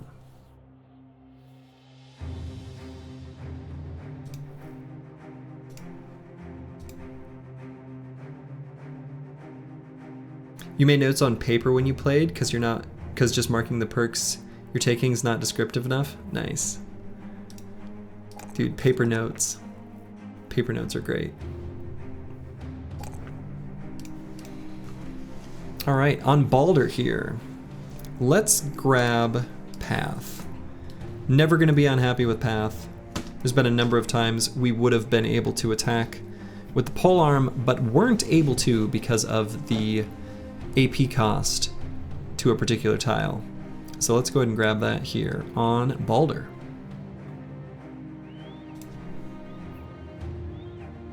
Cyanobacteria is the stuff that caused the oxygenation of the atmosphere, which killed almost all living things from oxygen poisoning. Back in the good old days. Oh my. Are algae considered cyanobacteria? Or are those not even bacteria?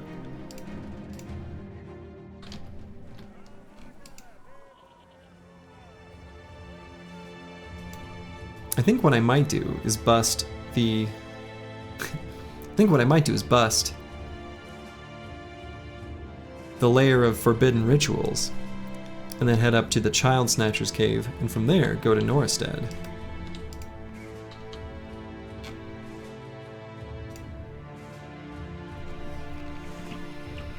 We can make a quick pit stop to Gerheim, potentially, or we take a quick pit stop to fight some undead and find where they came from.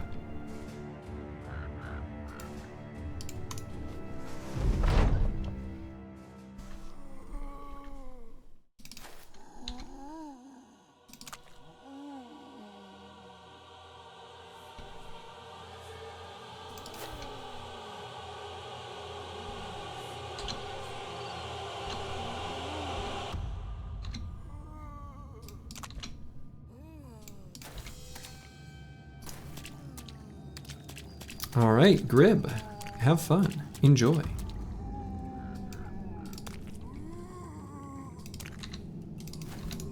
Enjoy the gaming.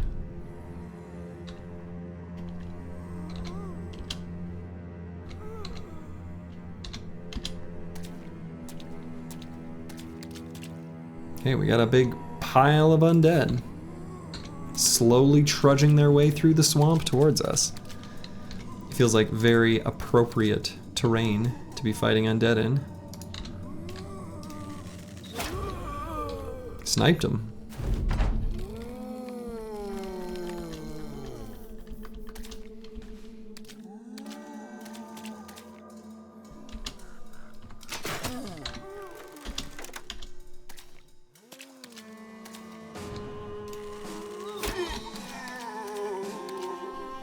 We'll pick them off as they arrive.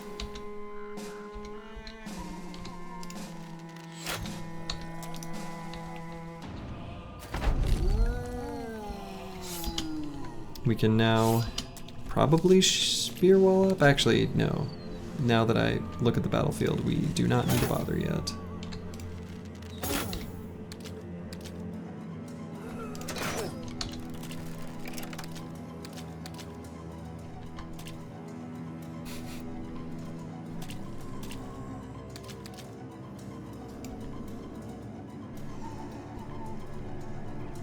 Definitely did not need to bother. Still don't need to bother? Still don't need to bother.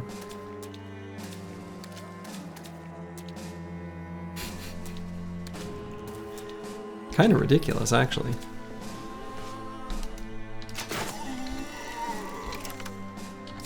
This is definitely like shooting gallery.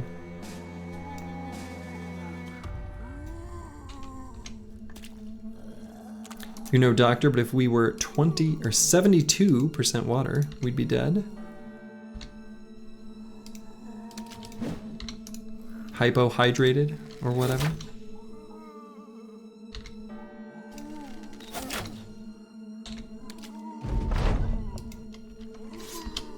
All right, now we spear wall.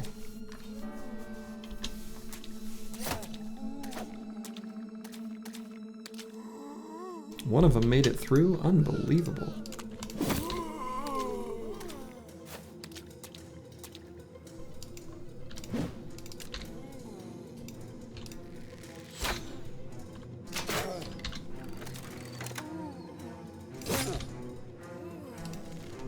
I'm actually gonna like run out of ammo.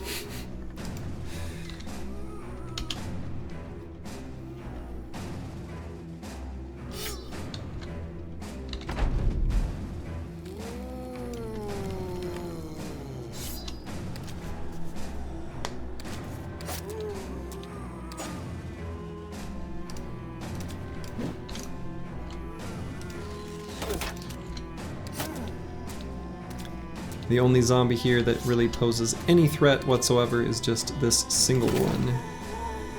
Up there with the pitchfork. Not anymore though.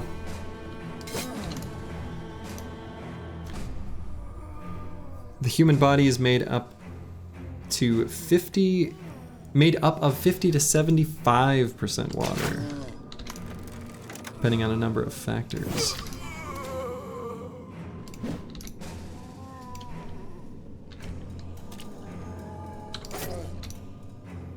Yeah, there obviously must be a good amount of variation that it can have. Certainly, you know, just urinating is actually quite a lot of volume relative to your size. At least it can be.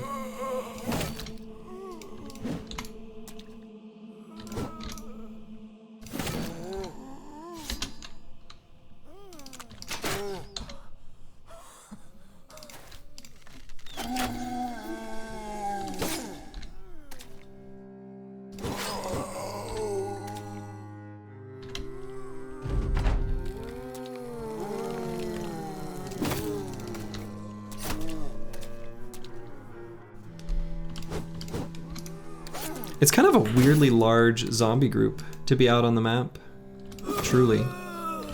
This is quite a few.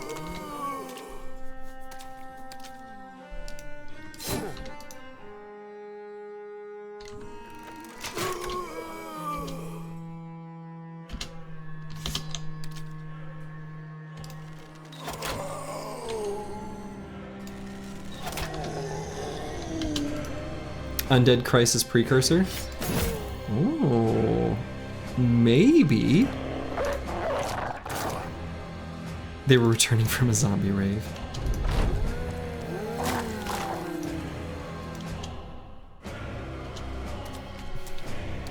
I mean, it could be the Undead Crisis Precursor. Would we be hitting that already, though? Feels a little early. Maybe, though.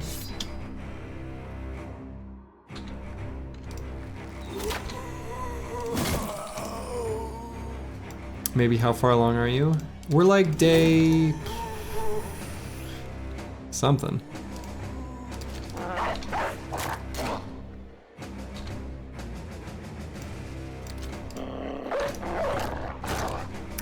Day 50, maybe a little early. It is partially calculated based on the perceived power level. And we're doing pretty well. So, you know, I think that's probably based on team strength. So like bro level kind of thing.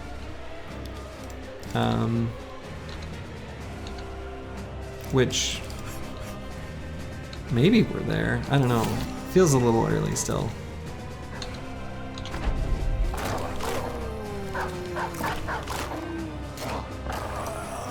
Day something is 100% accurate if you think about it. If you squint your eyes and just believe.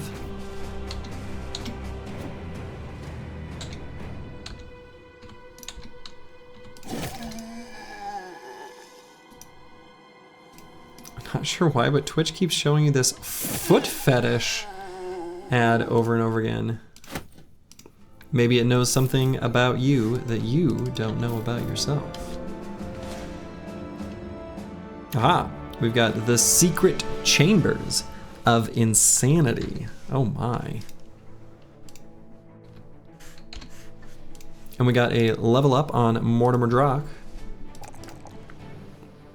It is an opportunity to take a +4 in hit points over a +2 in melee defense. Nah,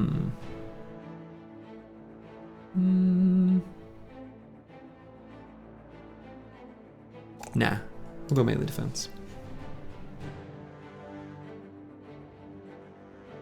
There was an 85-kilo man who decided to cross a desert in the USA with a camera in his hat. His last words were, "I'm sitting down to rest for 2 minutes." They found the camera on a 35-kilo sack of skin and bones. There's no way that's true. If that was in the USA, we wouldn't use a measurement like that. I don't even know how many, I don't know what a kilo is.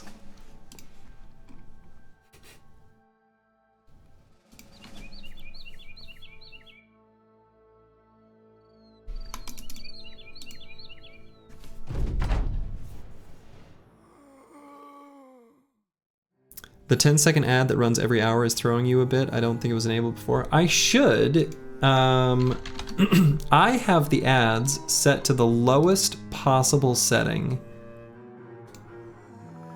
because I don't want people to, yeah.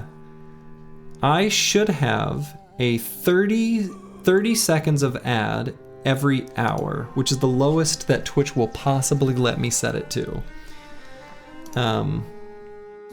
So I did recently update that because I was given the option to go even lower than I had previously, so that maybe did change what you're seeing.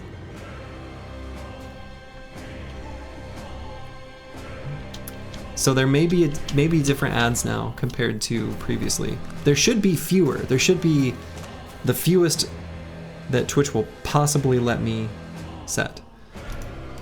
And I think I also made it so that I can turn them on manually. Like if I go to the restroom, I could run an ad then. There's probably a command for it.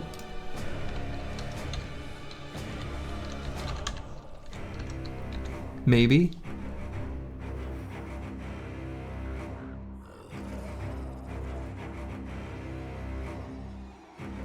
Doesn't look like it.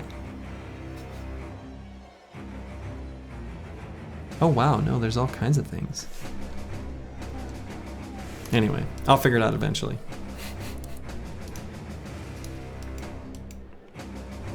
Hey, thanks Akibio for gifting the sub. I appreciate that. No more ads. That is one way.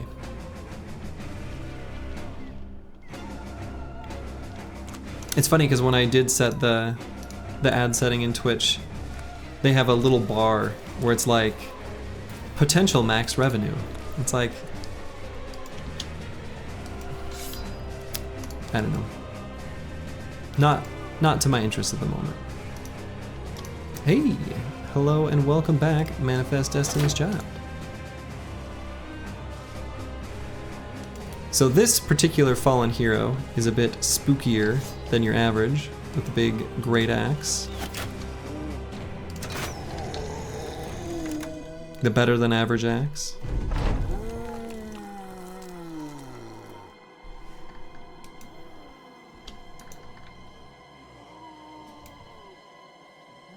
Ads are one of those things that streamers can't really control too much. Doesn't matter what settings you choose, they are always intrusive. Yeah. I mean, look, Twitch is a business. They gotta run a business. Like, that is literally their whole revenue stream, to provide a massive infrastructure. So, you know. From a business perspective, I certainly don't fault them. From my perspective, I'm just gonna set it to the lowest possible to give the best viewing experience for everyone else. But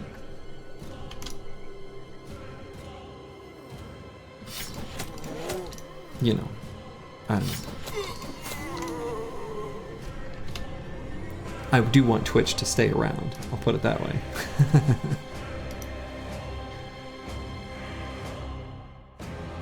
Yeah, Big Mac units, please, please.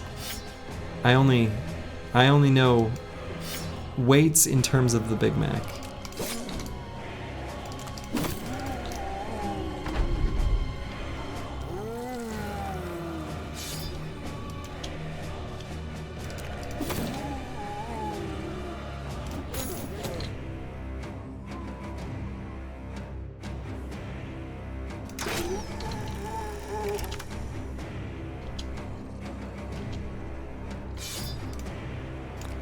Alright, let's tempt that possessed zombie. They are saying Twitch will be insolvent in 2 to 4 years. Who is they, and what are they basing it on?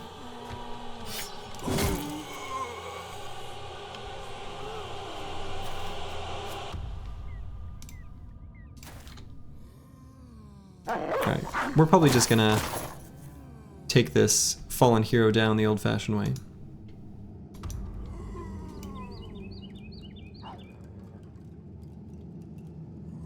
How many Big Macs can fit in an Olympic pool? Man, that's a delicious pool. I actually don't even really like the Big Mac. I did get a chicken Big Mac though. It was okay. It was fine. It's literally just the, like, McChicken or whatever. Like that patty.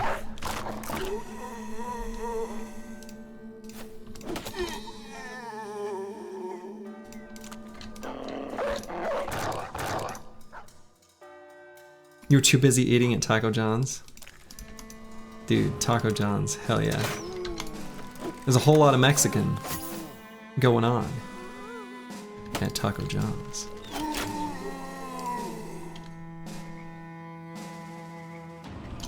Where they do serve supposed Mexican food. According to a quick search, since being acquired in 2012, Twitch has never made profits, only losses. Yeah, I mean, that's the thing. That's probably, like, I'm not surprised that that's true, but so much tech, the valuation is based on potential, and it is kind of valid, right? Because having a captured user base genuinely is a ton of value. So a lot of tech companies, like year by year, have terrible profits. But they continue to grow, and so, you know, I don't know.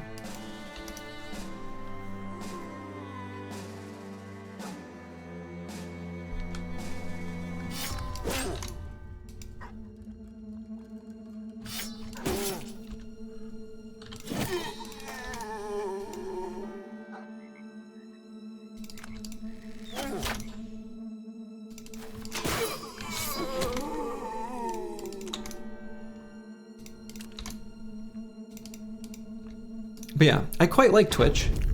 Spend a lot of time here, mostly as a viewer. So, you know, I do want to see it succeed. I really do.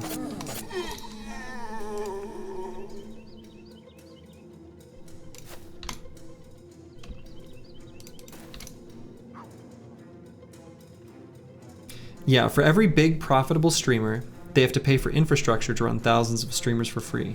Yeah. So, you know, the little guys, the little streamers, truly from Twitch's perspective, are super expensive, right? And provide almost no ROI. But they do know that for the platform to continue to succeed, Twitch has to kind of incentivize little people like me to continue making content. And it's also a place, you know, they know that if there's enough small niche streamers, that will drive certain people to kind of keep the platform as relevant as possible. And so they're going to keep doing that.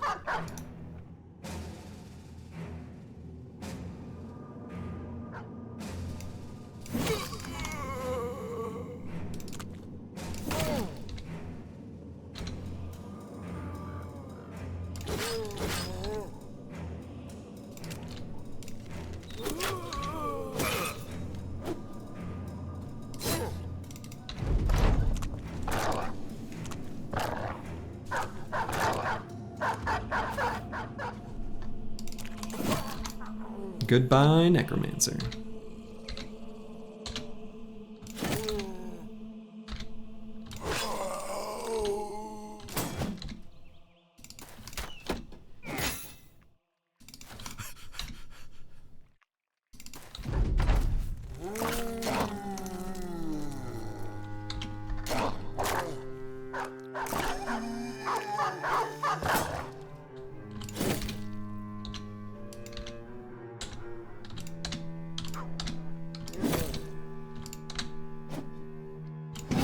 Okay. We got some silverware and a silver bowl and a great axe. So the great axe is pretty nice. Unfortunately, fortunately, unfortunately, whatever. The heavy rusty axe is just a slightly overall better weapon, but we can give the great axe to some of the other bros that are waiting in the wings. Rando dude lurking in chat, we'll give him a weapon that aesthetically matches his bill hook.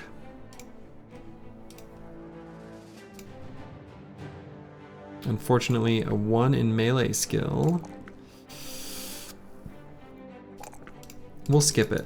Maybe that's wrong, but it's what I did. And let's circle back and maybe grab dodge. I think that gives pretty good value. He's actually got really good defenses, so pretty durable. Corvus Korak. What do I want to get on Corvus Korak? A lot of choices here. If I'm not going to pick up another like tank or super defensive shield bro at all, which I think I might not, then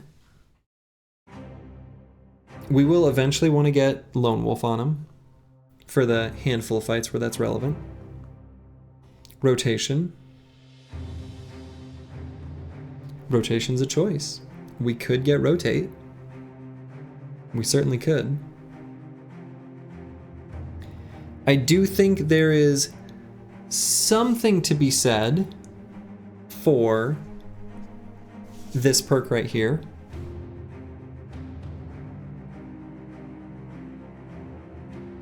It opens up the ability to fight Hexen. Because we are deserters, this bro can move forward ahead of the formation always in the first round and use the wait command. And if he gets charmed, he will immediately uncharm himself. So it unlocks a whole fight that we otherwise wouldn't be able to do. And it also is, the other way it's super relevant is against bleeds. So, making it so that he doesn't take bleeds is good. Goblin poison is also going to be super relevant. Like, I think a nimble inline shield to absorb arrows tank resilient is actually pretty legit for like goblins. Yeah. Well, he can still get, it doesn't do anything for like roots. So the shaman's roots still affect him. The insect bug thing, I think that gets reduced. I'm sure it does.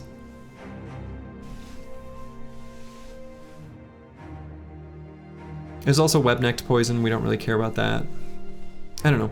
Just something I'm kind of musing on. Might not bother, but could be good. Could also just grab 9.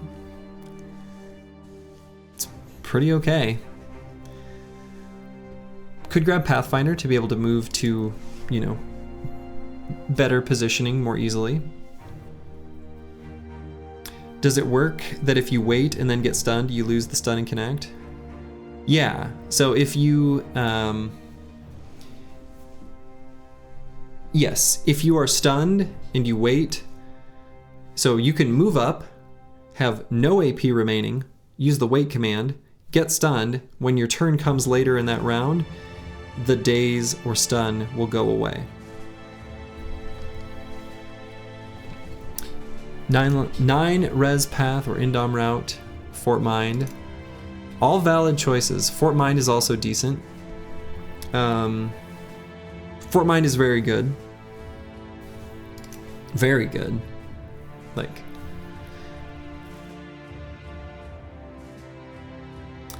effects include bleeding, poison, charm, stagger, acid, from Lindworm's, flies from the shaman, daze, shell shocked from a mortar, chilled from the Idurok, interesting, withered from the lorekeeper, and 2-turn mace stuns.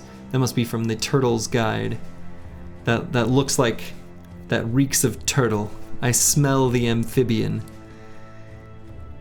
Are turtles amphibians, or are they reptiles? Oh no, I don't even know that. Are turtles amphibians or reptiles? Turtles are reptiles! Okay, well, now I know.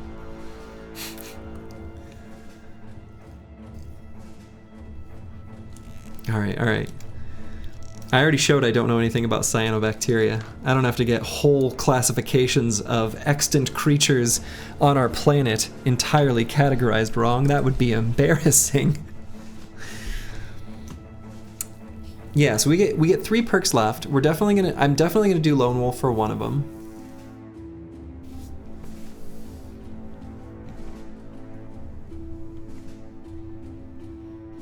So that leaves like 9 resilient, Fort Mind, Pathfinder, potentially Indom still, but I'm kind of thinking maybe with Taunt we have ways of not needing Indom.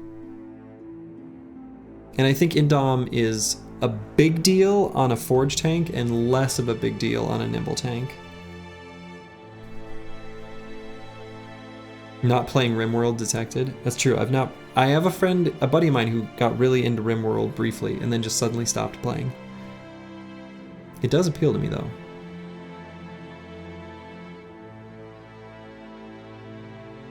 I think the one perk for a nimble tank that I do like is this one that I feel pretty confident that I like at this level. He might end up with enough resolve that being able to give him a Lionheart potion, if I really send him out on his own to do Lone Wolf shenanigans, that Lone Wolf plus the Lionheart potion is probably good enough. So maybe I don't need Fort Mind. I don't know.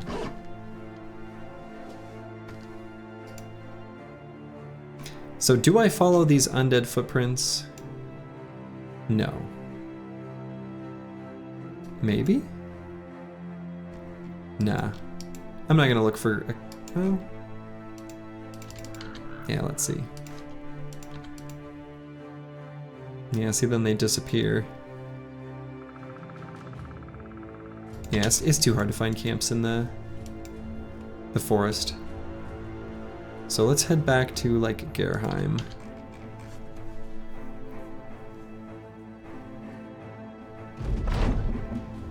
All right. Aha. So, we do eventually want to do these types of contracts where we destroy 4 camps of undead and 4 camps of goblins. But right now, we've got a man with rally the troops. We may as well get our Sergeant Sash right now.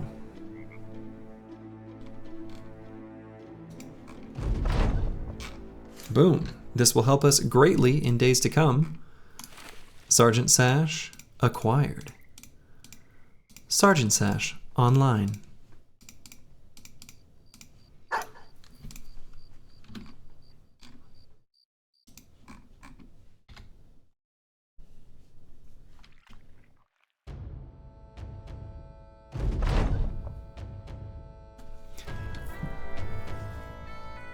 While heading towards your destination, Xerxes Hybrid runs up to you with a bundle of herbs in hand?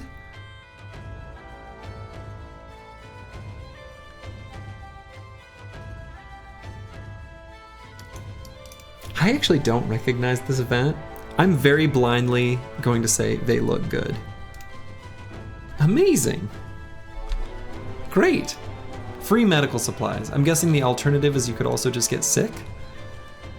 It's probably from traveling through the swamp? Huh. That was a fun event.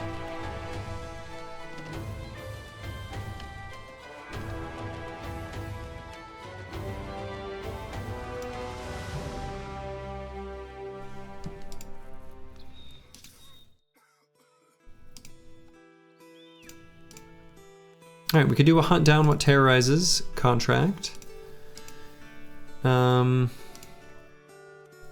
Beast fights. Give us crafting materials. We do want. So I think I am going to take it. Direwolves. Good. We actually really do want to fight direwolves for both the direwolf pelt attachment and additional fur padding.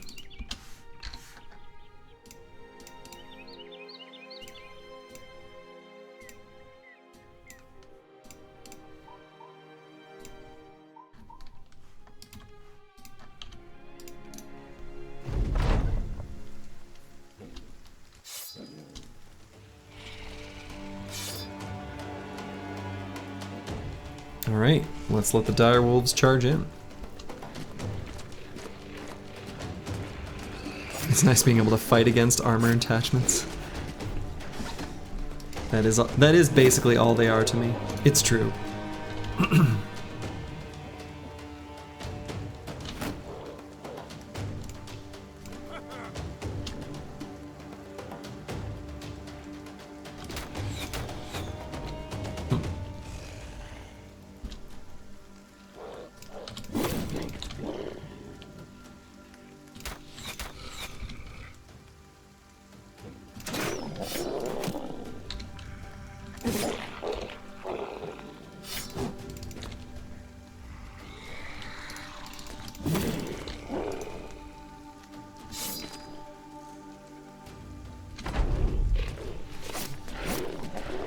Spear wall doing work.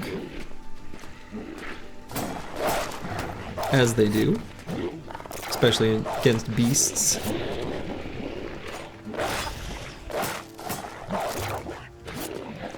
A lot of the work that they do is just keeping enemies away.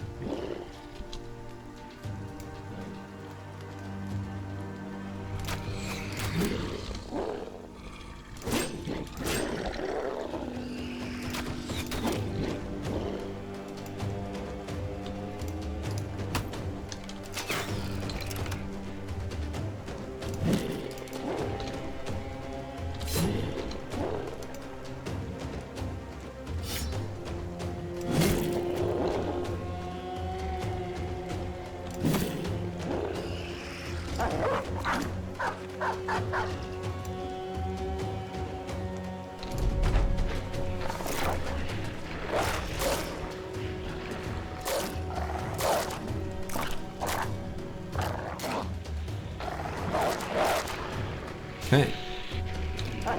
Not too bad.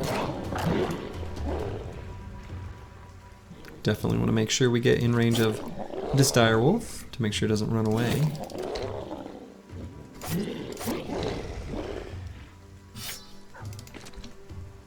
And now we just need to make sure those that are fleeing continue to do so, and where they can't get away from us as much as possible.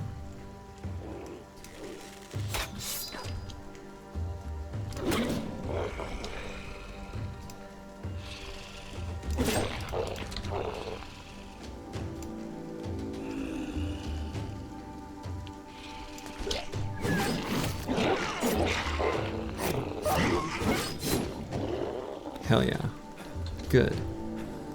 Nobody gets away from me. Run them down. Get these wonderful pelts.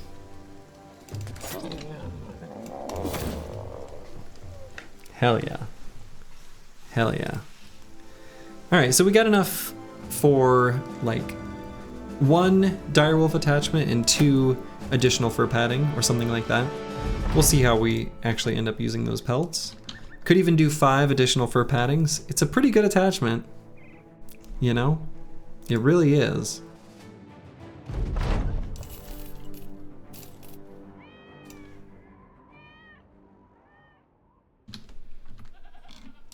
Okay.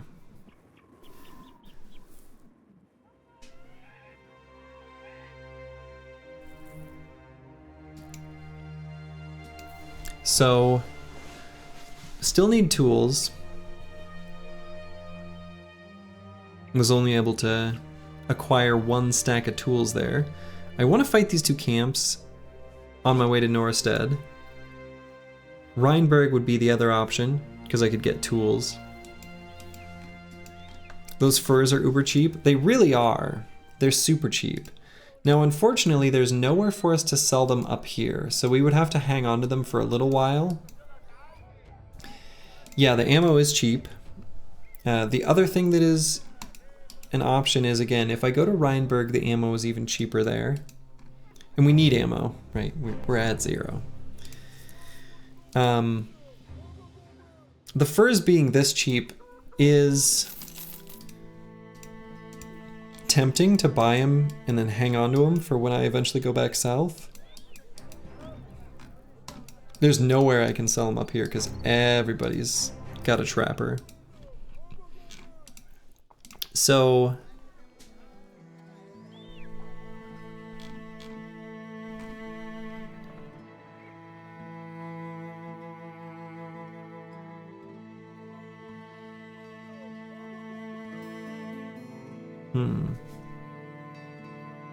I think I'm gonna buy the ammo. I want to buy the furs because of how cheap they are, but I think I'm gonna hold off because I want to head to Norstead, and I'm gonna do so by way of 2 camps that I'm gonna bust.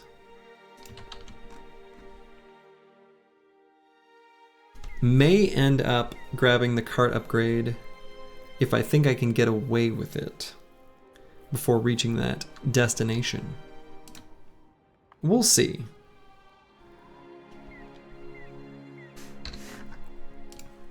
All right, this layer of rituals shall be laid waste.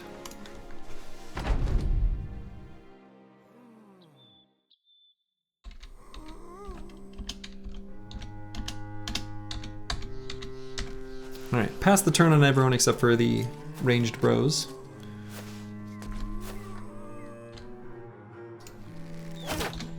Where we'll give the enemies one good initial volley. We'll move the spears up, and then we'll sort of follow up behind them. Yeah, so I knew... Okay, good. Oh, good. Let's say I knew that there could be a zombie getting possessed, which is why I sort of brought him in a little bit. I actually thought that that one was just going to run straight forward.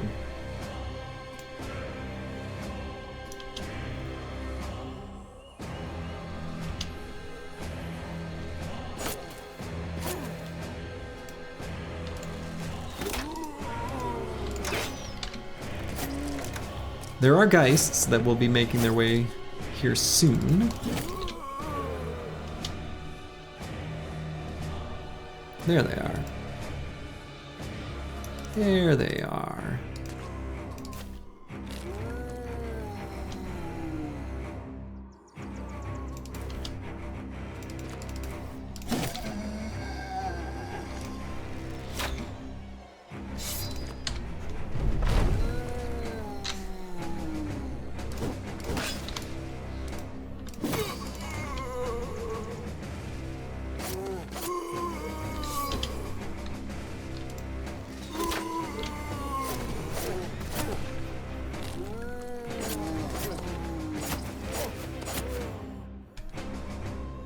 Okay.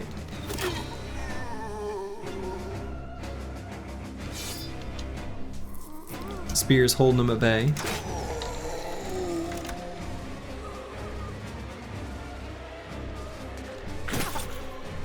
Rude.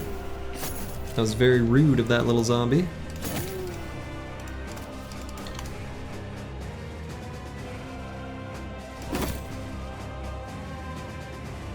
Very rude. Where are his manners?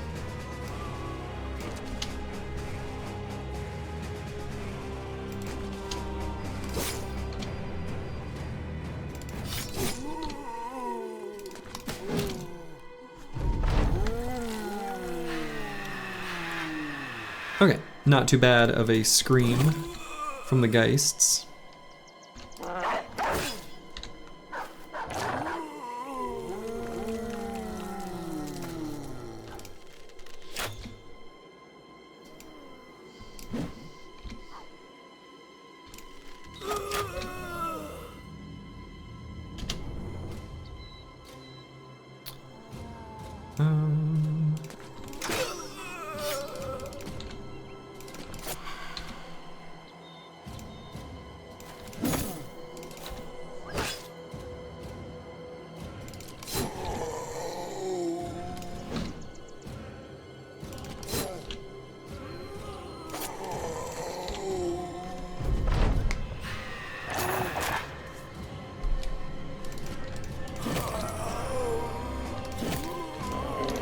Alright, now we can largely just finish him off with the old doggies.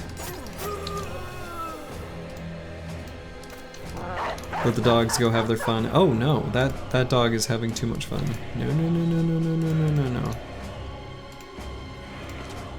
He might spread his damage out if I give him another dog target. No! I shouldn't have done that. Lost a dog for no reason.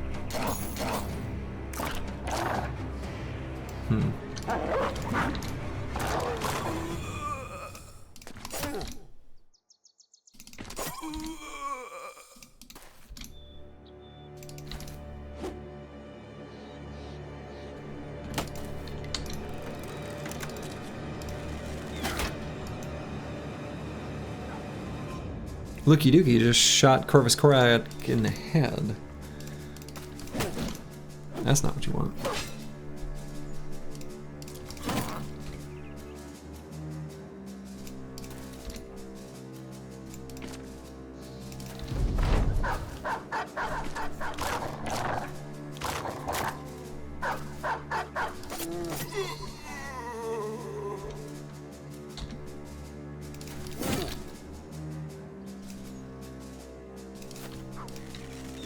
The famed Necromancer Snipe.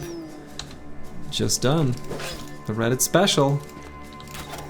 At it again.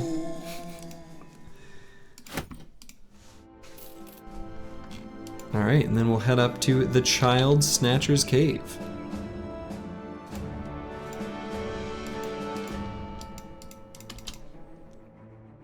Where I think we've got enough money. I'm just gonna expand the cart before we go there. Aha! Alright. The Walking Dead are a terrible curse upon man, so we can bust 4 undead camps and get the undead trophy, making us more resilient against fear and mind control effects. We can have 12 items crafted by a taxidermist. That's quite a few. Or destroy 4 companies controlled by orcs. I feel like I'm okay with doing the one for orcs first, because we're about to fight one of them right now. All 3 of those trophies for orcs, goblins, or undead can be useful, depending on the battle.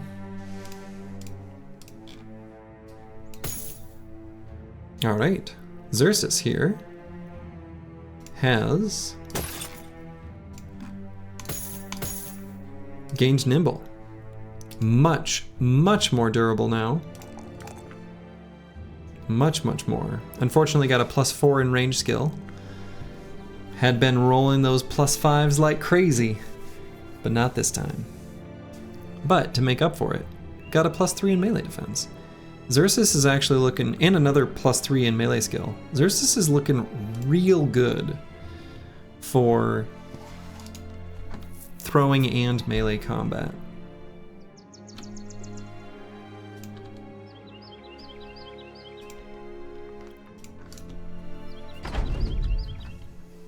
So let's fight a cute little group of orcs. Look at them, they're cute. They got these cute little chains.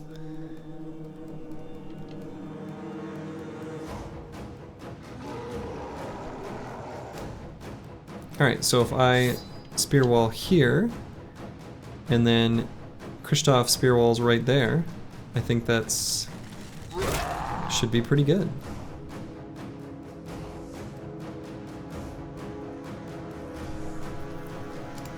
In fact, I'm gonna taunt this one. You can't get me. You too. Ha ha ha.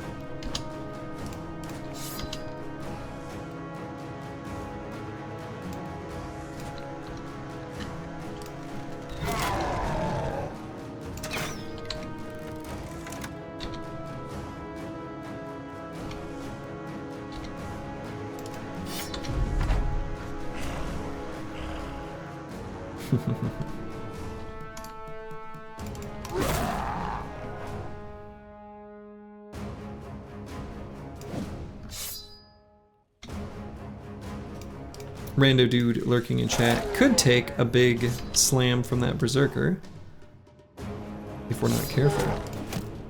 Cute little chains. Yeah.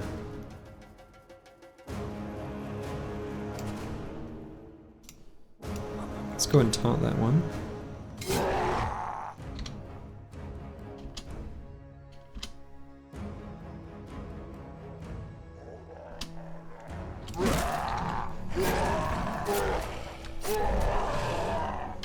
Yeah, they tried. They tried to make it through the spear wall. Couldn't do it.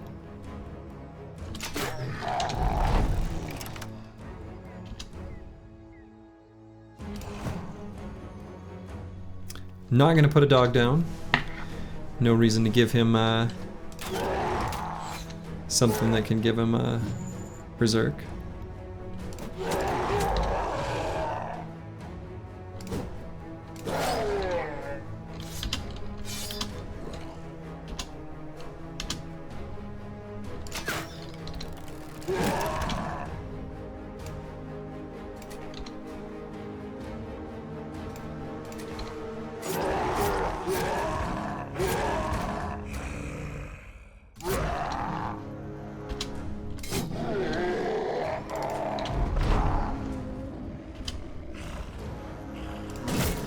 There we go.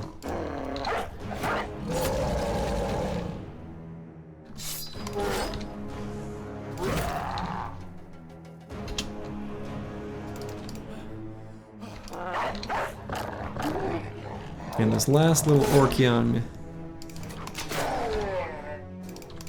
is now gone as well. So we got 3 Berserk chains there. That was like 2 more than we needed. But XJI8 can finally be given one. So that's pretty great. We're gonna have to grab Flail Mastery and Headhunter as his next perks so he can actually use the dang thing.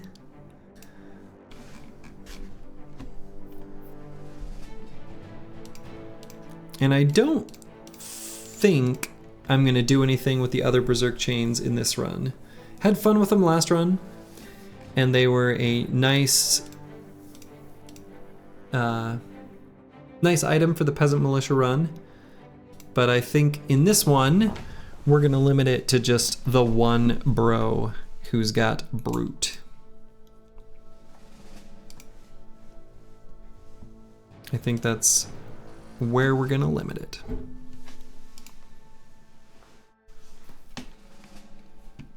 Probably?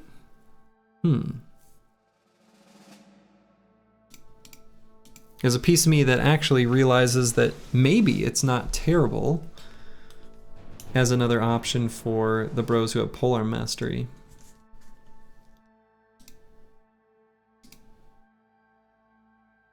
Because they can use Polearm, enemy gets in melee, swap weapon to Zerg Chain, use that instead. They've got Backstabber. Headhunter could be set up with the Polearm. They don't have a ton of fatigue, so like Zerg Frenzy's not as big a deal. Kind of convincing myself maybe that's worth at least trying out. Alright, why am I keeping this longsword? Don't think I need to bother.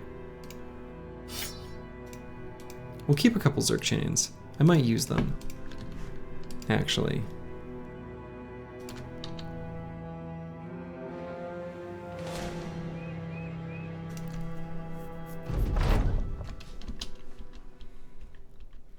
The Zerg chain is it's pretty sweet.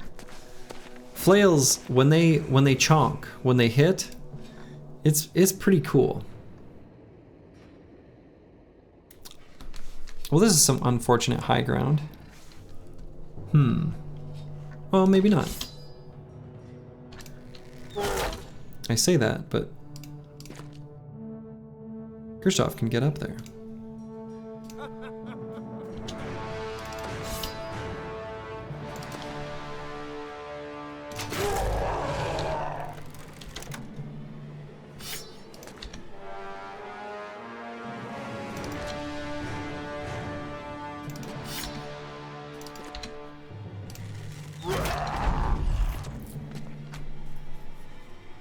Oh, please.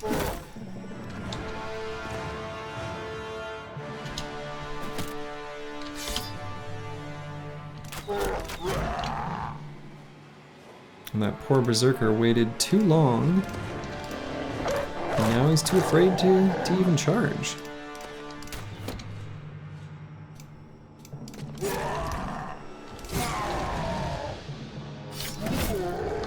I do feel like Berserkers shouldn't break so easily, you know? What city was the Kaka in? Ooh, that's a good question. I don't remember. The store would be reset by now. So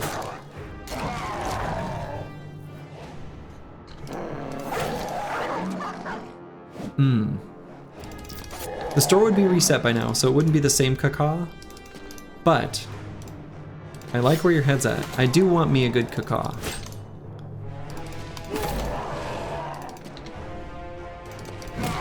Knowing where the enemies are for deserters as you plan your very first turn, legit kind of useful. I think there's been a number of combats where I would have liked to have one, and so definitely gonna keep an eye on that. It's possible I've even missed some opportunities. I wouldn't be surprised.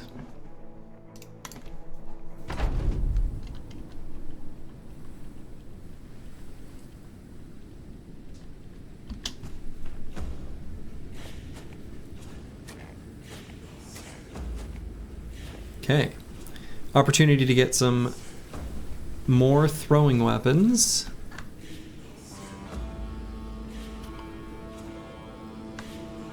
Corvus Korak and Nixlarfs are actually going to back up, I think.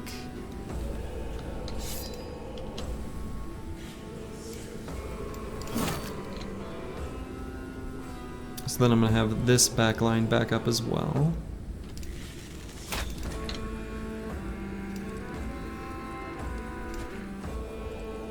We'll still taunt someone. Because, you know, I like the sound it makes.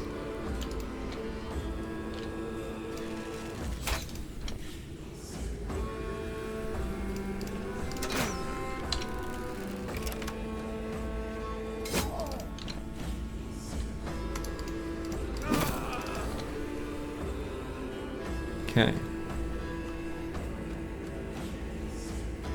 This looks pretty good to me.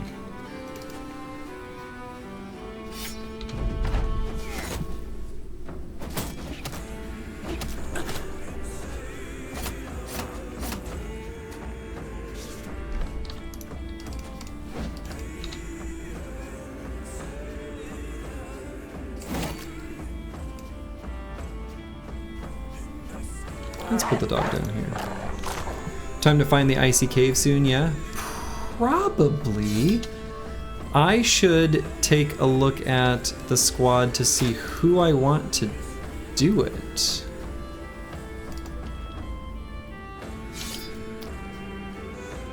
But yeah, soon.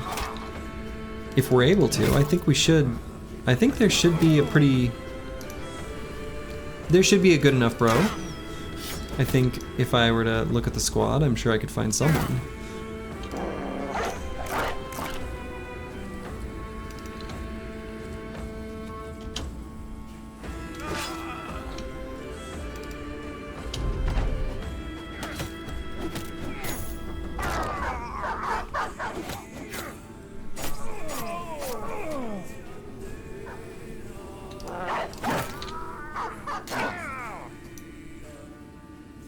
You like to do it with a spear bro usually, right? With a bonk in the pocket? Yes. I think that's the ideal.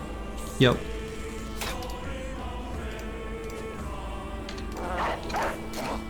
So I do need to get a big bonk if I'm gonna do it that way.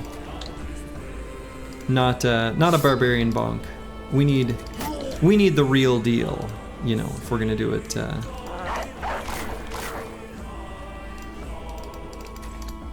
do it against the madman.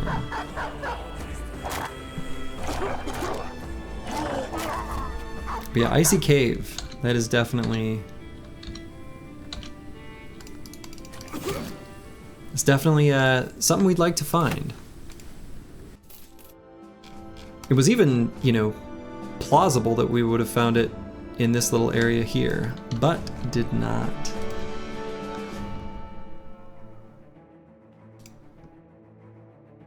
We need the bonk she tells you not to worry about. That is exactly the bonk we need to find.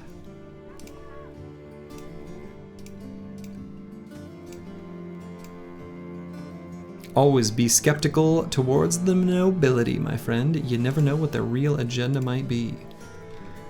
True. No big bonk for sale here, unfortunately. Platonic bonk.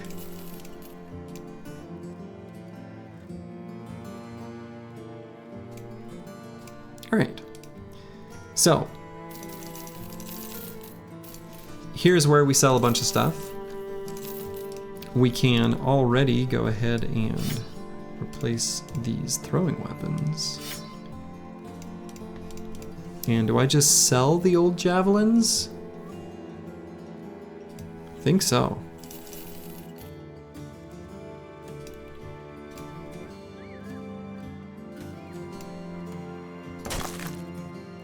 Keep a nimble, keep a bone armor.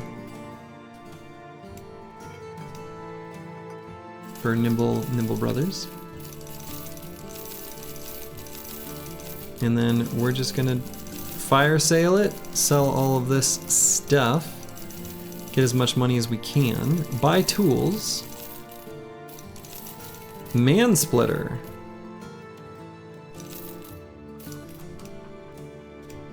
Mansplitter. Do I have a use for the mansplitter? Maybe?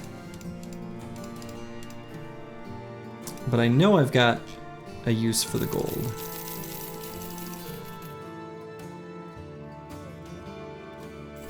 Okay, I think we sell all this stuff too.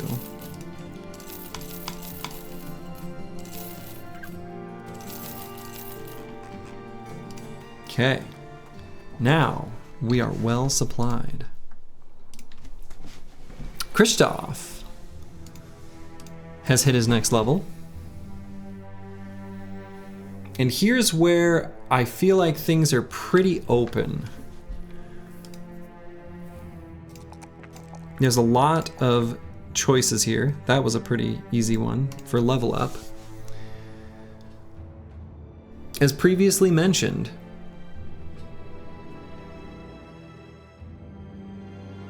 we could get, well, something just came to my mind. If I'm gonna have this guy fight the barbarian madman, we could get kind of a wasted, admittedly, probably this is true, get a wasted perk in Lone Wolf. Quick hands would help for the madman fight. Yeah, last time I did it with a military cleaver on a spear. When I did it with a spearbro last, I did have the military cleaver as the backup weapon because duelist instead of a big two-handed bonk.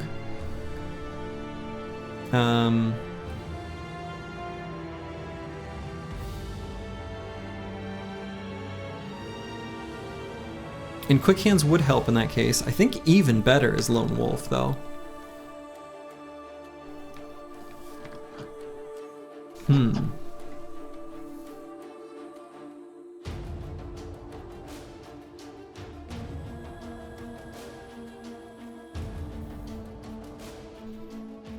His secondaries are actually looking pretty stellar right now.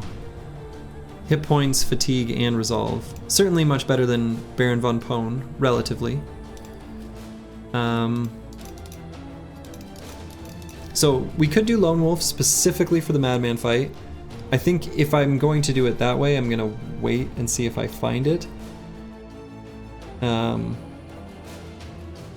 Manifest Destiny's Child says, I think I'm with you on Lone Wolf. Yeah, it's pretty good. It's pretty good for that fight specifically. The downside to the Barbarian Madman for Christoph is he doesn't have the best melee defense. Like, it's pretty good. I'd almost rather it be Baron von Pone instead of Christoph, just because of the huge and melee defense.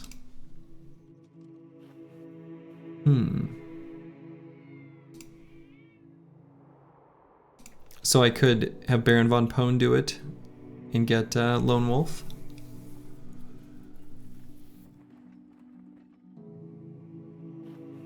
It's kind of a dead perk other than just that one fight, though. Because we're not really going to send these bros out to, you know, do lone wolf stuff.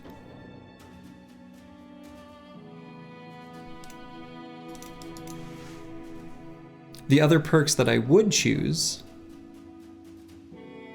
for the bro in general are useless in the fight against the barbarian madman, where it would either be killing frenzy, berserk, or a secondary weapon mastery or something like that. I guess quick hands is okay. Quick hands is okay.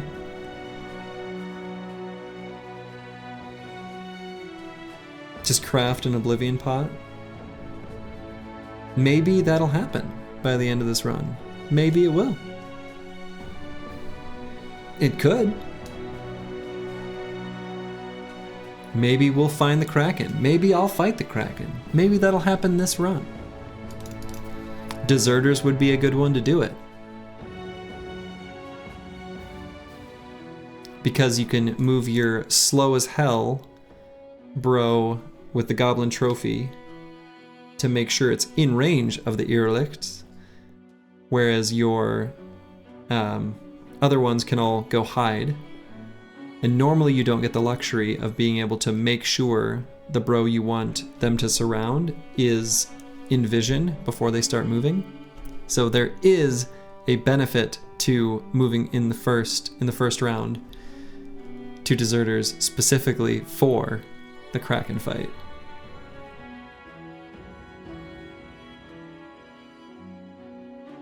So I'm just saying, maybe we end up fighting the Kraken, and then from that we're able to craft a potion of oblivion.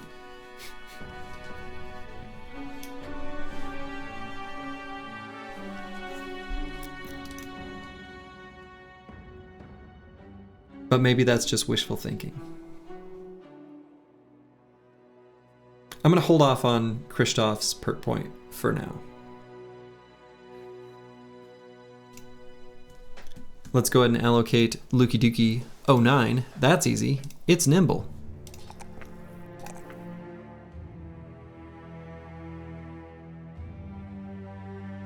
Lukey Dookie 09 is going to be a real throwing man's thrower. We're not bothering with any of that melee skill stuff here. He's just a small boy. Just a tiny little guy, you know?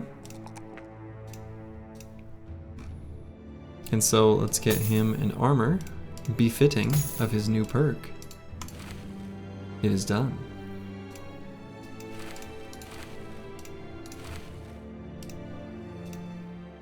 All right. Wonderful. I think that is a good place for me to call it and go do some sleep. So,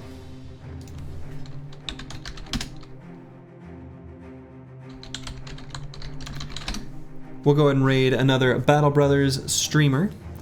I think this streamer says they speak both English and Deutsch, whatever that is. I hear they've got wiedergangers and all sorts of things that they can say in that language. So, to all of you, wherever you are in the world, have yourself a wonderful day or night. Ta-ta. Yeah, I know it's German.